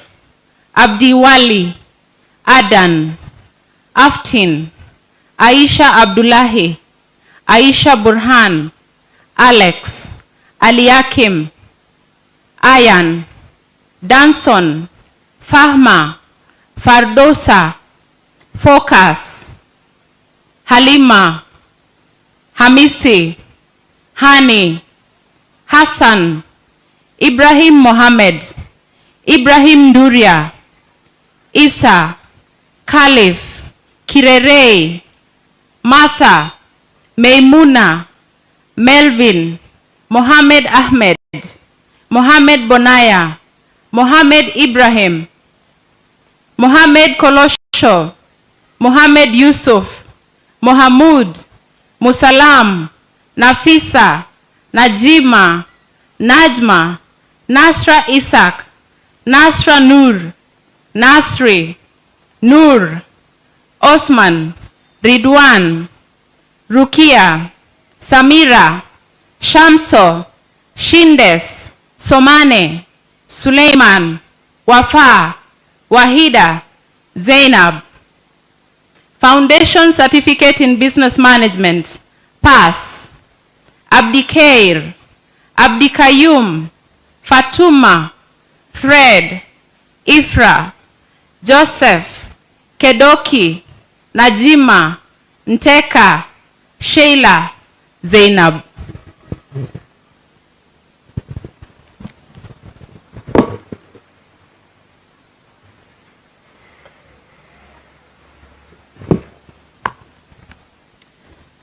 Mr. Chancellor, sir, in the 2024-2025 academic year, the following 37 graduates, whom I have the honor to present to you, satisfy the Board of Examiners of the School of Computing and Informatics and Gretsa University Senate for the award of the following certificates. May the following graduates for the award of respective certificates please rise when their names are called and remain standing until the Chancellor awards them the certificate.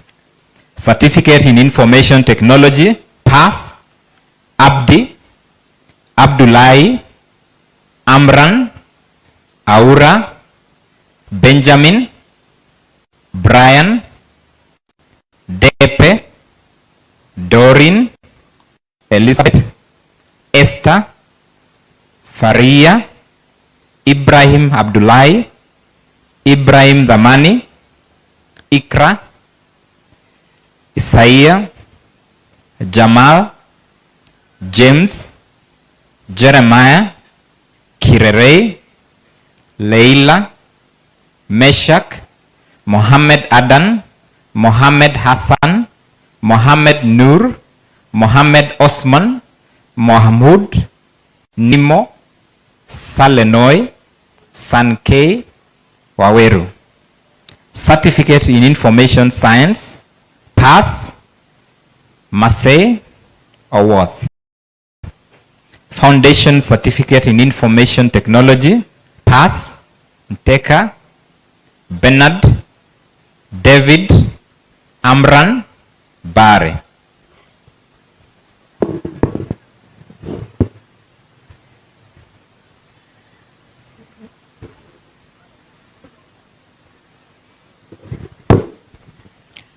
Mr. Chancellor, sir, during the 2024-2025 academic year, the following 38 graduates whom I have the honor to present to you satisfied the Board of Examiners of the School of Education, Humanities, and Social Sciences and Gretsa University Senate for the award of the following certificates.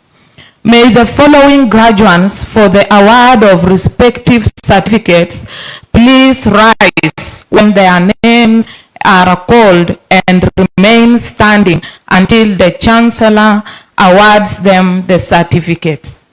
Certificate in Social Work and Community Development, PASS, Abdi, Anne, Beth, Bule, Caroline, Catherine, Deco, Fatuma, Felix, Florence, Fuad, Halima, Hassan, Leah, Lucy, Marlene, Milcent,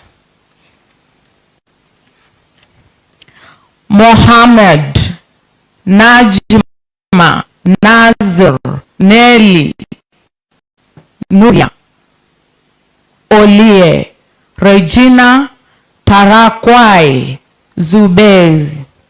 Certificate in Public Relations, PASS, Andati. Certificate in Journalism and Mass Communication, PASS, Velzian. Foundation Certificate in Social Sciences, PASS, Abbas, Agnes, Ahmed, Catherine, David, Evelyn, Ismahian, Kirere, Kotwar, Mohammed.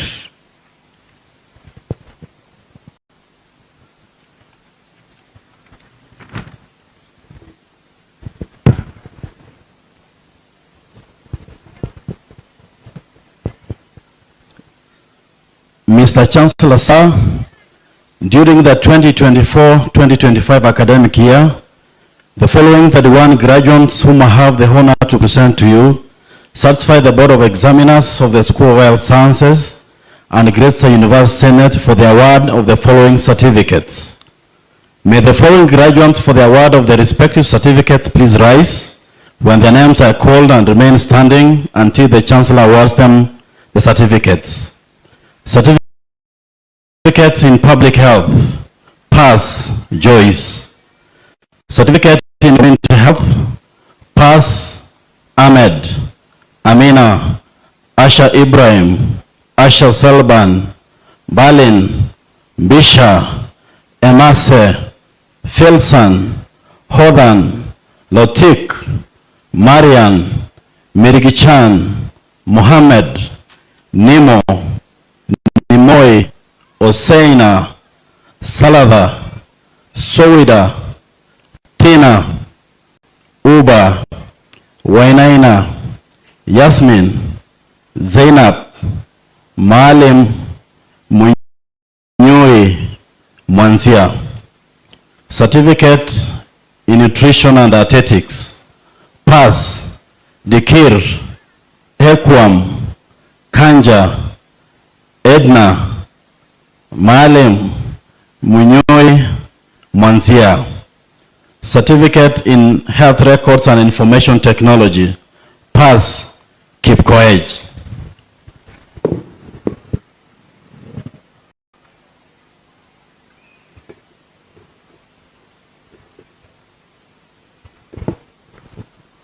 Mr. Chancellor, sir, during the 2024-2025 academic year, the following 16 graduates whom I have the honor to present to you satisfied the Board of Examiners of the School of Hospitality, Tourism and Leisure Studies and Gretsa University Senate for the award of the following certificates. May the following graduates for the award of respective certificates please rise when their names are called and remain standing until the Chancellor awards them the certificates. Certificate in Food and Beverage Service and Sales, Pass, Mwanza, Nyambura, Wangari. Certificate in Travel and Tour Guiding, Pass, Bwanya, Dere, Kistu, Kiboi, Kiok, Koikai, Naidanda, Mtutu, Oyaya, Washira. Foundation Certificate in Hospitality, Pass, Mereu, Nasimoi, Koitiko.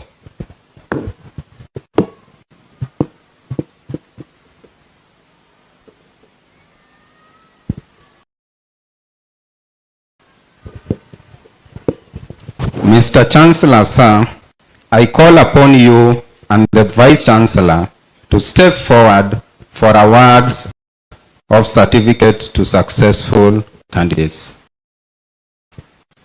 Check.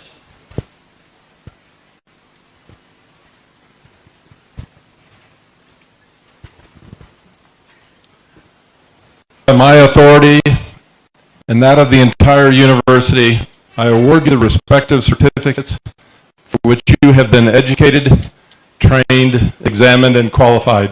Congratulations. Thank you. Tuwapongeze wafuzu hawa kwa kupata stashahada zao. Tuwapongeze kwa makofi.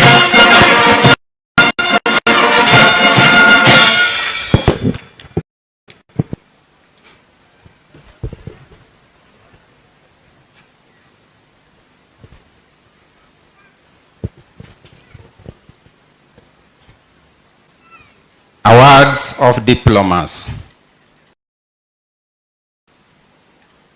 Mr. Chancellor, sir, allow me to call upon the Dean, School of Business and Economics, the Dean, School of Computing and Informatics, the Dean, School of Education, Humanities and Social Sciences, the Dean, School of Health Sciences, and the Dean, School of Hospitality, Tourism and Leisure Studies to present their candidates for the award of respective diplomas of Gretsa University.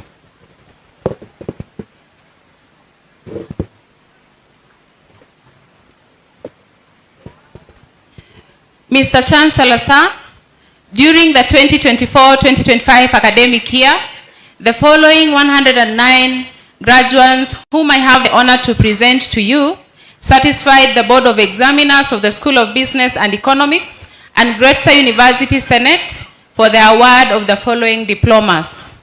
May the following graduates for the award of diplomas please rise when their names are called and remain standing until the Chancellor awards them the diploma. Diploma in Accounting. Distinction. Sabina Mudhoni Kamande. Credit. Ahmed. Ali Adan. Ali Bilo. Amal. Anisa. Faiza. Fosia. Hamdi. Ibrahim. Mahdi. Munyao. Mutai. Nancy. Nasibo. Scovia. Yusuf. Diploma in Banking and Finance. Credit. Hukun. Jele. Maxwell. Mohammed. Diploma in Business Information Technology. Credit. Elvis. Thuku. Diploma in Business Management. Credit. Adan. Adey. Cheruto. Francis. Hawo. Kithuka. Mary.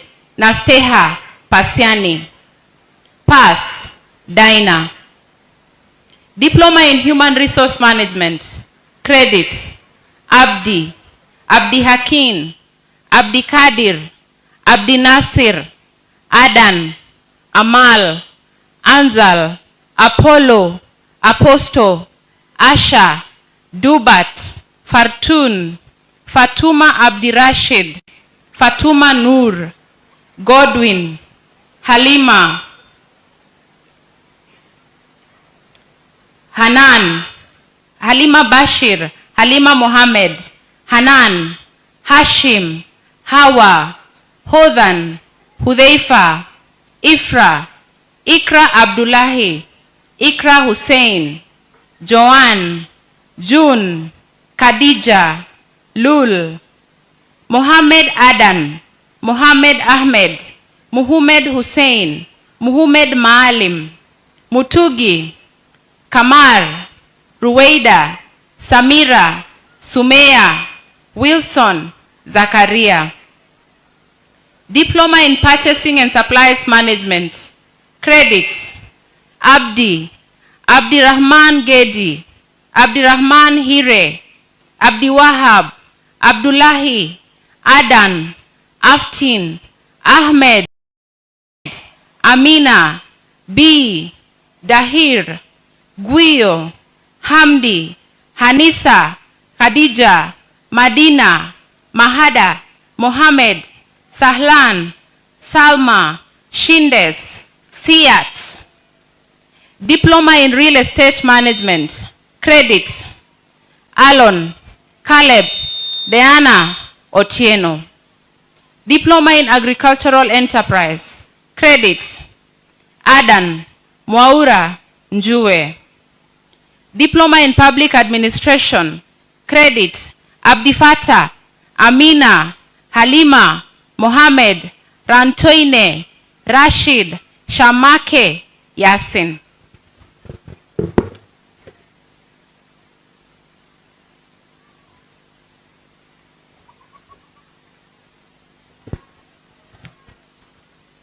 Mr. Chancellor, sir, during the 2024-2025 academic year, The following 47 graduates, whom I have the honor to present to you, satisfy the Board of Examiners of the School of Computing and Informatics and Gretsa University Senate for the award of the following diplomas.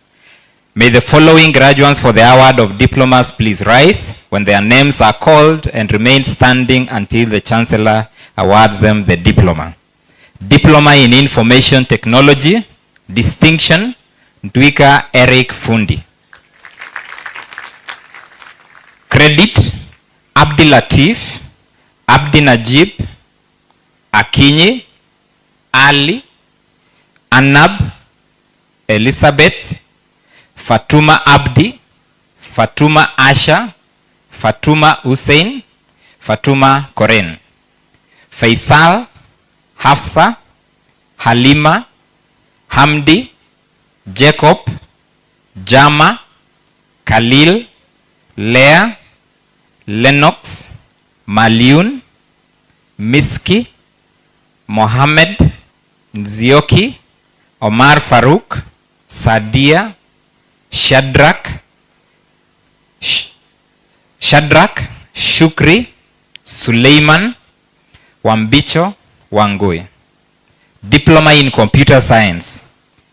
Credit, Abdi Rashid, Jonah, Elvis, Makoha, Paul, Jeremiah, Matthew, Harun.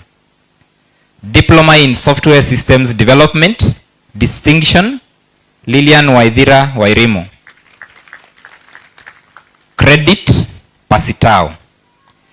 Diploma in Records and Archives Management, Distinction, Chemwetich Masi. Credit, Chelangat, Gitonga, Wanjohi. Diploma in Library and Information Science, Distinction, Bakari Mwamtenda.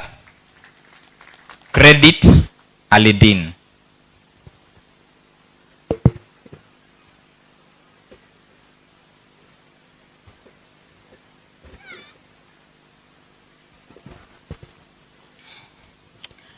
Mr. Chancellor, sir, during the 2024-2025 academic year, the following 43 graduates, whom I have the honor to present to you, satisfied the Board of Examiners of School of Education, Humanities and Social Sciences and Gretsa University Senate for the award of the following diplomas.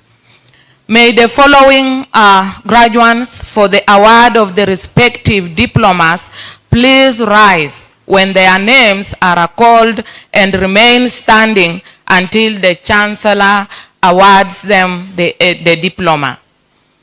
Diploma in Social Work and Community Development.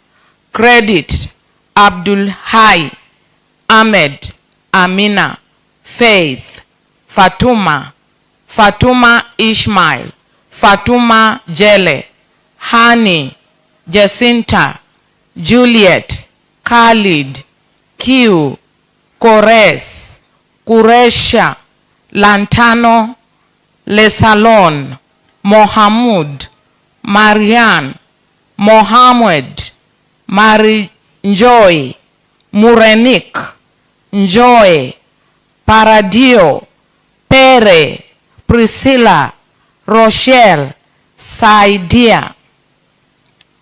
Diploma in Diplomacy and International Relations. Credit, June.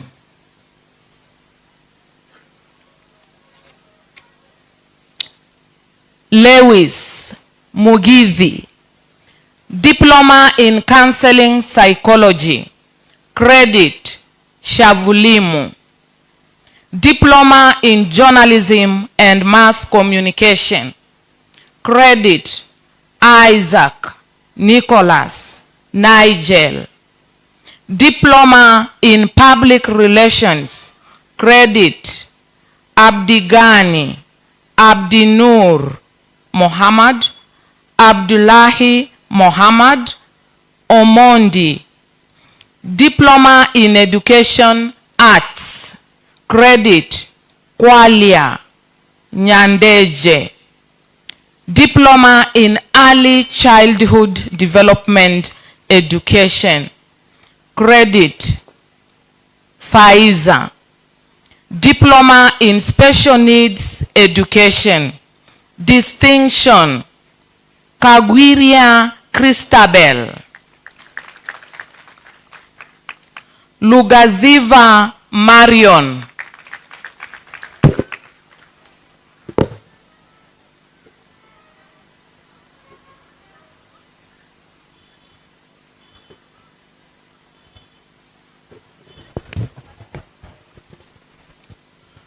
Mr. Chancellor, sir, during the 2024-2025 academic year, the following 59 graduates whom I have the honor to present to you satisfy the Board of Examiners of the School of Health Sciences and Gretsa University Senate for the award of the respective diplomas. May the following graduates for the award of the respective diplomas please rise when their names are called and remain standing until the Chancellor awards them the diplomas. Diploma in Public Health. Credit, Absalan, Bariu, Malim, Mohammed, Samira. Diploma in Community Health. Credit, Abdi, Abdkarim, Abdulatif, Adan Abdullahi, Adan Osman, Amina Adan, Amina Kuresh, Ayan, Bahar, Bashir, Fardosa, Faria Abdullahi, Farhia Ibrahim, Farhia Abdi, Fatuma Abdullahi, Fatuma Abdullahi Omar, Halima, Hamdi, Hamna, Hashim, Hassan, Hussein Muhammad, Hussein Bilo, Hussein Ahmed, Ifra, Khadija, Heira, Kuresha, Marihan, Muhammad Ibrahim, Muhammad Salah, Muhammad Zaitun, Muhammad Khairi, Mulki, Nasra, Nasteha, Ndeva, Nur Ibrahim, Nur Muhammad, Osman, Raymond, Rukia Ali, Rukia Guled, Ruman, Safia, Samira, Shukria, Sumeya, Wafula. Pass, Farhia. Diploma in Nutrition and Dietetics. Distinction, Koyet Damaris Nasieku. Ngawasa Jeremiah Lomlen. Diploma in Health Records and Information Technology. Pass, Osebe Tyler.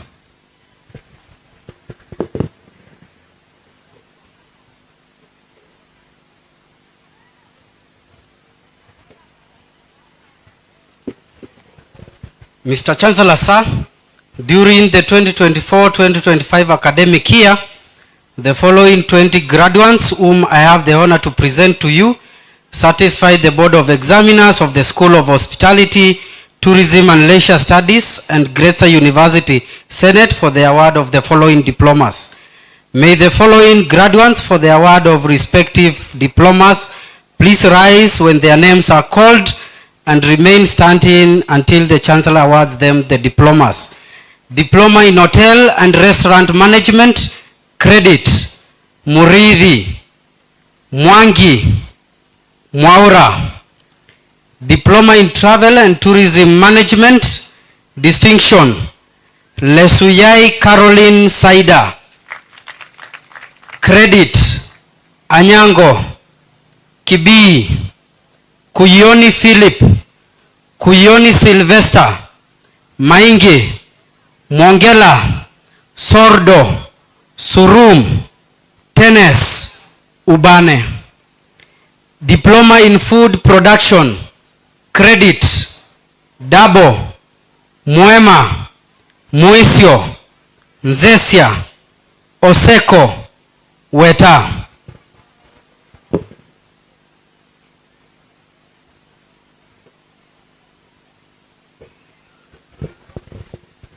Mr. Chancellor, sir, I call upon you and the Vice Chancellor to step forward for the awards of diplomas to successful candidates.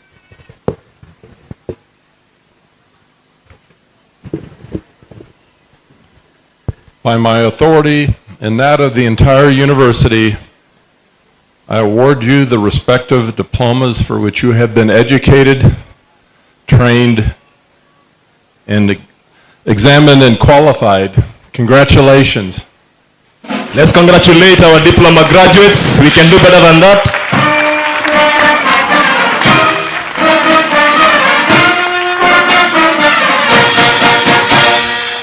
Thank you.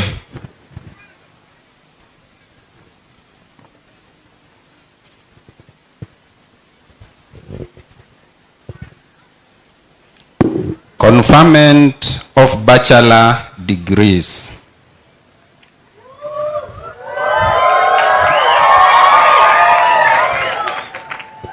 Mr. Chancellor, sir, allow me to call upon the Dean, School of Business and Economics, the Dean, School of Computing and Informatics, the Dean, School of Education, Humanities and Social Sciences, and the Dean, School of Hospitality, Tourism and Leisure Studies to present their candidates for the conferment of respective bachelor's degrees of Gretsa University.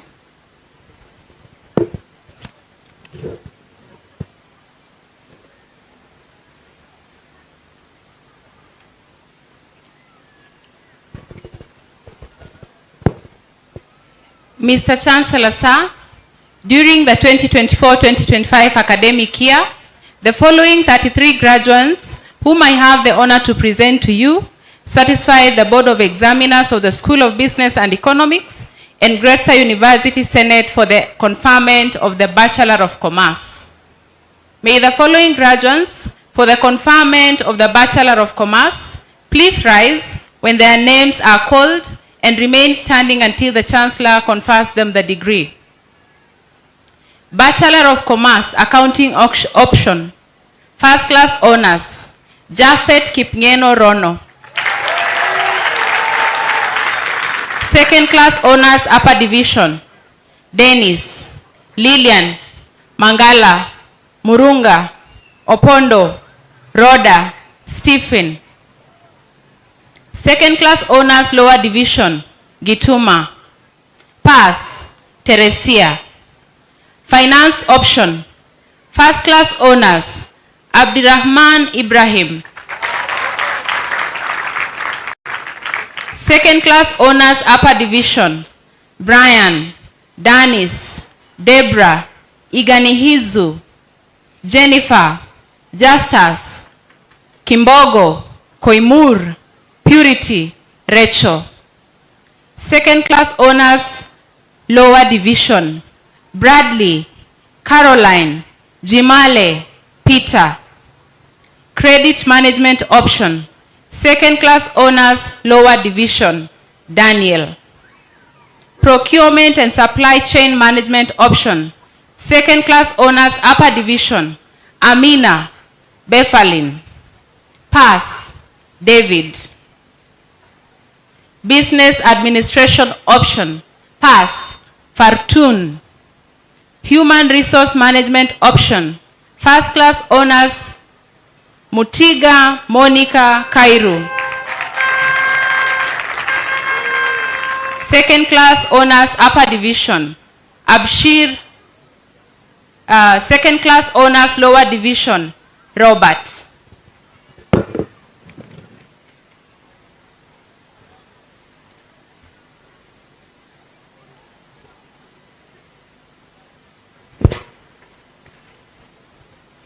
Mr. Chancellor, sir, during the 2024-2025 academic year, the following 39 graduates whom I have the honor to present to you satisfy the Board of Examiners of the School of Computing and Informatics and Gretsa University Senate for the conferment of the Bachelor of Science in Computer Science.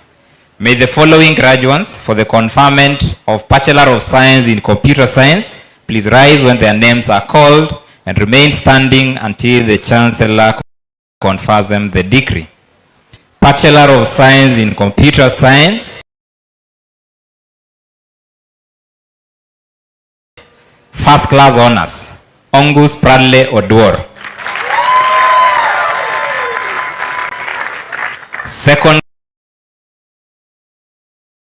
Class Honors Upper Division, Cheyech, Kushu, Chepto, Kanaisa, Kerata, Kimani, Kinyunye, Kirango, Kiruri, Maina, Miranyi, Muridhi, Mwangi, Ndungu, Njoroge, Nyambura, Nyapola, Ochanda, Okoth, Wanjiku, Victor, Hassan, Ochieng, Amina. Second lower division, Abdullahi, Chepkemoy, Kibmweno, Mwanzia, Kiarie, Ngugi, Mwasa, Njoroge, Moturi, Biwot, Immaculate, Sakaria, Roas, Emoy.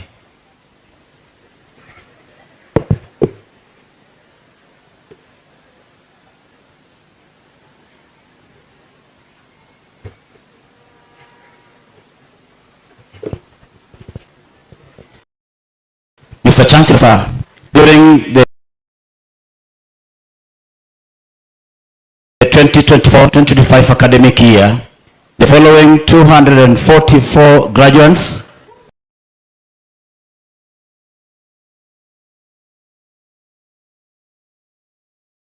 whom I have the honor to present to you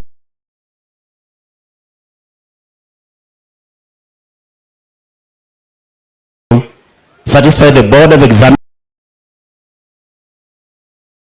of the School of Education, Humanities and Social Sciences and Gretsa University Senate for the conferment of the following degrees.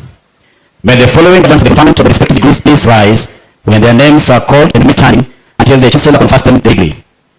Bachelor of Arts in Community Development, First Class Honors, Abiero David Owor, Caroline Njeri Kamau, Njoki Mary Nyambura, Wangoi Masi Wairemo. Second Class Honors Upper Division, Cecilia, Elijah, Esther, Hussein, Joshua, Magdalene, Mohammed, Mushangi, Rukia, Tago. Bachelor of Education Arts, First Class Honors, Azenath Akeyo, Chemutai Sheila, Bishara John, Kani Brenda Kathithia, Karugu Joel Kiogi, Kwatenge Ruth Naswa, Kioko Irene Mudheo, Maundu Morris, Michemi Evans Mutugi, Mwende Catherine, na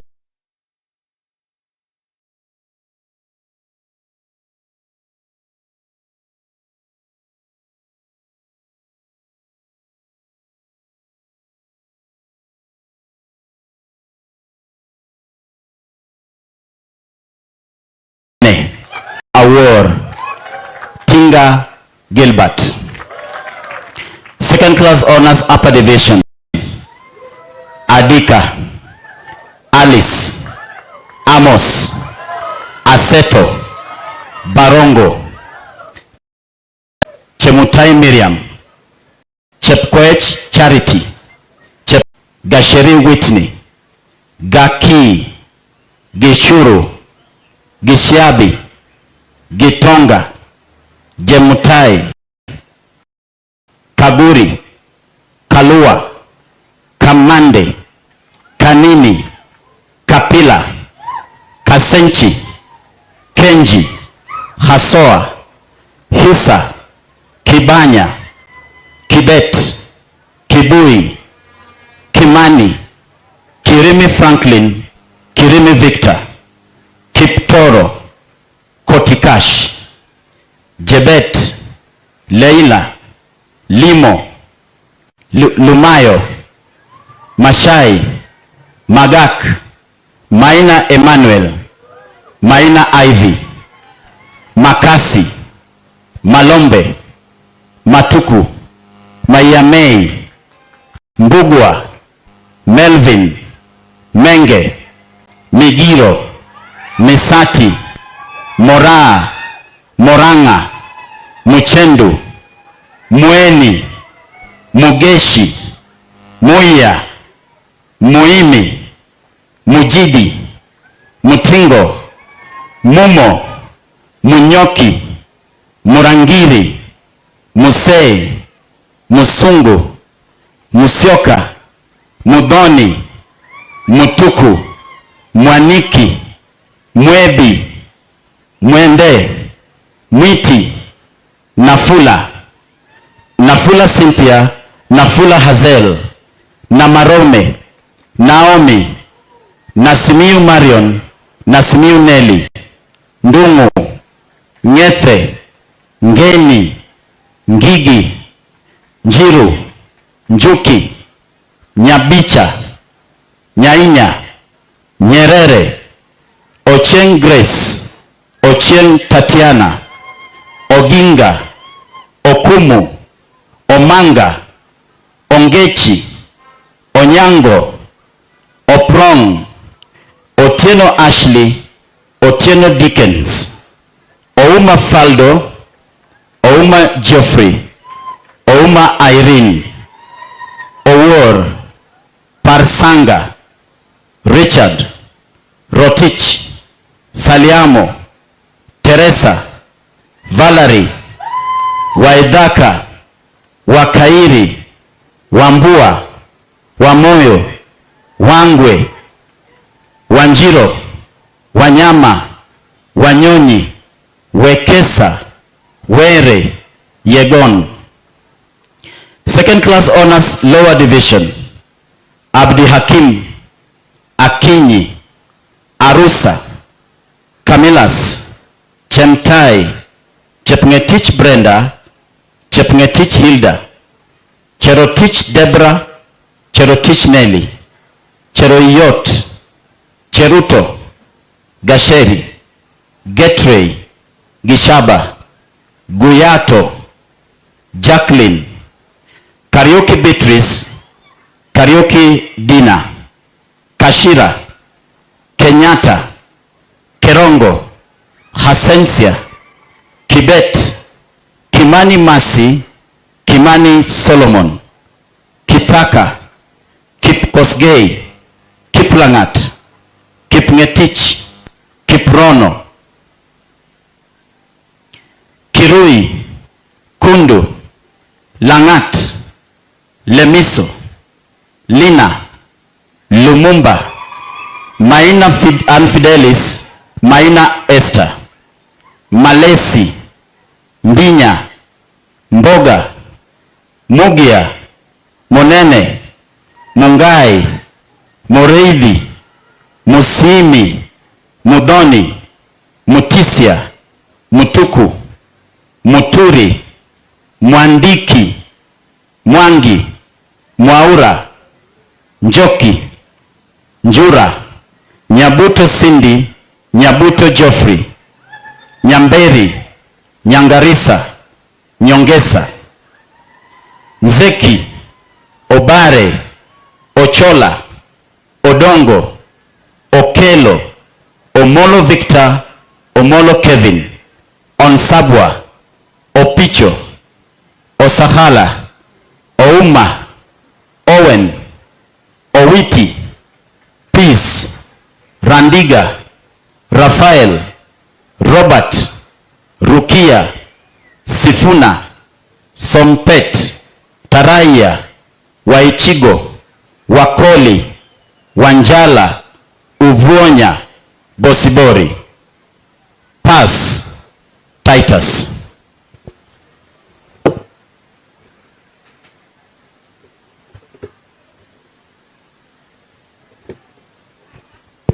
Mr. Chancellor, sir, during the 2024-2025 academic year, the following 36 graduates whom I have the honor to present to you satisfied the Board of Examiners of the School of Hospitality, Tourism and Leisure Studies and Gretsa University Senate for the conferment of the Bachelor of Science in Hospitality Management. May the following graduates for the conferment of the Bachelor of Science in Hospitality Management please rise when their name is called and remain standing until the Chancellor confers them the degree. Bachelor of Science in Hospitality Management, First Class Honors, Githaiga Faith Mukami, Matende Shere Caxton. Second Class Honors, Upper Division, Achieng, Adisa, Dampala, Kalama, Kerongo, Kihia, Kimngeno, Kirai, Lihanga, Makau, Bogo, Mokaya, Mokua, Mushina, Mukabe, Mungole, Musarigwa, Mutura, Diragu, Ngede, Nyambane, Oduor, Ojema Akoth, Ojema and Alice, Ojuang, Otieno Joel, Otieno Sharon, Yumbia. Second Class Honors, Lower Division, Bosire, Korir, Magomere, Bugwa, Mutua, Mwande.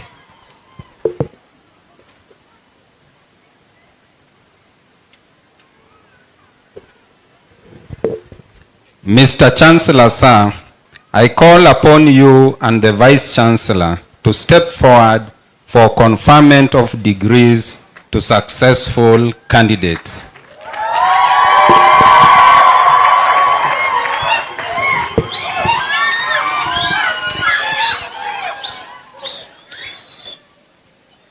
I admit you to the respective bachelor's degrees for which you have been educated, trained, examined, and qualified, and by my authority and that of the entire university, give you power to read and to do all that appertains to these degrees. Congratulations. So thank you. Parents and guardians, we can congratulate them and do better than that. Let's congratulate them. Let's congratulate them for achieving this award. It is indeed an achievement for them and everybody who is within.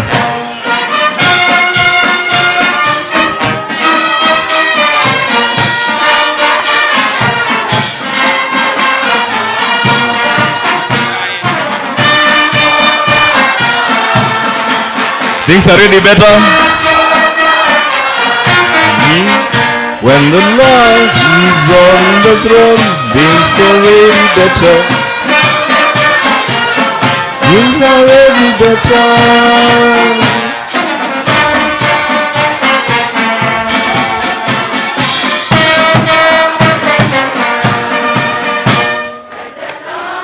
He's on the throne, things are Mambo sawa sawa, mambo sawa sawa.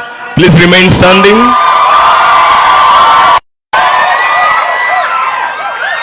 Mr. Chancellor, sir, allow me to call upon the DVC Academic and Student Affairs to admit the Gretsa graduates in Gretsa University Alumni Association and present them back to their parents, guardians, and society. So all graduates, you can stand.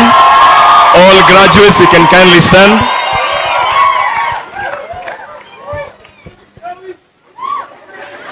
Mr. Chancellor, sir, I now have the honor to ask all the graduates to stand up. Kindly turn your tassels from right to left. Congratulations, congratulations.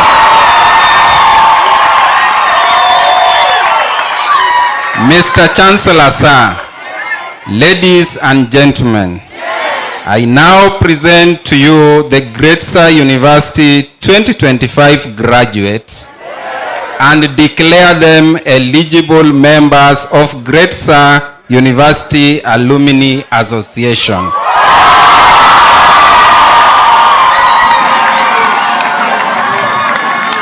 Mr. Chancellor, sir, it is now my honor to present the 2025 graduates of Gretsa University. Kindly turn to your parents and guardians. Turn to your parents and guardians. Mr. Chancellor, sir, it is now my honor to present the 2025 graduates of Gretsa University back to their parents, guardians, and society as valuable human resources. Thank you and congratulations. Mr. Chancellor, sir, I humbly invite the Vice Chancellor to dissolve the congregation.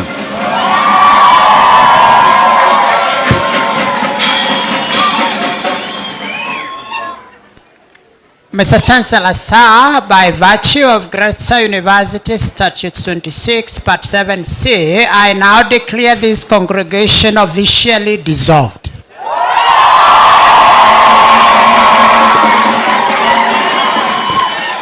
Please, let's remain standing for the closing prayer offered by Mr. Engineer Humphrey Mwaura. So let's remain standing, The congregation, wait a minute, we pray first. Wait a minute, we are going to pray. Mr. Engineer Humphrey Mwaura.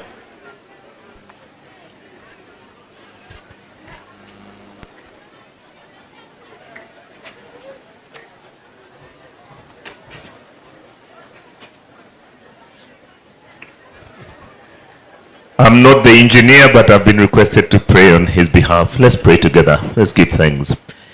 Our Heavenly Father, we stand again before you, deeply humbled and with deep, deep gratitude to you for what we have witnessed today. We thank you for every graduate here who was conferred a degree, a certificate, or a diploma, evidence of their hard work and the hard work of their lecturers and teachers in order to form them to be fit members of society. We humbly admit that they are now useful members in terms of human resources, able to involve themselves in capacity building, nation building. And as they go back to their families, I pray that they will be received with gratitude. Thank you so much for the sacrifices that have gone into making this day possible. Thank you for the journey that it represents, both for the university, the families, and the students. We are deeply, deeply grateful. We pray, Father, that you would move them now from strength to strength. As they enter into the job market, into the business world, as they pursue career and some come back for further education, would you make a way for them? And in the days to come, I pray that they would serve as a great inspiration for the many of them who have their younger siblings looking up to them, that they may know that there is hope once you persist and with the help of God. So we give you thanks and we send them off with our love and our deepest prayer. May they be great people in this country. May you plant them in the land. May you establish the work of their hands. In the name of God, the Father, the Son, and the Holy Spirit we pray. Amen. Amen. Please remain standing for the national anthem. We are not yet done. We shall have the national anthem and the East African anthem.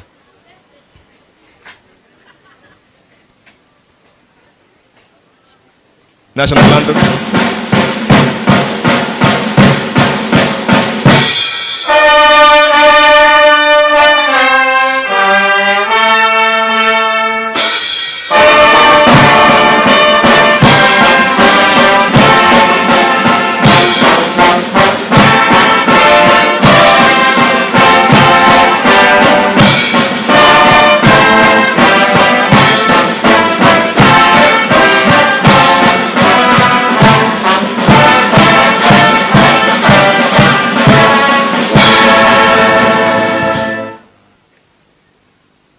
Okay, kindly let's remain standing until the Chancellor's recession leaves the square, led by the band and the mace bearer. So we should all remain standing until all members of the Chancellor's recession have left the graduation square.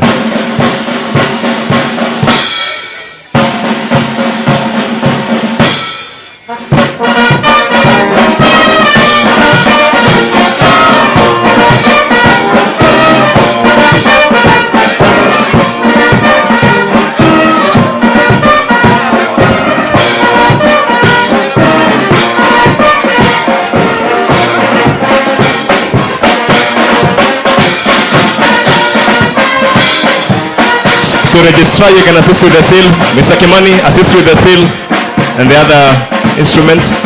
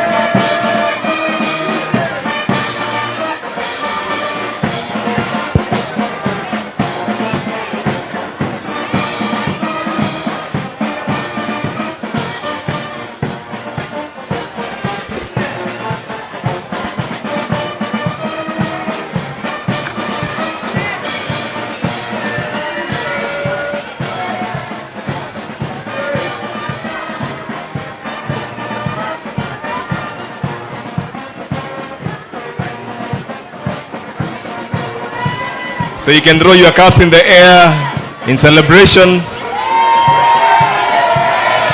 So congratulate each other. Congratulate one another. It's been a great day. So let's allow all the members of the procession to leave. The DJ will play some music and you can enjoy and have fun. So, but let's kindly allow all the members of the procession to leave. So we kindly allow all the members to leave and then we can enjoy the music.